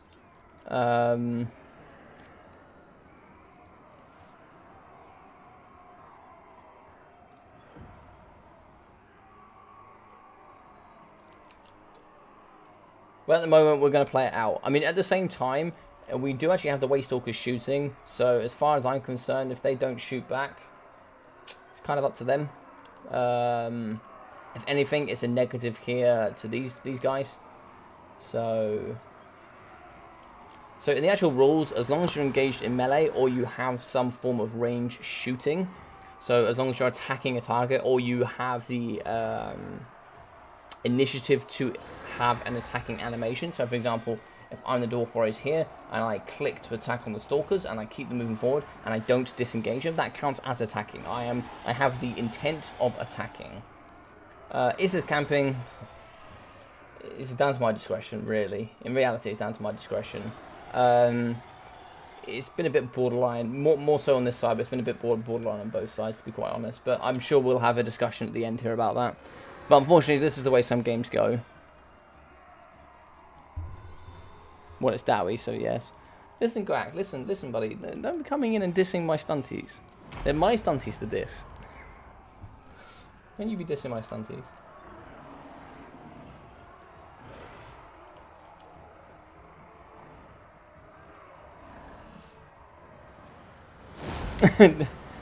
Cries in Dowie, indeed, Renge, indeed. The doors are moving at full speed, you just can't see it. Fantastic. As you can see here in the forest, the Starfire Shafts are going to go through some good AP. There was a bit of a change for them in a couple of updates ago. They actually used to do magic damage, and now they just do fire and AP. So it makes them a lot more, viable here in this matchup. So obviously now we have a base 25% magic resistance and 40% now thanks to the Rune Lord. So that obviously they're negating 40% of that damage is actually quite huge over a long duration of time. The Star Dragon is going to be going forward, coming for that Waystalker. Isn't the Waystalker's going to be able to run away? Waystalker's not super fast, but 42 speed? Yeah, 42 speed, so you should be able to get away relatively comfortably. You do have 80 speed for the Dragon, but obviously the attack animation obviously coming out as well. Getting shots here by the Hawkeyes and of Shakira. The big Shakira, I'm sure the big Shakira's got some good damage value. Oh, I love that sound. I love the sound of organ guns. Just the sound of them is just so cool, man. You just hear destruction, you know? You just hear destruction. Alright, so now we're sort of seeing a little bit more of an attack. I think this is probably in the advantage here of the Wood Elves and the Undead. But as we see in the front line, we have some Clay Guard Starfire Shafts going to be shooting in. Up against the Lothran Sea Guard. Only 3 units of Lothran Sea Guard. And look at this in the back. We have some Iron Drakes, and they are going to be torching up against these zombies. Let's get these nice big hefty boys and get involved in them. Look at those flame attacks. And look at that. They're going to be taking out some elves in the process. You got some really happy stunties here today. They're going to be taking out some foes and some friendly fire here on top of some pointy-eared princesses. Love it. So some nice fire damage here up against Vlad von Cartline. Iron Drakes are just so cool to watch. As you can see, raining hellfire here from all the units of range of poison, Hagbane tips, and the nice fire arrows coming through as well, just absolutely smashing these stunties in the front. So as you see in the pocket, a very, very nice Vortex Spell here going up against the Star Dragon. Tempest going to do some good damage value there. Star Dragon down to half health now. Could maybe even bait out. There we go. Star of Avalon is going to come in, and it's also going to be helping the stunties in the front with the Dwarf Warriors, and also you want to get the Sylvan Guard in there, get them some healing as well. As you can see, the Black Coaches will be getting away. Lawrence going down as well to be unspottable on both of those. And Star Dragon is forced to come out of that pocket and stop receiving that healing, which is a bit interesting. Flamey's going down in the front here up against the zombies. And in the pocket, you can see the heavy armoured Iron Drakes are going to be in there, but they really want to be in melee combat. We have the Dwarf Warriors, great weapons here, and some Sylvan Guard ready to go, but just like the frontline Iron Drakes are going to be taking the brunt there of that force. And Alara in the Radiant Sky will be at a healing cap, which is getting a bit scary there. In the front line, as you can see, the nice heavy chariots of the Black Coaches just absolutely wheeling and dealing straight through the stunties as well as these pointy-eared princesses. Really hard to stop these Black Coaches. They're just such heavy entities, and with all of their bonuses here, as you see, 109 charge bonus with the 120 weapon strength with the bonuses infantry, anti-infantry, just exceptional at dealing up against cheap, cheerful chaff. In the front line, we are going to have some spear on spear action. They're just going to be grinding up against these bony boys as the skeletons are coming in to try and just point and prod up against these nice elves. And over here, still fighting in melee is the Iron Drakes. The Iron Drakes do need to back off a little bit here, try and see if they get some flame damage in the front line. Get that discouraged as well for the -8, and hopefully just try and see if they can bring down some of these little elves here for the Wood Elves. Running away, the Dwarf Warriors, they're not going to get far for sure. And they are going to be running here. I've never seen elves running alongside dwarfs. That's a rare sight here, for sure. But in the backside, we do have the Waste Talker, who has been broken. He's actually no joke in melee combat. 55 melee attack, 45 melee defense. He can really hang with the best at times for sure. But in the pocket, the Rune Lord, yeah. So J Phoenix has withdrawn, so the AI will take over. That's absolutely fine. And no, J Phoenix left the game. Okay, maybe something going on there, but it does look like Felix will continue. And Felix is welcome to continue. As you can see, Phoenix's high elves will be breaking and going down. She lost to L'Ariel, and it looks like RTK Felix as well will be dropping. War Pigs start playing Dowie Burning Wood Elves. A man, you are, Mr. Thorheim. Those stars did not get much value. Let's have a look. Right, so let's pop in with Felix. Felix here with the Dowie got only 91 damage value for the Rune Lord, 106, 80. And as I said, there's a bit of a risk here going the triple organ guns, especially on such a wide map. It's very dangerous. 150 and 400 damage value for the Iron Drakes, 550 for the Longbeards, and 220 for the Dwarf Grey Weapons, 130 for the Normals, 130 and 180. Those normals really not coming in with too much. Not too much at all. So for Phoenix, let's see what we got for her. So she got 1.3k for L'Ariel the Radiant, 250, 200 and 160, 470, 300 and 370 in the Star Dragon. Only got 733. But that's the problem with dragons at the moment. They're just so large and so easy to target. It's kind of painful. But 2,072 damage value for the spell with a high void. Very good with the Wood Elves. 1,500 damage value for one Waste Stalker and 2.15 here for the second unit. 670, 420, 1.3, 1,080, 280 and 350 from the Glade Guard with the Starfire Shafts and the Poison. 1.1 here for the Hawkeyes of Drakira. A little bit of nerf in a couple of patches ago here for the units of Way Watchers, which you don't see them so much so often. They got a little bit of reduction in their accuracy, and certain units of Wood Elf players, especially at the top, have certainly said they've noticed the difference. 140 there for the Glade Rider Spears and 330 here for the Glade Riders. And for Legion, we got nothing in for Vlad. The front line's really not going to get much. I don't really see them do too much. 800, 570, 580, 450, 250, 260 and 400 here for the Black Coaches. So yeah, pretty good stuff, nice build.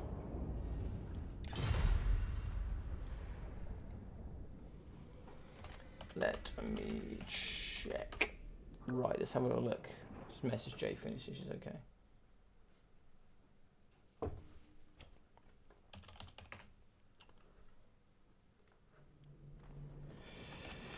Bear with me, please, guys. Apologies for that. I'm just going to sort something out here. Phoenix sent me a message, so let me sort that out.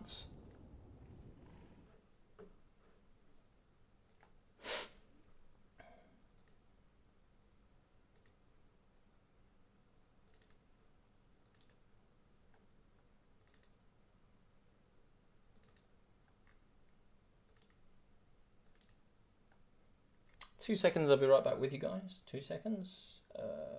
That one. And that one.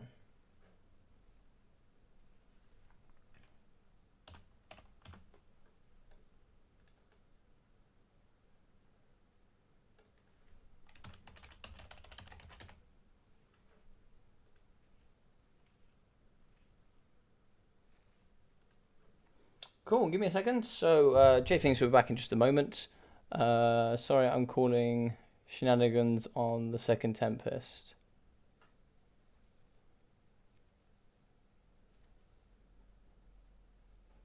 Yeah, Phoenix, I just sent you the replay, so you can check it to your heart's content.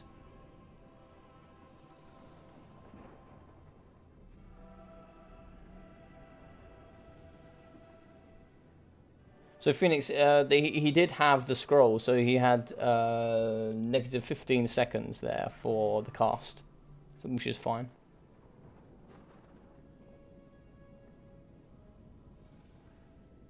Yeah, this doesn't look good for the... I don't even know if I can pronounce that French. But the alliance didn't get... The alliance here, the pointy ears and the beards didn't go so well together. Yeah, challenging staff. That was the one. Thank you, Quack. Ah, savior right here. Yeah, yeah, the challenging staff makes it possible. Because I think it's a minute... It's a 60-second cooldown time, isn't it? I believe. For Tempest. Pretty sure. The channeling staff was used multiple times as well. I actually cast a game with yours, Quack. I actually cast you up against Ducky a while ago, actually. I cast you two in the WWC, actually. I think I cast your Bretonian game up against his Lizardmen, I think. That was a really, really close game, actually. That was a really cool game. You guys should definitely check that out if you've not seen that. It was a wicked game. Wicked game.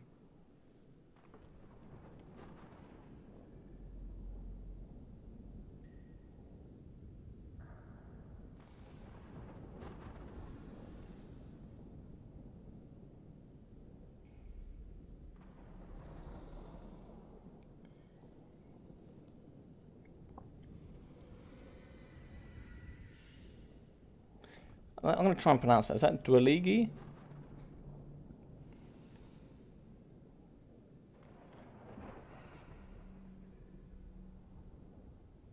Yeah, that was a cool game, man. That was very close to like the beginning of my casts, I think. But yeah, that was really awesome. That was such a good game between the pair of you. Like the one thing with me and Bretonia is that I really struggle with the cavalry. I really struggle with it. You know, just getting the maximum value from your cavalry, especially up against other cavalry as well. Like, it's something I'm trying to learn. That was a good one indeed. His Vanguarded Pterodons really caught me off guard. Ducky with the Pterodon, I think also Ducky's also changed a lot of things in regard to Lizardmen in general. Like the whole idea, like behind the triple threat, also with the triple Pterodons. Like he brings, and he's really opened my eyes to like Pterodon plays for Lizardmen. I think there's a few you could not take them in, but I think they're almost useful in every single matchup. Like I think Pterodons are just really versatile. They're really good. Yeah, I think in general they're actually exceptionally good. But yeah, it was a really good game. I mean, you played super well yourself as well. It's a wicked game.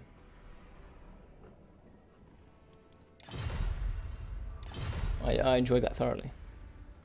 Especially casting it. It was super fun. Super fun. You had Leon Kerr, right? I think you had King Leon Kerr. You had a healing caster. You had a life caster. I'm trying to remember what you had.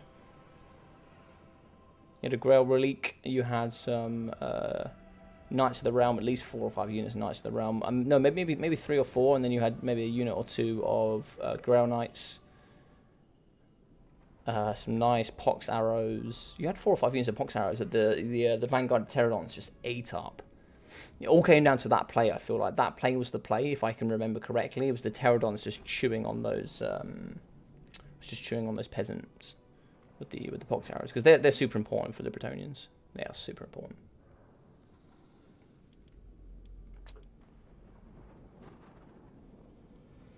But it was a wicked game. It was a wicked game.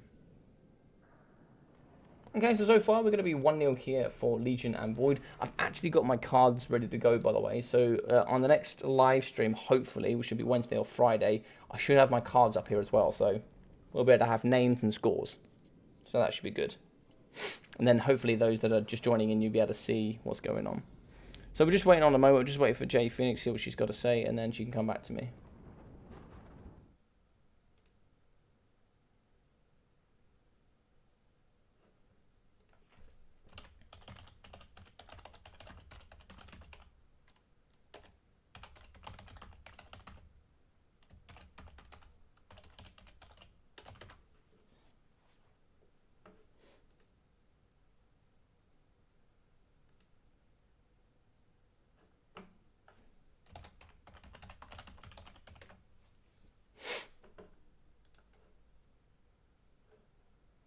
Oh, so my eye.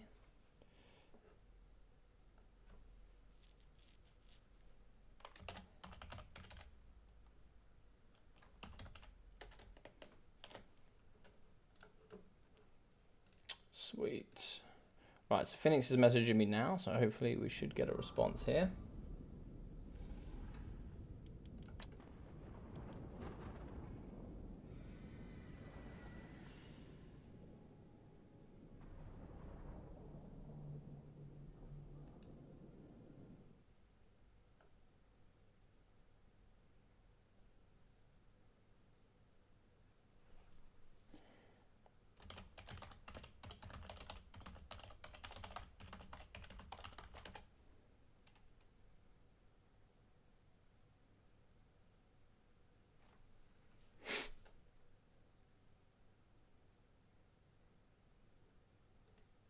Apologies, guys. We'll be there pretty quickly.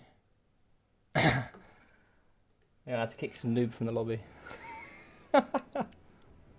Yeah, especially versus him. And I really like that game because I feel like it's kind of I felt like it's slightly Lizardman favored. So it was really cool to see you bring a Bretonian build that was like really challenging it. It was quite fun.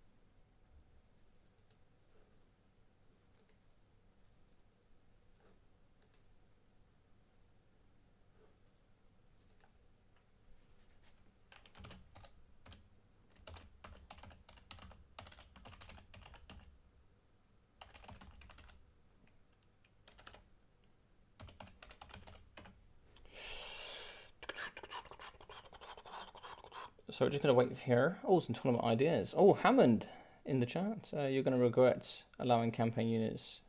It makes TK the best faction in the game. How are we coming through with some ideas?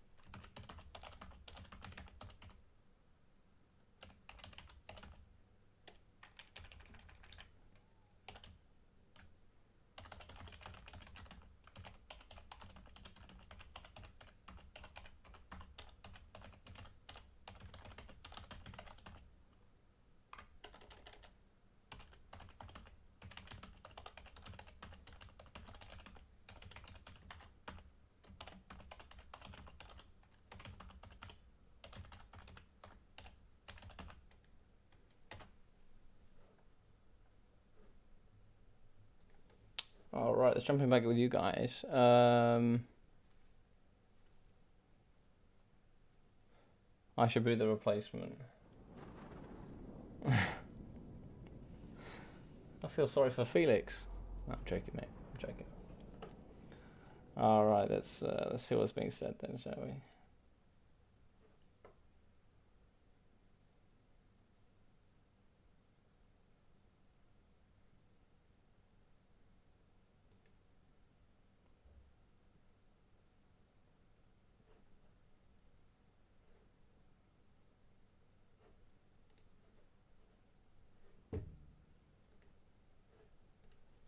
Right, so we'll give Phoenix 2 more minutes and then we'll have to hurry on just a little bit.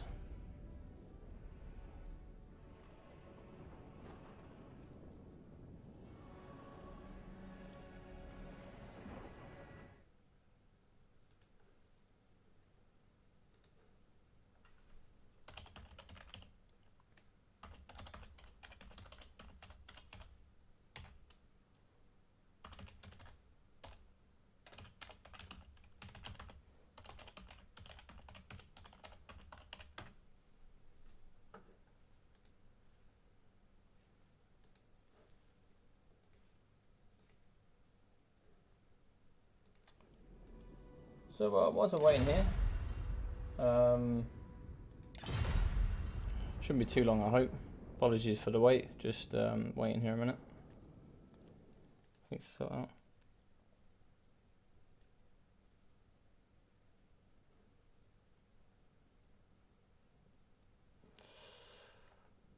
So yeah, whilst we're waiting, I saw that a few of you guys have already chucked some really cool ideas into the Discord, which is really awesome. Yeah, just keep chucking them in there. So if anybody that isn't part of the Discord and would like to be and like to see all the awesome tournaments coming forward,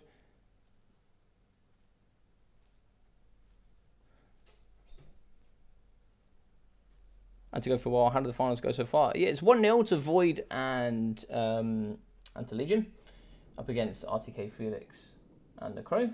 But yeah, 1-0 at the moment. Just waiting for Phoenix to come back, and then we'll continue with Cypher.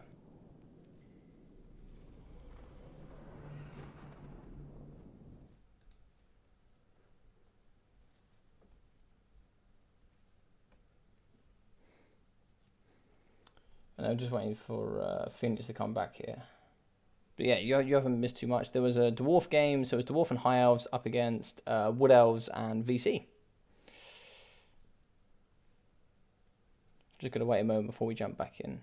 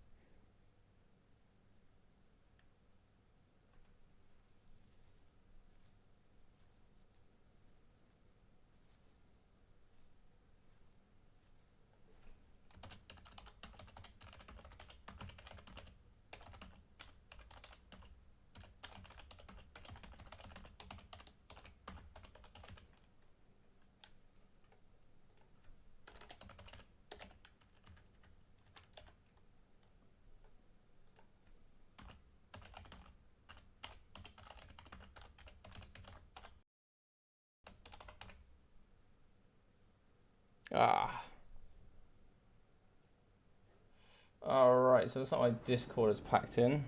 Brilliant. Okay, so I'm going to have to do the Discord on my phone now.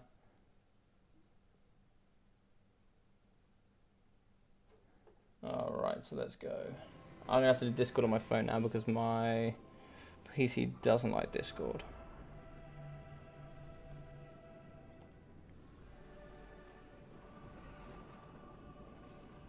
So bear with me.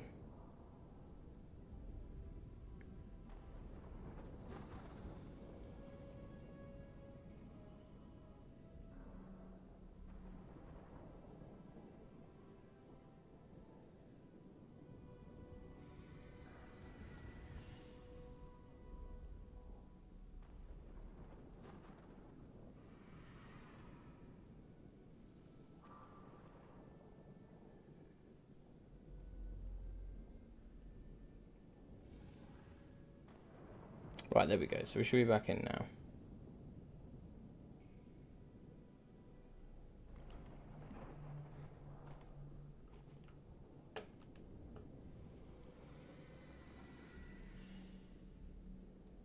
Brick phone. I've got an iPhone, to be fair. iPhone 8, I think.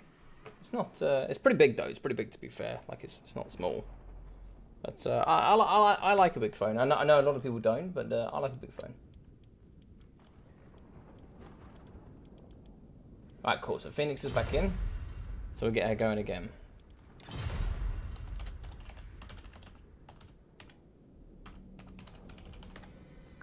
Right, so for the second map, we will be doing MP Alpine Ridge. So let's hop into it.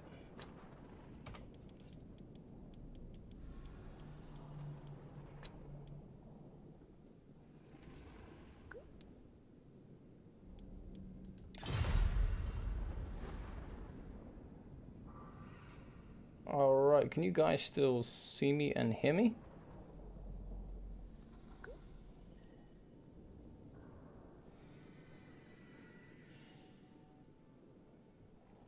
That was a lot of messages. YouTube is not receiving enough video. Okay.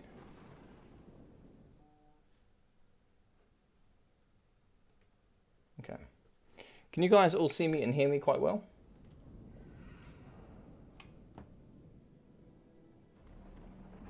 Yeah, sorry, Guac. I've been sat here waiting for Phoenix. So I'm waiting for 15 minutes, so...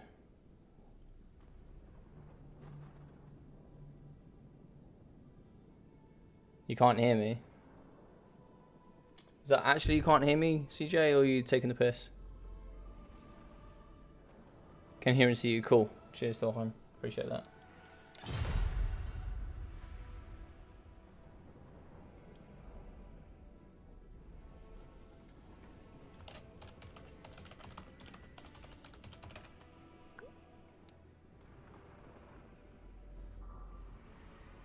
Cheers, Venture. Appreciate that, buddy. On my side, it's doing some weirdness. It says there's an error for YouTube, and I've got poor status, but I don't believe that. I put a sizable, a pretty good internet, to be fair, so it should be pretty bad. Yeah, cheers for the stuff, Hammond. I saw that you sent a lot in the Discord.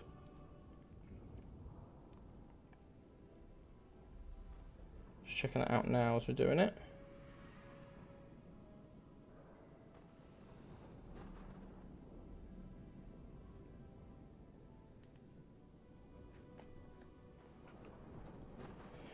Right, who's banning and protecting? Let's have a look.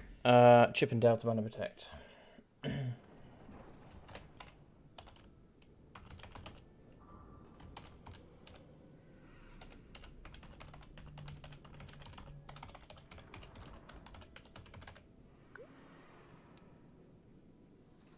So to ban these guys, you guys had to run it out.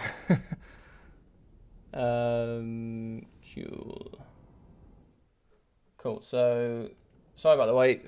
Phoenix had to check something out during stream, so we'll investigate that afterwards. But should be back onto it now. So yeah, Wednesday I'm certainly doing a tournament. More than likely will be sub-faction tournament. This is pretty good. So what you do is you come in with a sub-faction. You play that sub-faction for the entirety of the tournament, and then you finish out. And we've had Void win one. I think we've had quite a few win. We had VC win. We had Ice Power win with Dark Elves, and we had some really cool matchups, which was quite fun. I've got Battlemania this Friday, so we'll be the final of Season 3, so meaning the last of those points will be defining who's going to be going through into the finals. The top 8 players with the most points over Season 3 will be playing for a copy of the Total War Warhammer 3 game, and it will be paid for by myself. So for the last one, Void won it, so I bought him a copy, and whoever goes through and wins this one will be getting a copy as well, so that should be quite fun. And then over the weekend, we should have another tournament, which I think we've got... what other tournaments have we got this weekend? I don't think we'll do Sub Commanders this weekend, but we should have... What was the other one I was thinking of doing? I might do, like, maybe a Come At Me Bro, or maybe we'll just do I'll tell you what we won't do. We'll do a King of the Hill. You got to go, Zypher. All right, buddy, take care, and we'll see you soon. But we'll do a King in the Hill style sub-faction tournament, I think. We'll do that on the weekend, which should be quite fun. Take care, Zypher. Thank you very much for chilling out, buddy. I appreciate it. Alright, so it looks like here, Legion, Tomb Kings banning Wood Elves. So that should be good stuff. And it's Phoenix and Felix to ban.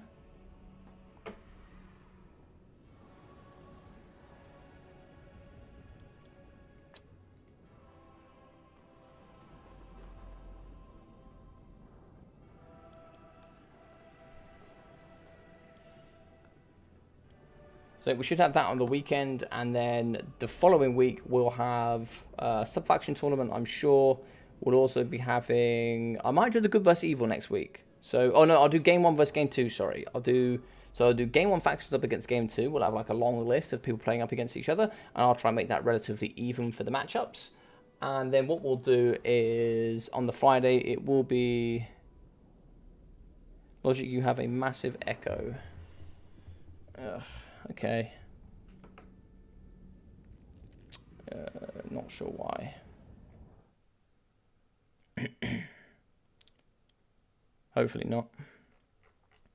But next week will be the season invitational. So next Friday will be the seasonal invitational, which should be really awesome. I'm looking forward to that.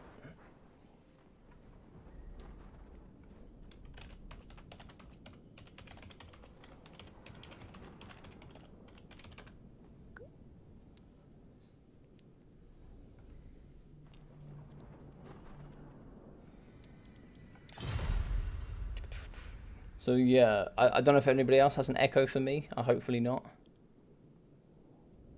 Okay, cheers, Hammond. Yeah, so we've got lots of tournaments. So we should, between now and next week, have about 5 or 6 more tournaments, hopefully. So it should be some good fun stuff. Thanks, Buckarilla, and thank you, Hammond. It might just be you might have a little bit of lag, CJ, something like that. So just waiting to get this underway.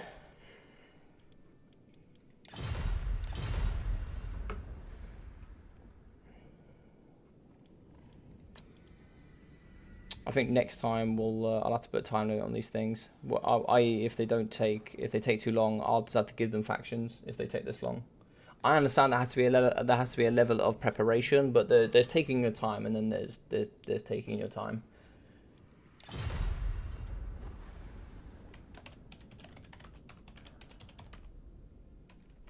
No, I'll leave it for now. But like, if they take another, like they've taken ages to solve this out. Like, it shouldn't take 10 minutes to pick factions.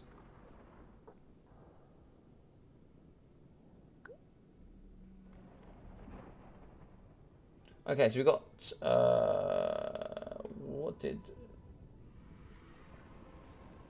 Skaven and TK, that'll be pretty interesting.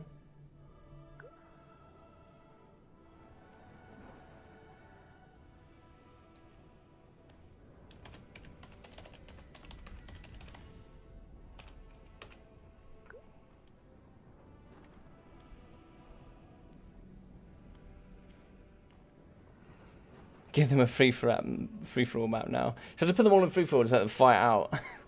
When it goes home as the victor. I like that, Venge. Nah, I've got to be sensible.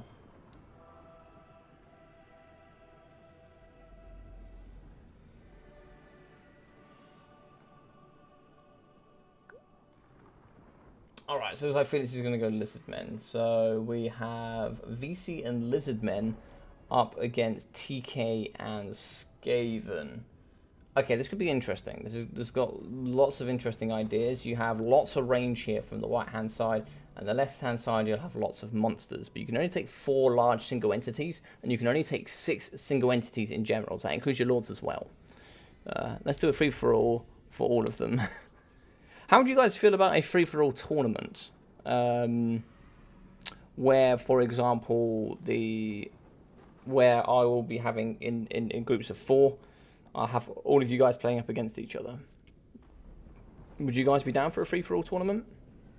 Organising it would be interesting, but I should be able to do it.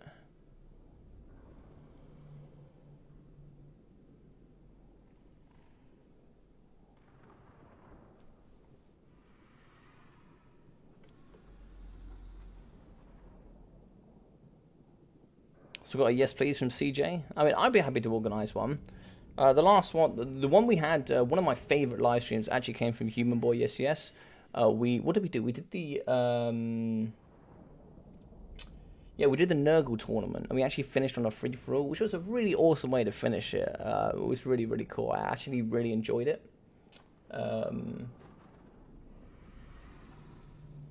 And having that free for all where Hadri's won that was awesome. That was awesome.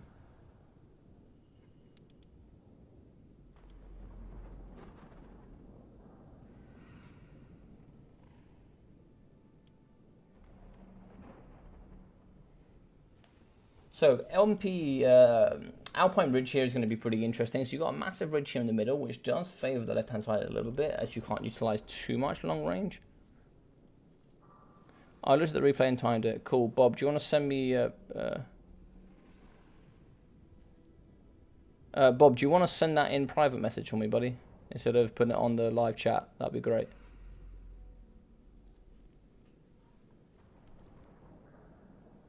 I'll check Discord.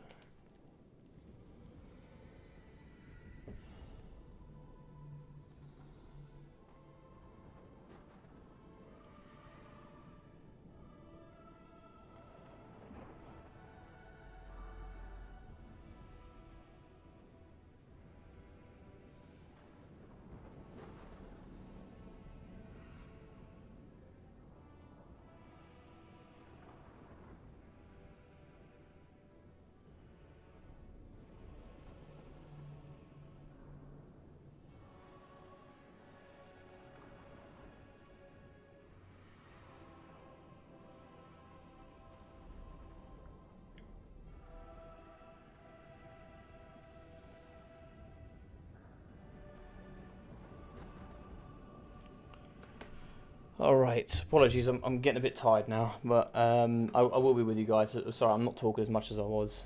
4 hours and 15 minutes of casting, so it's a bit long.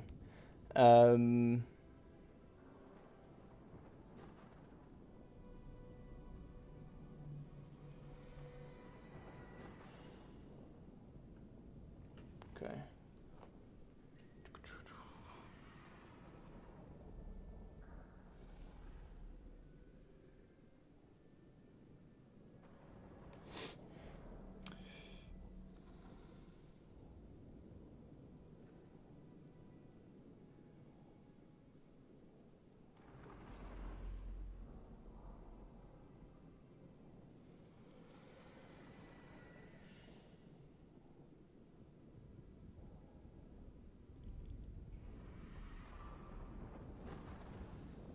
No, it's okay. Like, here's the thing. I have a rule. I have a rule. If there is any issue in, if there are any issues in rules, everybody, and I mean everybody, has a right to have it checked. That is my rule here for tournaments. My personal opinion, it shouldn't have taken this long, but some rules really do need looking at.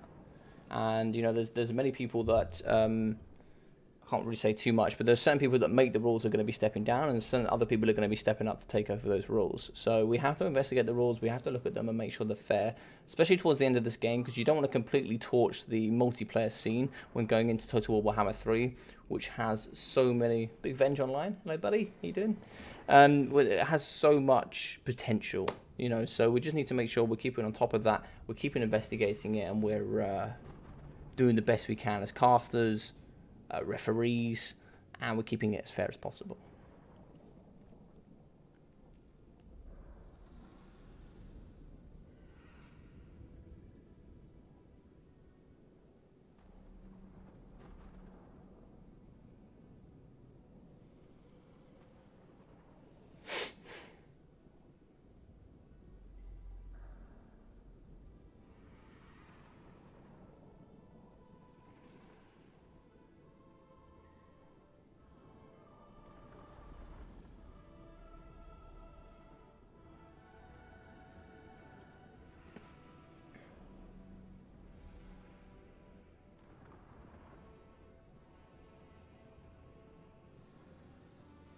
One second.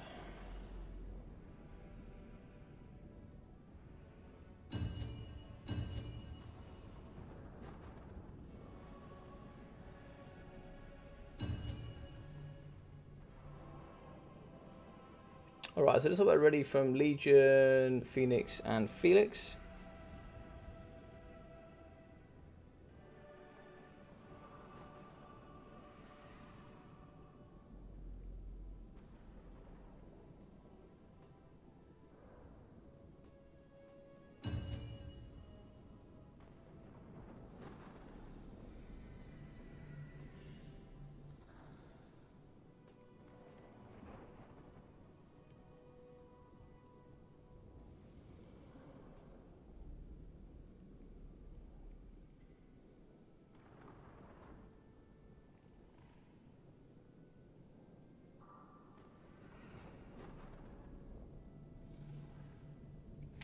Alright, everybody's ready, let's hop into it.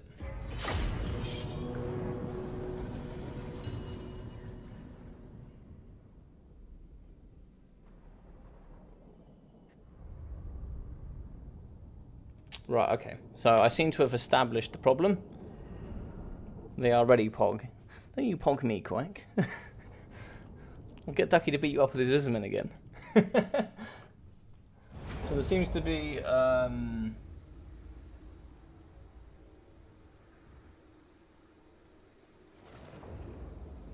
Okay. There seems to be maybe an abuse of mechanics, which is what the problem with Phoenix was. Okay, we won't go into it too much, but there seems to be a bit of a magic abuse, so I'll look into it, and if there's a problem, I will make it aware.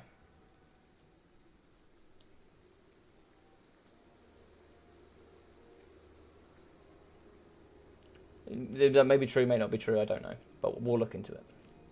But at the moment, we're going to go into game 2. This will be map 2 here on MP Alpine Ridge. 1-0 to Void as well as Legion. And they will be fighting here up against Phoenix and Felix from RTK. So it should be pretty fun. Logic reaching 300 subs, I see. I hope so, buddy. I'd love to... honestly, I'd also want to say thank you very much to everybody that's here as well, watching, and all the new guys and everybody else that's hopping on. You won't bring Reek for a... But honestly, thank you very much for all the support I've had from all of you in this community over such a short period of time. Honestly, it's been awesome. Like the support from all of you has just been exceptional. So thank you very much for all of that support and all of the kind words from everybody. And, you know, the views and watching and all the kind words. All the great tournaments about everybody playing is just exceptional. New tournament idea. Logic has to have a shot. Has to have a shot every time we see a rule break. Oh, I saw that, Venge. I saw you trying to pull a sneaky one there. I'll be smashed by the end of it. Oh, God. I'll be drunk. I won't be able to cast. I'll just be talking rubbish.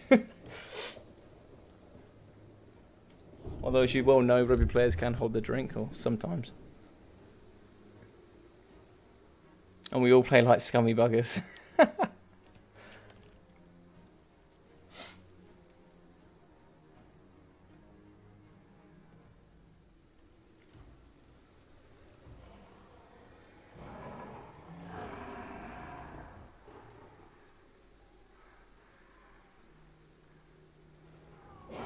Sweet, let's hop into this.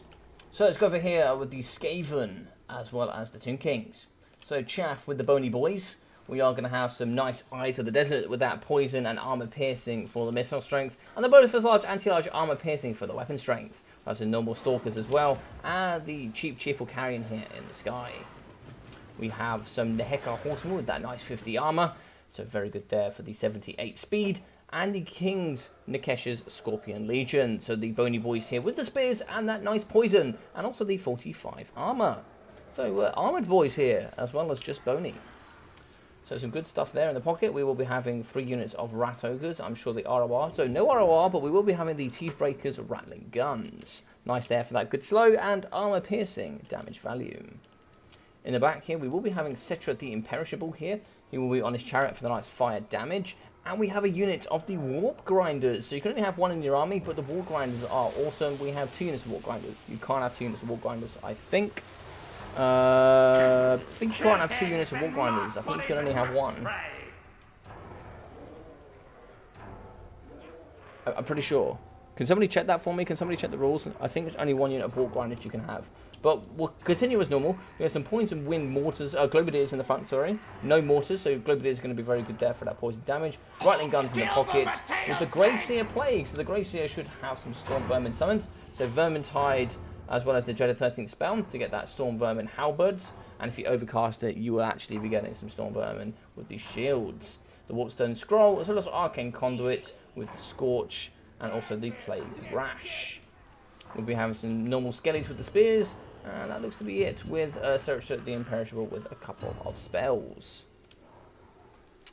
Here for the Lizards and the Dinos today, we'll be having a couple of units of Communist Skinks here in the trees, with some units of Source Warriors in the front line, with some nice cheap zombies. So it's going to be the Bony Boys here up against the Meat Sacks, with also the Crypt Ghouls with that poison in the back with the Skeleton Warriors, and Isabella von Carstein with the double Viking. Vikings here will be having the Scabscraith, and Isabella here will be coming with Chalice, Belinguent, as well as the Blood Frenzy, no, Red Fury, Raised Dead, and Invocation of Nehek.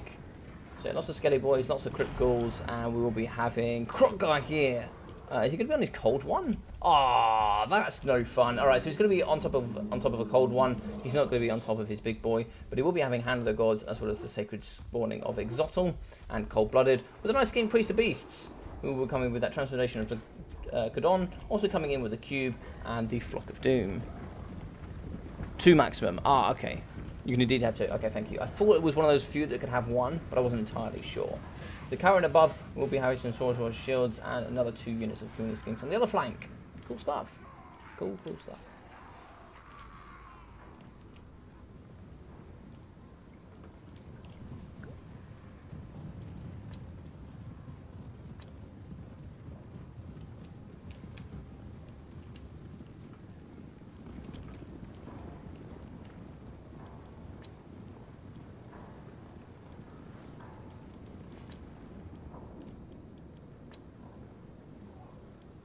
Alright, so let's play. So it looks like the community skinks, they were attacking.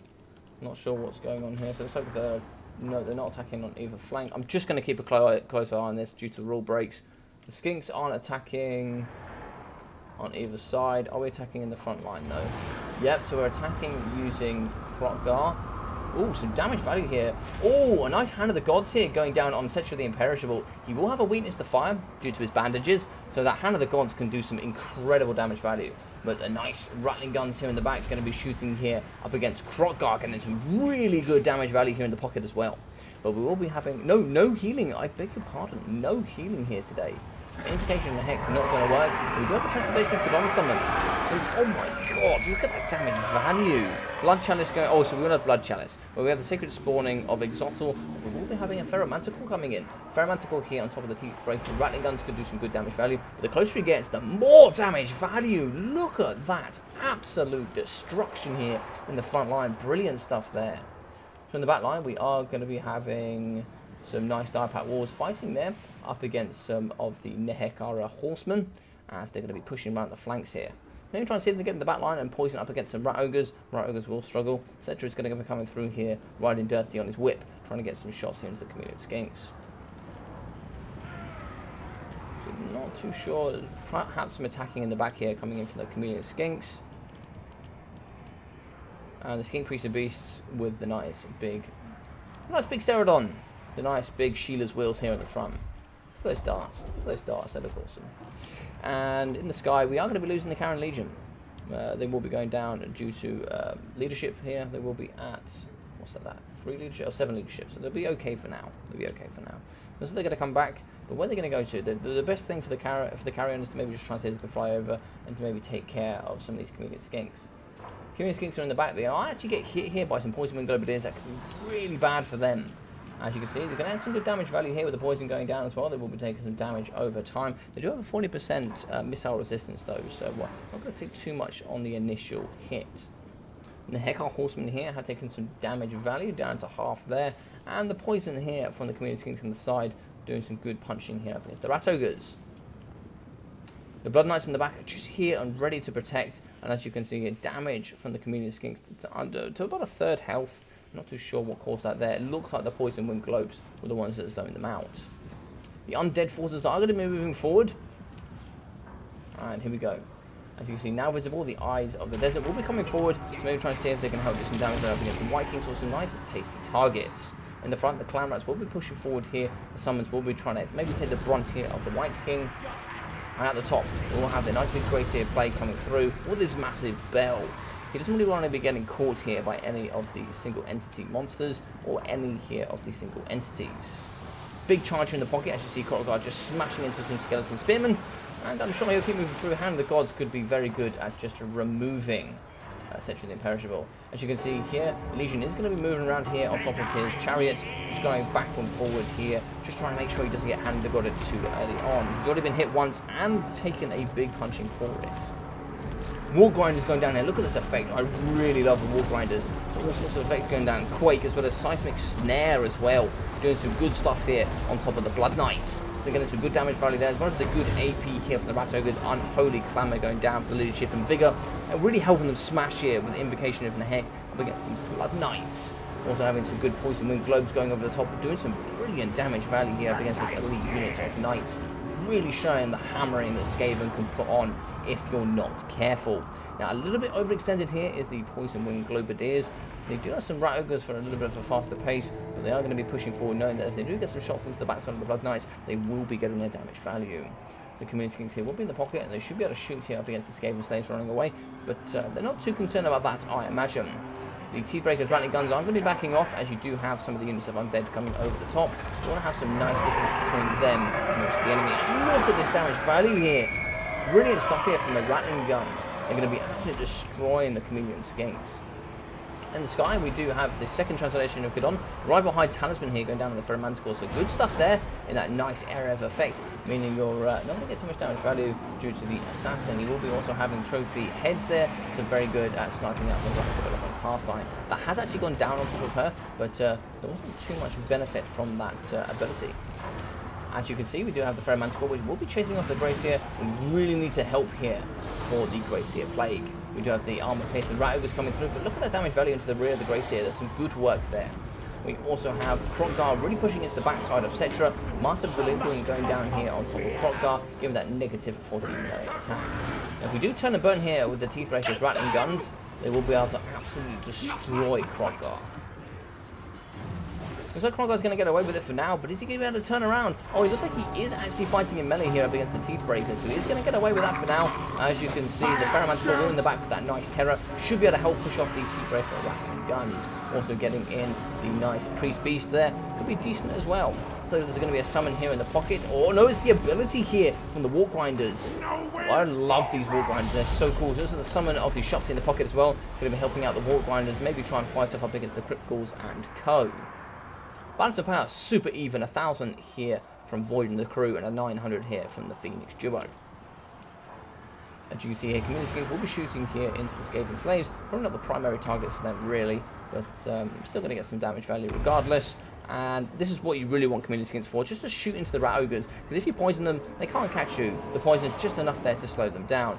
A nice shattered unit of Poison Wind Globes here. Some really good stuff there from the Crypt Horrors. They are very, very dangerous. Community Skins in the back will be shooting here into the Skeleton Warriors, and they're really not really getting caught there in melee. Nice Scab Scrape here in the pocket, doing some damage value here up against the Shopsy and the King's Nikesha Scorpion Legion. Not very good there up against armor, so they will struggle up against the Shopsy, but still get some good damage value up against the Legion. Looks like another one's going to be coming down here. Also, another Warp coming down here, doing some good damage value up against the Crypts, as well as up against the Zombies, so some good stuff there. We do have a summon of Zombies in the pocket just to try and help out Isabella as she is being chased by the Assassin. And we will really need this White King to help do some damage. Oh my god, the charge here coming from the Skink Priest there on top of the Sheila. Just absolutely ramrodding the Assassin. Brilliant stuff there in the pocket. And some nice shutdown here of the Poison Wind Globes using the White Kings. So as you can see here, going to be running away is actually going to be the Skink Priest of Beasts. He wants nothing there to do with that. Going to be summons left, right, and centre. What have we got in this pocket? Well, looks like we do have a Flock of Doom going down here, and it is going to be going down, doing some damage value here on top of the Skellies, mostly here on top of the Sketchwell Stalkers, and it looks like it has managed to broken and terrify up against some Warp Grinders. The Warp Grinders were able to get 29 kills, probably get some good damage value as well. That Error Effect is super dangerous. The Gracier down to 680 HP. He's going to be just running away there using Arcane Conduit. Skaven Slaves are looking like they're going to come try and shut down their Chameleon Skinks, and the Blood Knights are going to be running for their life here as they are running away from the eyes of the desert. These guys are perfect at doing damage value up against them. On top of the hills, we do actually have some Poison Wind Globes. Need to get those back into the pocket, and Cetra will be running away here from the Skink Priest. Balance of power here, super even, as you have the nice healthy core of the double White Kings, with probably some more Scab Scrapes to come here to really help deal with these Skaven trash. Looks like we are going to get some Source Swords for shields back, but as you can see, the skeleton, we can see the Chameleons and the Saurus are going to be getting pushed around now. At this point, with the amount of summons and stuff coming through, they're really going to be starting to take a punch. A shattered unit of Skaven Slaves, but we still have some more Skeleton Warriors coming back into the fixture, trying to fight up against the Chameleon Skinks. The Blood Knights need to get involved in this pocket and really help deal damage up against Cetra the Imperishable. We do actually have Cold-Blooded here on top of the Skink Priest of Beasts, and look, he's trying to target here up against, oh, him turning away there was really painful. Oh, he's going to turn and burn now, and here we go. We do actually have the Blood Knights in the back. Cetra is in a difficult scenario. Nice explosion coming down from him, though, really helping giving that negative to the surrounding on those stats. He is going to get away, so some good stuff there. 78 kills for him so far, and for Krokgar up to 19, and some good work. Looks like here they are able to try and get some damage value on the Poison Wind Globes. They're up to 178 kills. Brilliant stuff from them. And the Summoner Zombies in the back chasing after the Poison Wind Globes. Now, where is Isabella? So Isabella's still alive here. Very healthy as well as the double White Kings. They are going to be fighting up against the chaff here from the Bony Boys. But the Skeleton Stalkers here, the Eyes of the Desert, will be coming in to maybe try and put the downer here on the White King's day. They really need to start to get some shots going off here. Maybe try to maybe start shooting here up against Krokgar, because now they're pretty much, Krokgar's going to get some free hits on them, and they're not going to be able to use their range and their poison and get some damage value there. But they might be able to turn and get some good shots in now. Yes, they're going to get some good shots in now, and it's going to be able to poison Krokgar and allow the Rat Ogres to come in and deliver the steel chair. So the steel chair is going to come through. Big punches here on Krokgar. Sacred Spawn of Exotl coming down for that damage resistance. And you actually have some poison wind globes in the back that might be able to help here do some damage value up against these single entities. So pretty much only single entities left here for the living side from the Lizard Men and also the VC. And yeah, it's starting to look a little bit scary here. Only one of these has got a hit here up against Krokgar to get that poison damage over time. But as you can see, the Eyes of the Desert are now going to be fighting up against Krokgar. With the bonus of large, anti-large, and armor piercing, it should be able to, if it gets a good hit here, it should be able to take a mortal per turn. Just running away here, the assassin is just going to be keeping going, really trying to get the assassin trophy hit going just so we can help do some damage value here. Oh, look at those shots there coming out of the Scarecrow Stalkers, really shooting into the Skin Priest of Beasts. Balance of power, super even. This is such a close game between these two. Very, very close, contested fight. As you can see, cold-blooded going down here on the Skin Priest, and dead here coming in from the Lord. But the assassin is going to get away. How far can he get away, though, is the question. So only 2 Lords left here from the Lizard Men and the VC. No Lords left here from the Skaven and the Undead. And that's where it's going to start to come get scary. Balance of power pushing away as well, as you're really not going to have that leadership. You can see there, negative 16 going to come through as Lord recently died, and that is going to be pushing them. As you can see, they're only negative 10, so that will be pushing them into that negative territory. They will be going through. Legion has withdrawn, and the AI will take over, and I'm sure we'll be seeing Void dropping as well. But GG's here. It's going to be 1 apiece going through to the next round. And that's an interesting battle for sure. Poison Wind's going to be going off, doing some good damage value in this pocket, but that'll be it. Well played. Really, really good stuff.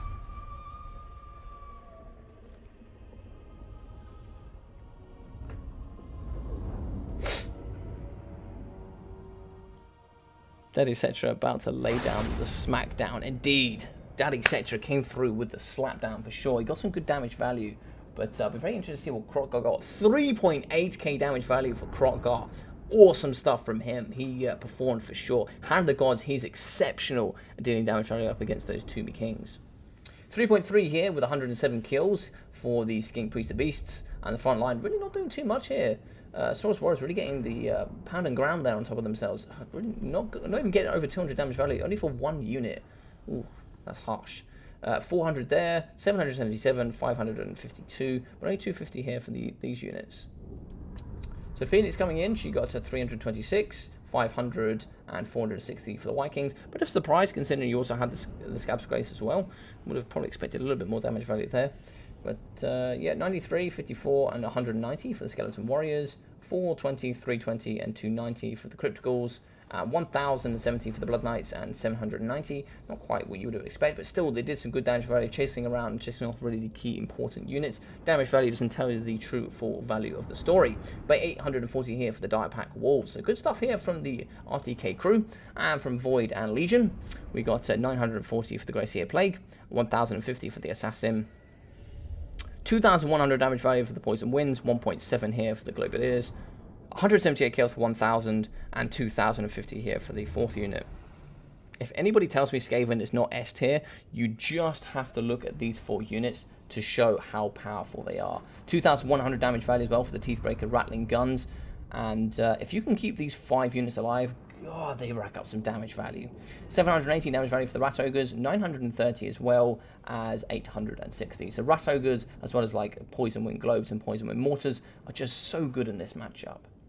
380 and 480 for the War Grinders. Bit of a surprise. I thought they would have got a little bit more damage value there, especially up against that cavalry. But for Legion, we got 955 for Cetra. Not quite as much as the Smackdown as I was expecting. Cetra is super powerful. But King's Nikesh only got 250. Skeletons really not too much. 400 here for 1 unit. Considering there's some big boys in there, I'm a bit surprised. 370 for the Nehekar Horseman, 150, only 80 for the Carrion. I'm not a fan of Carrion personally, but 2.4 here for the Sketchful Stalkers, and 1,000 here for the Eyes of the Desert.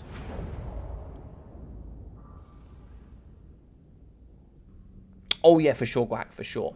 They're not very good at protecting themselves in those 1v1s, but for sure they're S tier in 2v2, for sure. They are super strong. But you can say the same for the Dowie, right? You can say the same for the Dowie. Dowie really jump up in those great boundaries from maybe like a high C to a low B into an A tier for sure in the 2v2s.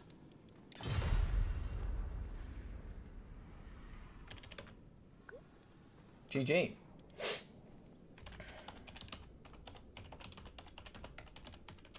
Blind picks in, please. So I'll be waiting for those blind picks.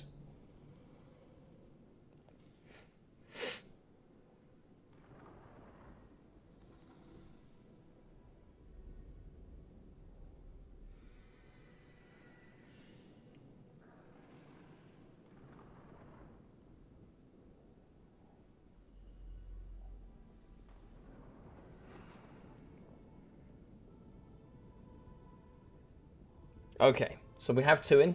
Just going to be waiting here for Legion and Void now. So we have the double in from Phoenix and Felix. I'm interested to see how this is going to go. So we've already had High Elves and we've already had Dwarfs. And now we've just had VC and Lizardmen. So what do you think is going to come up? What are you expecting? Shelland Apache, how you doing, buddy? Double Undead still dominate 2v2s. Yeah, for the most part, they can be pretty. I mean, we actually saw them lose. We actually had Human Boy and Bobman lose the double undead against VP and Lizardmen. So they actually lost before, so it's a bit of a shame there. Yeah, it's been going on for a while, buddy. Yeah, 4 hours and 40 minutes in. So we've had one in from them. Let's see. Right, just waiting on the other boys now.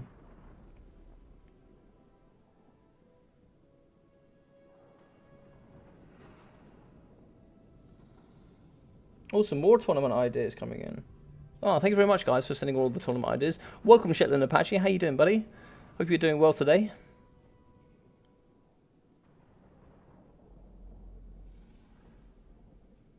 Damn, that's a long time, Phoenix. You want to catch some sleep? I know that's easier said than done. I like your picks, by the way. They're pretty fun. I should be really interested to see how you're going to do with that. I'm excited. Yeah, so the next map, so the final map will be Oakenhammer. So Oakenhammer is one of my favourite maps as well. It's a super fun map. Pretty well balanced, open, not really too many trees to worry about.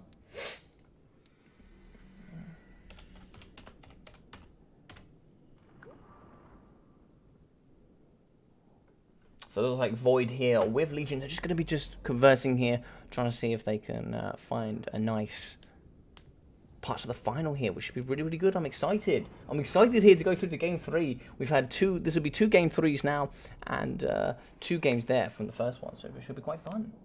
Sent, perfect. Ooh, okay, this is going to be interesting. You'll see as I'm typing, this is going to be interesting. You might yet see Brett vs Lizardmen then.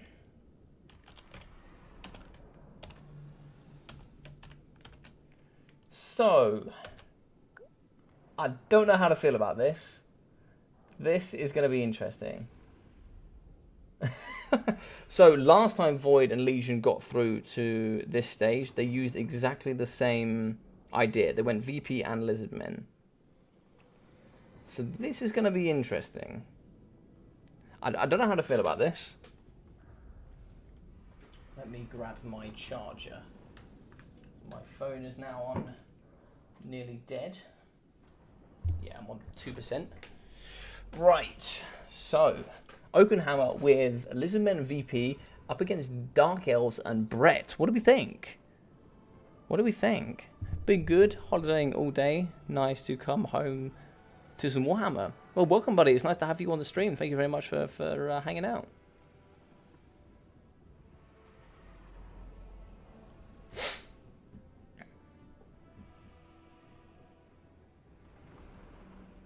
So we've got lots of armor piercing here from the Dark Elves. You got yourself your Dark Shards. You've also got all sorts of like repeated crossbows. You know, with some skirmish cavalry. And for Bretonia, you got lots and lots and lots of cavalry. It can be bonus large. It can be infantry based. Questing knights, You've also got the Fae with the double simps coming through. Maybe you go with Leon Kerr otherwise. You've got lots of really cool applications here.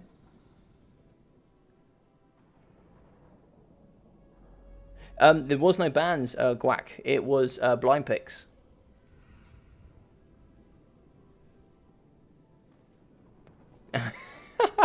D and Brett all day. Give me those AP missiles and the knights to weep, and weep. Sorry. So these were just blind picks. So for those that might have missed that, basically all 4 of them sent in blind picks.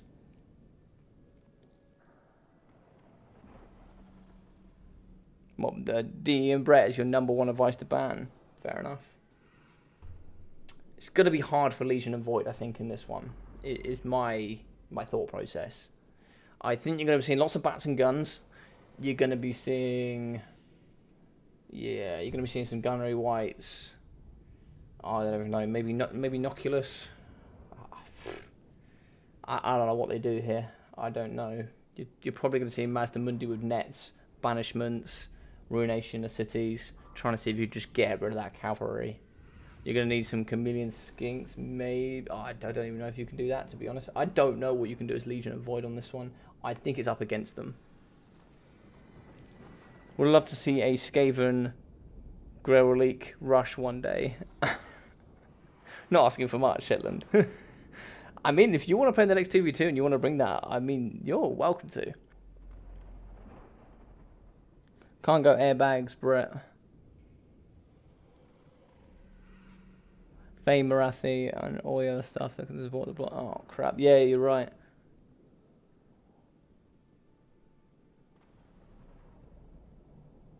Tempest and VP could be fun.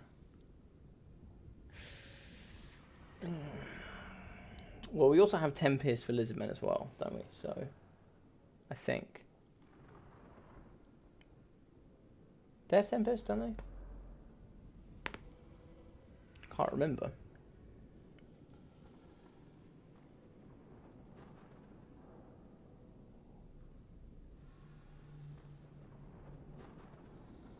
Could go Air Skirm and 1 Ripper, I guess. Yeah. You could. I mean, you could try and go full Skyforce. You could go full Skyforce. It's doable. Although you can only take a maximum of 9 units, so with 360-degree shooting. So you could go like 4 Sentinels, some Phylix Bowlers maybe. Try and just do some like spread damage value up against infantry, etc.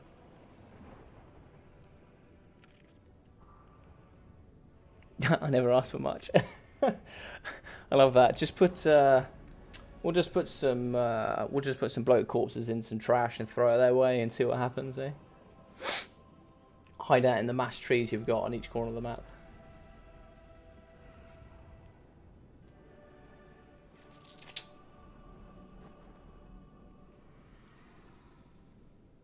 I don't think you can outshoot here as the Skaven and the Lizard. No, as the undead and the lizards. I don't think you can. I don't know. What do you guys think? What do you think we can do in this scenario? If you're on the lizard men and the undead side, what do you do? All the mobility here favors the left-hand side, and you've got the AP missiles to go with it. What do you do? The bat handguns might also be able to deal with foot squads. They should be able to. I would have thought so. I've got the armor piercing, for sure. And enough fire with negative. Also with fear. If you take fear into factor and you also take missile under fire, that's negative 13 leadership already. But you only don't have the best leadership. The only problem is the silver shields from... Unless it's from behind, but you still got silver shields from cheap infantry from the Dark Elves. And you can go wide with the Dark Elves pretty comfortably.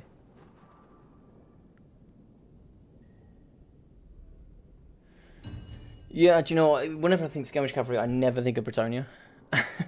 But ROR, if you go the ROR mounted yeoman with the poison, and you just go a couple of units of those, that could be pretty scary. Go 3 units of those, and maybe go 3 units of the repeater crossbows. That could be pretty nice. Aranessa could be a secret great net. Oh, that's true. That's true.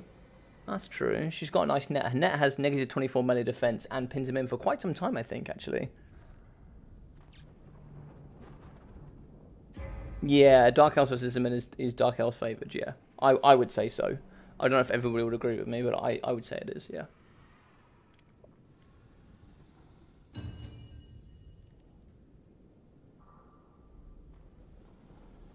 Cannon's not the other way to go around it, yeah. I mean, you could build a box build and then have the dinos try and support that, but these boys did it before. It kind of collapsed on the seams. They tried to do that with VP and Dowie, and it didn't work. Oh, no, that was...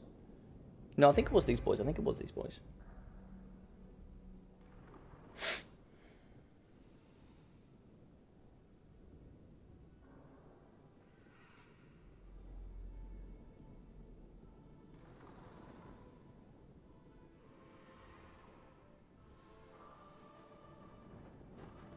Brett Skirmish Cav is the third best in the game, in my opinion. Greenskins, then TK, then Brett. Really? Is Shetland, is that based on value? Or is that based on performance? For value? I.e., is it just like better to go... Is it better just because it's cheap and wide and you can just deal with other skirmish cavalry? Or is it based on the value of the actual cavalry and its output?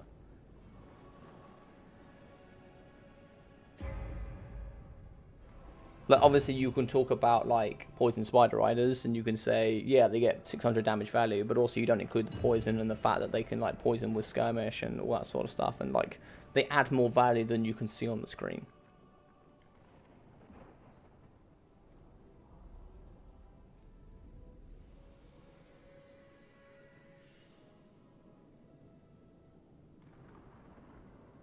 Based on board control for value. Oh yeah, cool. That makes sense. That's how I would justify certain things. Yeah, I think then by far, I think greenskins are way and above.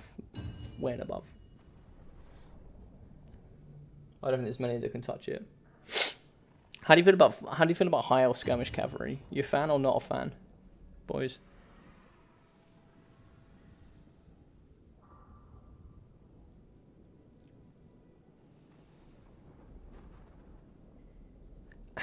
Do you prefer Wolf Rider archers or do you prefer Spider Rider archers for value on the battlefield?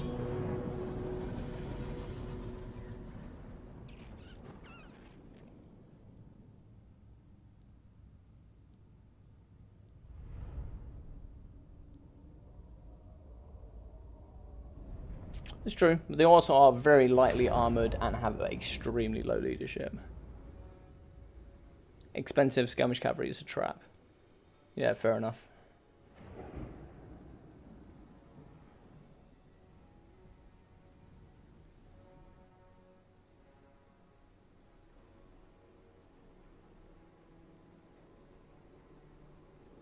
Because for me, in my experience, because I main Dowie by far, by anything, and then after that is greenskins. And when I go greenskins, I prefer spider riders over goblin wolf riders.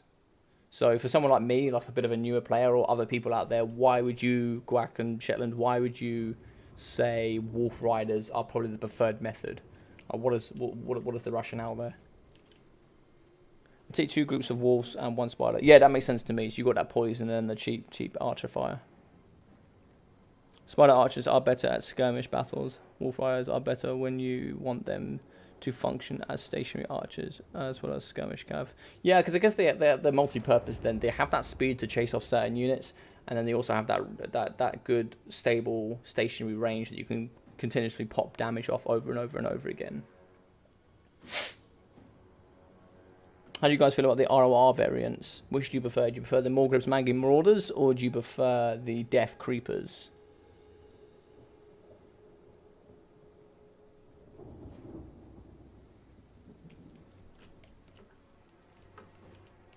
Or do you take neither?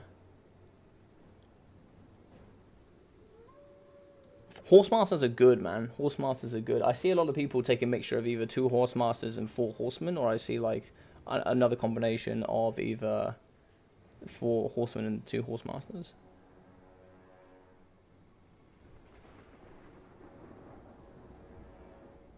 Because I also really like Spider Riders in combat. ROR Wolf Riders are way better in my opinion. Yeah, fair enough. I think they have really good applications. I actually really like partnering them up with the Rusty Arrows.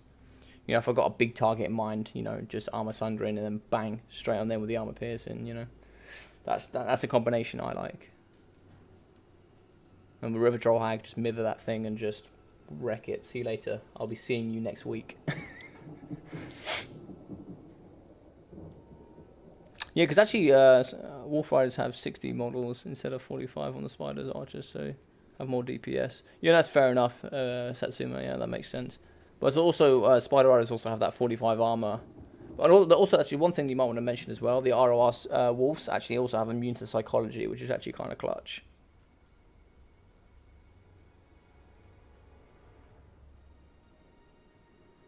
Yeah, that's true, Parkerilla. I really like if they're especially for the Centaurs, if they have their ability, which is if they have more than 50% leadership. I've gone Primal Fury or Primal Rage. If they have that as well, they have that 95 speed as well as increased charge. It's just crazy, just crazy. So we have some Saurus Warriors with shields in the front line. We have looks like 3 units of those, and we have some more deckhand zombies pole arms with the nice big Queen Bess. So we're going to have the big Bessie here today. She's come out to show herself. And we're going to have Count Noculus here, which is kind of what I expected. He's going to have the Captain Moondial, as well as also having the Wrathstorm, Arcane Conduit, Invocation of Nehek, Drowned Dead, with also the Curse of Undeath. We actually have some Pterodon Riders in the sky, so looks like we did call it, boys. And we are going to have the double Bastiladon solar engines. Or is that just one? Looks like we're just going with one, but we will be having the triple here. So we have the triple Pterodons, no Fork Sentinels. But we'll be having the Black Spot gunnery hands in the back, which will actually have the bonus. So the difference here for the ROR, for the Black Spot, is they actually have spears. So they're a little bit like Lothran Seaguard. And we also have Lord Master Mundi. We'll be having the Ruination of Cities, as well as those. Oh, he's been moved. As well as Banishment, and I'm sure a few other items. It's like Shield of the Old Ones, as well as Apotheosis, Harmonic Convergence, and Net of Amatok with the Sunburst Standard of Exotl. Here for the Sweaty Bretonians, we will be having some Spearmen Arms with shields and the front line with some Men at Arms and some peasant mobs. So nice, cheap, and cheerful here in the front with the Cathalite Assassin. So that's pretty good there with the poison. The 800 missile strength is just exceptional from this guy. You'll also be having trophy heads as well as the Web of Shadows for that negative to speed. And we'll be having lots of spears here, left, right, and centre, with the peasant bowman in the back here with some pox arrows. And so we'll be having the nice Reaper Bolt Throwers. So it looks like two Reaper Bolt Throwers with some cavalry in the back, and nice to the realm for the bonus first large. So like 1, 2, 3 units of those. In the sky, we'll be having Marathi, I believe. Yes, a Marathi with the double Ferromanticores. Where's Ice Power when you need him? Ice Power, your queen's here. With the double Ferromanticore here with Marathi. Marathi has some beautiful abilities as well. So she will be having the Wand, which gives her that nice bombardment, as well as the Soul Stealer. And this is what's brilliant. She will be having the Heart Render and the Dark Sword, as well as the Enchanting Beauty, giving that negative 18 melee attack, negative 9 melee defense, and the negative charge. She's also having the Greater Arcane Conduit, as well as Spiteful Conjugation. We will be having Fey Enchanters with those heals. She'll be coming with Mist of the Lady, Earthblood, and also the one thing I can't remember, which will be Shield of Thorns with Arcane Conduit. We have the double Simps, one here with the Physical Resistance, which will be the Paladin here with Guardian. Nice, so pretty interesting army with a couple of units of Dark Shards with shields in the pocket. So lots of AP range, lots of poison here. Any fire arrows though is the question. It doesn't look like any, it just looks like normal. And so the Cathalite Assassin, it will be going forward. He's only on foot, he has a measly 45 speed, so he could get caught here by some Sentinels if he's not careful. So it looks like we actually have a Gunnery White in the pocket as well. But you can only have 4 large entity monsters. So we've got 1, 2, 3, 4. Okay, so that's fine. So we also have carronades in the back with some bombers in the front line as well. So we've got 2 units of bombers. We also have a couple of units of Skinker Hawk Javelins for that very nice poison.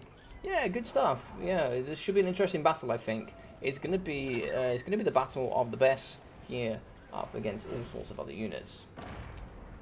Now, as you can see here, we look a little bit on the battlefield. We will be seeing all sorts of different. It's only small changes, but you will be seeing small changes in terrain, which will have a profound effect here on the artillery game. As obviously it goes through all sorts of mechanics, but it will have a lot less effect here on the Queen Bess.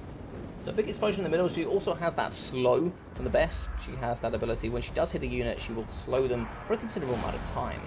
Like healing's going to go down in the pocket here. Earthblood will be touching a few of these units up, especially the Reaper Bolt Throwers. Big explosion here in the pocket, which will be slowing down the Reaper Bolt Thrower there, down to a very slow 7 speed. And it looks like we're also going to get shots here in the back from the Carronade. Carronades will do some good damage value. As you can see, we are going to have the Totem Riders in the front line, trying to do some good bits and bobs. What's here in the sky? Oh my god, look at the damage value on Marathi. Marathi's getting destroyed. But Soul Stealer has been forced here onto the Pterodon Riders. Interesting stuff going on there. Pterodon Riders should be able to come through and get the slam here on Marathi. But oh my god, the Kefli Assassin took an absolute punch into the face there from the Carronade. Carronade there just knocking him over. Not too much damage value though, but still a big punch to the face is going to hurt. Pleasant Bowman, Pox Arrows will be coming through, maybe trying to get some damage value here and slow down the Pterodon Riders. And we're trying to see if you can push them off and keep them away there from your infantry. Stop those rock drops from coming through, and just allow yourself to get a nice, good, comfortable push here into the pocket. A nice gun here from the Gunnery Eye with a massive 434 armor piercing missile strength. We'll be shooting into the flank of the Flay Enchantress, getting some good damage value. Pause a little bit closer here. So we are going to get the double Manticores coming through. Now, where the Manticore's going to go? Now, the Manticores want to kind of maybe try and see if they can take down some Winds of Magic. Maybe try and see, oh, look at the damage value there on Oculus. But maybe try and see if you get onto Oculus or shut down Mazdamundi, but neither is going to be easy. The guns here, the Black SWAT, are going to be shooting into the Manticores. And if you're not careful, they are going to rampage and start fighting with targets you're not particularly too happy about.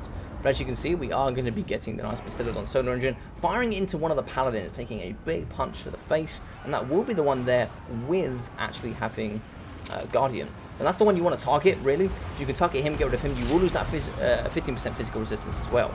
Mazdamundi coming through here for the slap. He will be fighting up against the Peasant Mob. But here we have the bonus large anti-large Paladins coming through for a bit of a slap. I think we're going to be having a nice Soul Stealer going down, Net going down as well, Shield of the Old Ones as well. So some good protection there in the pocket. Oh, yes. A very nice Doom Bolt there going down in the back. Looks like the Queen Bess was able to remove the Cannon Crew and should be able to get the Cannon Crew back on. So some good work there. Rastorm coming in the pocket here up against the Ferromanticore. And we can see all sorts of nets and stuff going on down here. Just putting it all in and stopping them from moving. In the back end, the Bastillodon is going to be fighting here up against the Knights of the Realm for the bonus was large. And Anti-Larger should be able to take care of them quite nicely. And Pterodons here going to be flapping all over the place and just disrupting all sorts of units of spears. In the back here, looks like we are going to have a nice banishment onto the Dark Shards as well as the Peasant Bowman. Should be able to get some really good damage value there in the pocket. Fantastic work there coming from that. And it will actually, might even pop into the back here up against the second unit as well, if you're not careful. Looks like we're going to be losing a unit of Dark Shards there with the AP. And we have a very healthy Mazdamundi here in the back. Oculus has taken a punch to the face, but he is still fighting here. Still standing strong. That chin will not wobble too easily. And in the pocket, we still have some Bombers as well. The Bombers are going to be very good at cleaning out that frontline chaff and getting some good damage value, especially when you also include the Javelins from the Skin Cohorts. These things are no joke. Pastillodon will be shooting in the front up against the Dread Spears. Balance of power super even here, really even on those numbers as well. As you can see, the Saurus Warriors are in the back, shutting down the Peasant Bowman. And 1-2 units left on line, 3, 4 units, 5 units left on here from the side here, from the Dark Elves and the Bretonnians. We have some more Javelins in the back. These guys are a little bit idle. And the Black Spot have taken a bit of a punching. These boys down to 600 health, down to 28 models. They could do a bit of an invocation of the heck in there and allow them to come through and do some punching here up against the Ferromanticores. Manticores are coming after Lord Mazdamundi. Assassin's Trophy going down here with the negative melee defense here, putting him down just to 17 with only 2 melee attack. That's crazy. The Manticores are going to come through. They have 445 weapon strength, so if they do hit here, they're going to hit like an absolute truck. But some good work there, and unfortunately Noctis is not going to be able to help too much. He's going to be shooting in the background here up against the Knights of the Realm. You really want to be pushing those boys off, and you need the Gunnery White to come in and try and help here with the Ferromanticore. A summon of the Deckhand Bombs coming through, just trying to filter out and help protect against Mazdamundi, but Legion's getting an absolute punching here with the rampaging Manticores. In the pocket, we do have the Assassin here, just shooting into the flank of the Bastillodon Solar Engine, getting that nice poison damage value. Not too much AP from himself, but he still gets some damage value. Looks like we have lost the Queen Bess. It's a sad day here if you are a VP fan. But in the back here, poisoning up against the Knights of the Realm, putting them down to a very slow 57 speed. Oh my god, I'm taking a big cannon to the face there, but they will be charging here up against the Skin Cohort Javelins. here, as you can see, breaking the bombers here from the nice Knights of the Realm. They will be shutting those down. Shutting down the bombers is really important, just to help here relieve some pressure from the peasant bowmen in the back, and just relieve some pressure here from the infantry front line. So one of those, both the Sims are still online. Both the Sims will be fighting here up against the Bastiladon solar engines. Master Mundi in the pocket down to half health, and as well as Noculus. He's not doing too bad for himself. Both these boys still have lots of healing cap to come in. Scab Spectre as well down the lines here up against the Dread Spears. Looks like they managed to break a couple of spears from both sides. Paladin here will be close to wavering. That Terror going to be very handy here from the Bastiladon, as Paladins really struggle. And also we're getting the negative from artillery as well.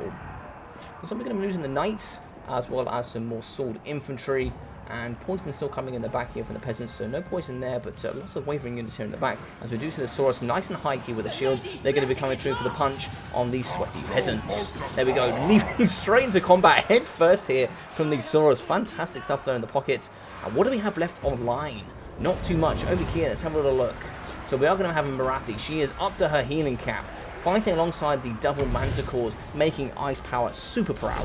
They're coming through here, hopefully trying to fight.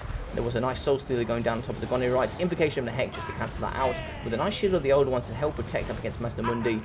Mobility here, not his friend. As you can see, Marathi's going down to 400 HP. I don't know how she's still going with that Terror coming on as well. She does not have that immune to psychology, I don't believe. So she will be struggling here in that pocket. Is she going to be able to hold though? It looks like she isn't. She is going to be broken, and she will be going off the battlefield, just being escorted here by the nice Pterodon Riders. As we can see in this pocket, favouring here up against the Lizardmen and the VP. There's really not too much left. We still have the Assassin here in the pocket, fighting here up against units of Saurus Warriors, and also the AP nice Polearms. Rampaging here with the Ferromanticore, he's going to be getting absolutely destroyed up against the AP of the Polearms, and coming through for the nice big charge. Gary coming through here with the Solar Engine, with those Skinkies on top, going to be smashing into the flank of the Ferromanticores with some good stuff. Balance of power super close to breaking here, shots in, and that is going to be army losses for a fantastic final here from both players. Awesome stuff here coming from both of them. What a brilliant battle.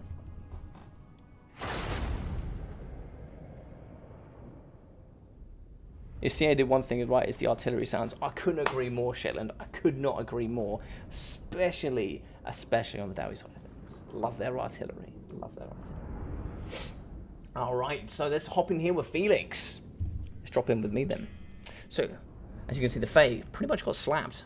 Cheek spread, she got bent over. 132 damage value, not what you're really expecting. 330 here from the Paladin, and 350 as well. Considering the amount of large targets you had, that's not a lot.